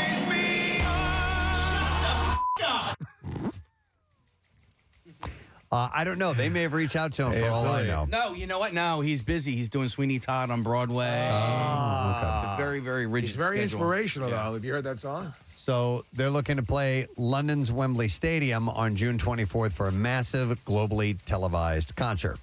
An unnamed source told the paper it's going to be huge, properly A-list, and on a global scale. It's something people have wanted to do for a while. But the date has now been nailed down and booked at Wembley Stadium. Invitations to perform are going out thick and fast. Thick and fast. To the biggest names in And the business. drippy. Of course, there is an awareness that at relatively short notice, many superstars have prior commitments. But they're optimistic, and a number of those they've spoken to are already on board. The Insider went on to say for bands like U2 and Bono, who are pretty outspoken about their views on war and conflict, it feels like a great opportunity to keep hammering home the severity of the situation in Ukraine. You should get a lot of the artists together and do a music video and call it We Are the Ukraine. We are the Ukraine. It rolls We right off the are tongue. the Ukrainian. Corey Taylor says it is new solo LP CMFT 2 will be, quote, the best rock album of this year and the next. Wow. Then I have to buy it. Slipknot and Stone Sour frontman said, I can't wait for people to hear this album. It chews up that first record and spits it out. Nom nom. It's more dialed in with everything that people are expecting from me. So it's got hints of CMFT, but there are also hints of Slipknot, Stone Sour, and all the stuff that I've done in my acoustic shows. I've got everything for everybody. He said people are going to effing lose it. It's going to be thick. Thick. CMF. You like music? Yes. CMFT. CMFT 2. Sick. Is due in September. By the way. Sick. It is. When was the last time you got sick over music? Nearly 4 years since its initial release on the Hollywood Vampires 2019 album, Rise, the band has posted a video for You Can't Put Your Arms Around a Memory. So this came out in 2019. They just put a video out. It's a sick tune. It is. What? Yeah, okay. Are you sick? No, I'm not. Do you feel sick? You seem sick. The black and white video, which showcases bandmates Joe Perry of Aerosmith, Alice Cooper, and Johnny Depp performing the song both on stage and in rehearsal, Features Perry taking the lead on the 1978 Johnny Thunders classic. And then finally, I was just handed this. Hot off the press. A moment ago. Yeah. It's a concert announcement. Oh, sick. Saturday, April 16th at the Wells Fargo Center. MMR rocks. Peter Gabriel. Oh! Sledgehammer. Yes. Salisbury Hill. So it is called the I.O. It's called I.O. The Tour. What? Tickets go on sale this Friday, by the way, 10 a.m. via wellsfargocenterphilly.com. There is a pre-sale on Thursday, by the way. And you can get pre-sale info, password, complete details at WMMR.com. So again, Peter Gabriel, I.O. The Tour. It's a Saturday. That's wonderful. Saturday. Yeah, Saturday, September 16th. What if you're performing anything from Selling England by the Pound? At Wells Fargo Center. I saw him in concert when he did the SO tour, and he was phenomenal. Yeah. An incredible show. Yeah, so tickets, like I said, go on sale this Friday at 10 a.m. via Wells Fargo Center Philly.com. WMMR.com to get all the information, by the way. All right, I've there you never go. seen them. I think this is the year I go. Yeah. You go. You know, because it's one of those ones where you don't get that many more chances. Right. Agreed. After David Crosby died, I didn't realize that I had seen Crosby, Stills, Nash and Young in concert. Oh, I'd completely forgotten all about it, and then I was, listening to So Far, the album, on my way home from work, and Sweet Judy Blue Eyes came on, and then I was like, oh, crap, I was at the show because they messed the song up. And so they had started it and started singing it. And then Graham Nash or Stephen Stills messed up. Wow. And they stopped the song in I the think you're middle of it all. subconscious. Yeah. And I think what was funny to them about it was the person that messed it up. They're like, either Graham Nash always messes it up, and this time it was Stephen Stills, or Stephen Stills messed it up, Was that at the Wells Fargo Center? It was at the Wells Fargo Center, yeah. I was at that show. Yep. That is wild. So it triggered a little memory for you. All right. That's the last item in music news. We do have two of these left. $25 gift cards for What a Crock Meals. Delicious. And we'll take callers 11 and 12 at 215-263-WMMR. And if you want to check out how you can get set up with What a Crock Meals, visit whatacrock.com. All right, whatacrock.com. Yeah. They have a couple of locations, by the way. Booth's Corner Farmers Market, and their location in Brookhaven on Edgemont Avenue. And you just throw it in the slow cooker, and you got your dinner ready to go. We're going to take a break. We'll be back in just a moment and wrapping up the program when we return, so stay with us. Preston and Steve on 93.3 WMMR. Buzzy. They gave me my real name, Austin, after Steve Austin, the $6 Million Man. Cool. My sister's name is Lindsay, like Lindsay Wagner, the Bionic Woman. So No way. Big fans of Bionics. sci-fi. That's funny. But the funny thing is, like, my great-grandmother, who was alive when I was born, my mom was like, all right, I'm going to let her decide, because my dad kept calling me Buzzy. And my mom's like, there's no way she's going to let this kid be called Buzzy. And my great-grandmother, like, spent some time with me, and she goes, Austin's much too big a name for such a little person. I'm going to call him Buzzy. And so that's how I've been Buzzy for my whole life. Sealed your fate. There you Wow. go. Nice. It works, though. Well, listen, you've done a great job. The hosting Thank you. continues through to Friday, and Tournament of Champions. And, of course, you can see that at 7 o'clock on ABC here locally in Philadelphia. Buzzy, great talking with you, man. Thanks so much for coming on this morning. We appreciate it. Go Birds. Trust the process. There you go. Love it. He knows it all. Calling, man. Take care, brother. We'll see you later. Oh, my God, that's great. Terrific. He's That actually is great. from Jersey. I did not know that. Yeah. Wow. Okay. Well, if I had the confidence, that's the show I'd love to be on. I just don't have the confidence to be on something that wide ranging. Every now and then I'll get, man, I can run like 2 categories and be like, feel like, I'm the champ.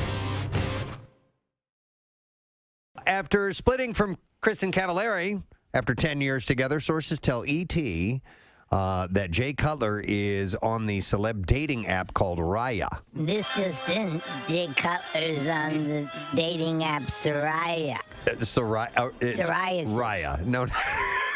It's for people looking for other people with skin conditions. That's cool. Let's meet for some drinks and chafe together. Let's flake together. Yeah. And then I am on a site for people with vitiligo. Oh, let's flake together. No, I think it's like one that you have to be accepted into. Raya? Is it one of these where you need like some you sort have of to be somebody? Yeah, like notoriety. Right. Yes, in fact, it is the celebrity notoriety. Raya. I don't know. I don't even know if that's how you pronounce it. Maybe it's Raya, Raya. But Who really cares? His profile on Raya says, let's see here. He's here just for friends. Yeah, right. Yeah, whatever, man. Friends, friends will touch your genitals. You can diddle. Yeah. Who gets to decide whether or not you're a celebrity worthy enough to be on this website? I think they have actually a vetting committee. Yeah. Really? Yeah, I believe that's the way it goes. And they will determine. Think of it as there's like a Steve Rubel standing in front of Studio 54, and they decide whether you're appropriate for this website. So, well, listen, in honor of, was it International Geek Day? Or? It's just Geek Pride Day. Geek Pride Day. Yeah. I'd been working on an impression. You guys want to hear it? So, Steve, you do your Batman impression, but you have that... processor. You have the processor. Okay. I don't have a processor. Are we supposed to guess what this impression is? No, it's Batman. It's Batman. Okay, go ahead. All right, you ready? Okay, yeah. Please, keep that kryptonite away from me. Is that a line he says in the movie? No, please keep that kryptonite away from me. You sound like Cookie Monster. Yeah. Oh. It sounds like it hurts when you do that. No. Please keep that cookies away from me. Is it because it's a Superman impression? Thank you so much. I appreciate that. I've been working on it. I got It's really good. It's really good. I got it. So it's a Superman impression. I was confused why the whole kryptonite It's a thing, terrible but- joke that I heard with Chuck over the weekend. You say this is Batman, but you obviously say Superman line, and then somebody says, that's Superman. And then you go, thank you so much. I appreciate that. Like, that's Superman. I told Chuck, I said, dude, I'm going to hang myself out to dry next week. Yeah. What you did, man, you took the bullet. Are we on air? Yeah, we are. Oh, I think we're still on air. In fact, Bill's coming down the hallway with an award for Casey. That was great. That was amazing. That's an immediate A+. That's like my joke. Good morning, Cincinnati. He knows funny. Yeah. Wow. Please, keep that kryptonite. Just don't do one that sounds like Cookie Monster. Cookie Monster. Like the thanks man thing, I was like, I didn't even get that part of it. So, sorry, man. Nick got it. He was following. I know. I enjoyed every second of it. And Bill's has that award in his hands. Yep. By the way, somebody said we should make Bad Dad Joke Cookie Monster a character. So you have to do all the dad jokes. What was the last one I just did off air? The thing is that it was not attempting a Cookie Monster, it wasn't. but that became your default. Take kryptonite away from me. Tell me, do you like cookies? Me too. Me too. Tonight, when you go back home, turn off the cookie light. Tell me, do you like to eat cookies? Me too. Did you know that Mortal Kombat was it from Finland? No. What was the joke? I forget. It's something like... My mother was born in Iceland, and my father was born in Cuba. That makes me an ice cube. Mortal Kombat was based off of a Scandinavian song. It was a Finnish hymn. You get it? Finish him. All right, I like Bad Dad Joke Cookie Monster. Oh, man. It's a thing now, Kat. Yeah. Kathy! Wow. Oh, God. Anything to make you cringe, Kath. Anything. Pizza Hut seems to be trying to bring in new customers by reviving old menu items, and the latest is what they call the Edge. Part of the chain's nostalgia campaign. My name is Bono, and I'd like to introduce a new pizza sensation to you. It's called The Edge. Some people say this is a revolutionary pizza, but it's not. It's a pizza that's been here before, probably in your own big fat belly. Remember what we say here, avoid the noid. That's Domino's. This is Pizza Hut. All right, so it's called The Edge, and It's called The Edge. Pizza Hut considers The Edge. It was first introduced in 1997, and they call The Edge a tavern-style pizza. Oh, yeah. It's cut into 16 squares and comes in a cracker-thin crust. I remember this. Geometrically perfect and a taste sensation that'll rock your world. And it will be available at participating Pizza Hut locations. Order now and receive a mid-sized Coke. Mid-size. It'll be available at participating locations nationwide for about $13. So I did Pizza Hut just not that actually that long ago. It was probably during Lent, and I did it because we had been talking about it. I'm like, I You're a haven't. man of faith. Well, I hadn't had a Pizza Hut pizza in a long time, so I ended up getting a regular pizza, and then I got the stuffed crust pizza. And I know that you guys are all out on stuffed crust. I thought the stuffed crust was. You're a filthy animal. I know, but I thought it was markedly better. I'm not out on stuffed crust, but I just don't order it. You know what I Too mean? much. I know, and I Why don't they just take a fire hose and spray cheese on you as you come in? Right. So this pizza, looking at it, I'm glad thin crust has kind of made its way around the country because I grew up in St. Louis. This pizza called the Emo's. You guys know I've talked about it for years. That's what it is. It's just thin crust pizza. Version of The Edge. It's cut in squares. That's the way they've always cut it, and it's been since I was a baby. Essentially that that I've had that. So Suckling at your mother's teeth. I prefer this type of pizza. I'm glad that it's made its way around. And so I don't actually ever remember this as a menu item. So I don't remember this from Pizza Hut either, Steve. I do. I remember Domino's. You do? I do remember this, yeah, and I remember it because of like the way that they were able to cram as much pizza on as thin a crust as possible and get it all the way to the edge. Hence the name. Well, this was kind of like you said, 97, right? Yeah. So like that was past at least my Pizza Hut days. I think the last time I had Pizza Hut, I was in like middle school. You were not in college or an ordering pizza. Was the time at downtown Julie Brown. Wubba wubba wubba. No, Nick. You Wubba wubba was the battle cry as they took to the pizzas. And the ovens flamed with the fires of edginess. Wubba wubba. So Nick, we had like the famous like pizza restaurant that we would go to in Westchester. What famous pizza restaurant was it? More's, I think it was called. That's Amore's. It's love. We had Oips.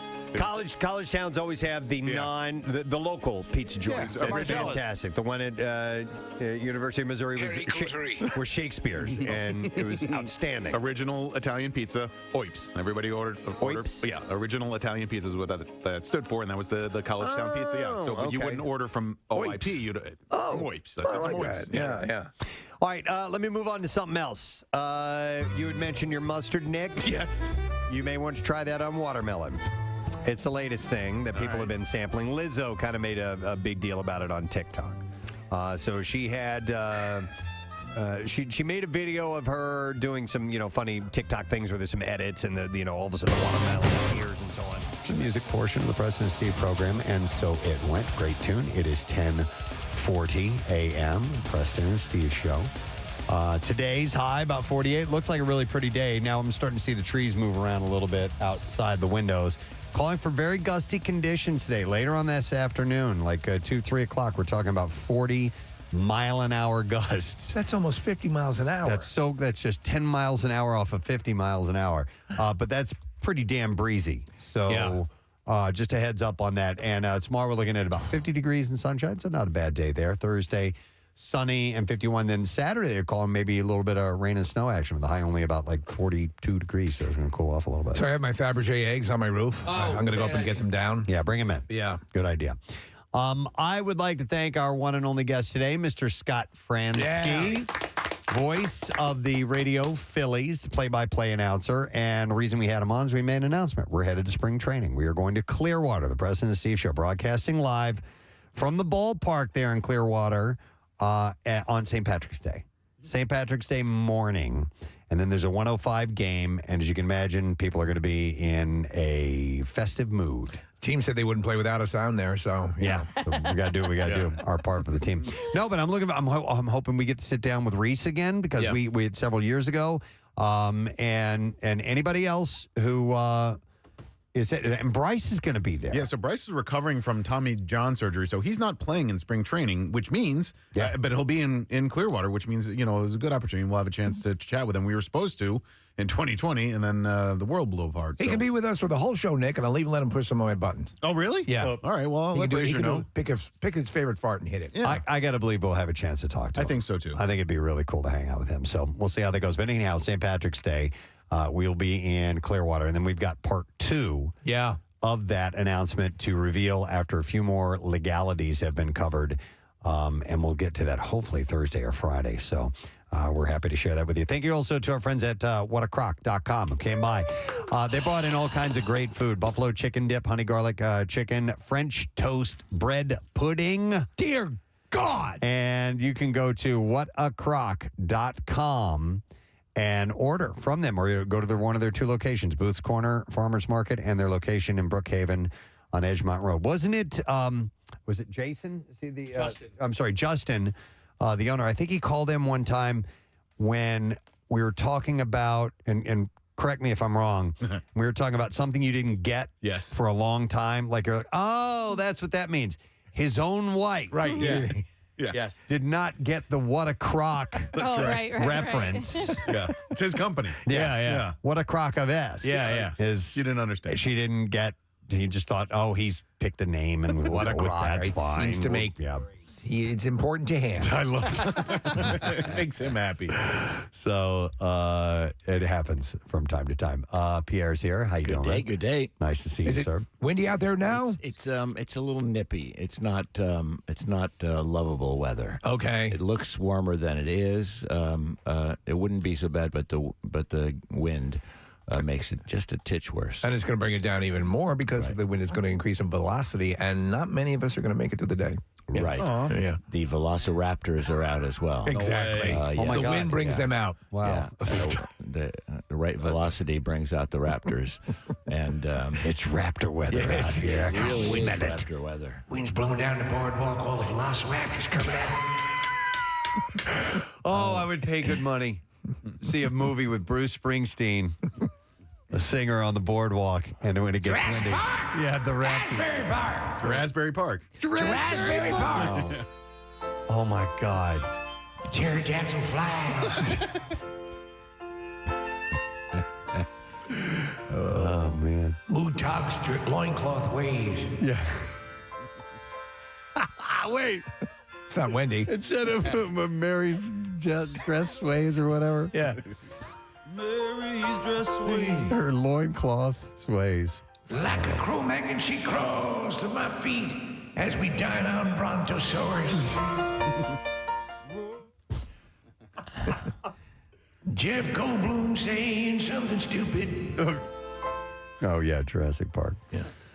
Anyway, letter of the day, maybe? Yeah. Okay. All right. Yes, that sounds like a great idea. Here we go. Preston and Steve on 93.3 WMMR. Now, the Daily Letter. All right, the President Steve Show brought to you today by the letter. P is in pterodactyls. Pterodactyls. Yeah. With a P. Yeah. All right, we're going to give away on Friday 4 tickets on the floor to see Muse, Will of the People Tour, and that's on Sunday, March 19th, Wells Fargo Center. With special guest Evanescence, and some tickets remain via wellsfargocenterphilly.com. You know why you can't hear anything when pterodactyls go to the bathroom, right? No, why? Because their pee is silent. Are pterodactyls carnivores? Sure. Okay, because I think the scariest dinosaurs are carnivores, and the most peaceful are the herbivores, but the most polite are the porfivores. Wow, that was good. Thank you. You worked that right in there. Thank you, Nick. For a moment, I thought you were just observing, and then you go and totally redeem yourself. All right, straight up. By the way, we have Tattoos Day today. Real quick before we have Pierre tell us what he's got going on in today's program. I would like to award a gift to Mr. Michael Mahan of Roxborough, Pennsylvania. I think that's Mahan. I went Mahan. Mahan? Yeah, All I right. knew a guy in high school, John Mahan. What's up, John? All right, and we're going to give Michael a $350 gift certificate for Floating World Tattoo and Piercing. And, of course, you can check them out, 1729 South Street in Philadelphia. For artwork samples, visit floatingworldtattoos.com or check them out on Instagram at Floating World Tattoos. What's happening today, Pierre? What was that joke again? What, about dinosaurs? Yeah. Well, the scariest ones are the carnivores. The nicest ones are the herbivores, but the most polite are the porfivores. Wow. What's the one he tells in Jurassic Park? Do you think he? You think he's Saurus? Yeah, do you think he's Saurus? Yeah. And what's the name of his dog? Do you think Saurus Rex? Yeah, there we go. Yeah, it's a two-parter. Yeah. Wow. Well, speaking of Bruce, we will start a series of little vignettes today. Looking forward to we'll this. run through the day. Kevin wrote them and produced them. Kevin Gunn, our professor of all things Bruce and many more things. And they're really cool, put together about various pieces of Bruce and Philly history combined, and the station's history in honor of next Thursday's show. So those will run several times a day. I think the first one, starts at 11 a.m. this morning. And Brent will have one, and Jackie will have one, and that'll be through the right up to showtime, so that'll be cool. And then I have Muse tickets to give away, not floor tickets like you do, but other tickets. And then I have nice workforce blocks to play, so they'll be fun. I don't know what they are. Okay. But they'll be nice. But they'll be nice workforce blocks. They'll be paired Nice piecework special. They'll be herbivorous and luxurious. Pancake is out. He's got the vid. Oh, does he? Yeah. I was kissing him yesterday. Well, that was your first mistake. Now I got a cold from El Cardboard O Classic, but I didn't get the vid. I tested on Sunday. You're vidless. I'm vidless. I've got no vittles. Granny, can you make us some vittles? That was Beverly Hillbillies reference. I remember. That was Meet the Press. Anyway, but I tested. We again sang the Beverly Hillbillies song, theme song right. at the Cardboard Classic. Right. We were waiting to go live, and we were trying to get the crowd going.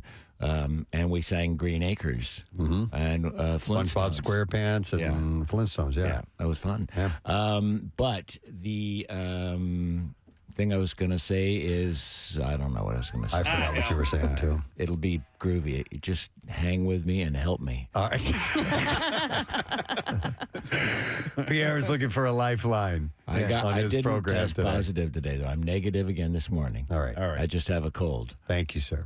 You can get those too. You can have Yes, those. you can. I went to the store and bought one. I'm going to thank our sponsors. Preston and Steve Show is brought to you today by Duncan. The Preston and Steve Show runs on Duncan. Also brought to you by Meineke for tires, brakes, batteries, exhaust systems, and more. Meineke doing car care right. And also brought to you by LASIK Experts. Book your free LASIK consultation today at LASIKexperts.com. Tomorrow on the program, Wednesday, Fox Good Day. So we'll go on TV. We'll have a secret text word.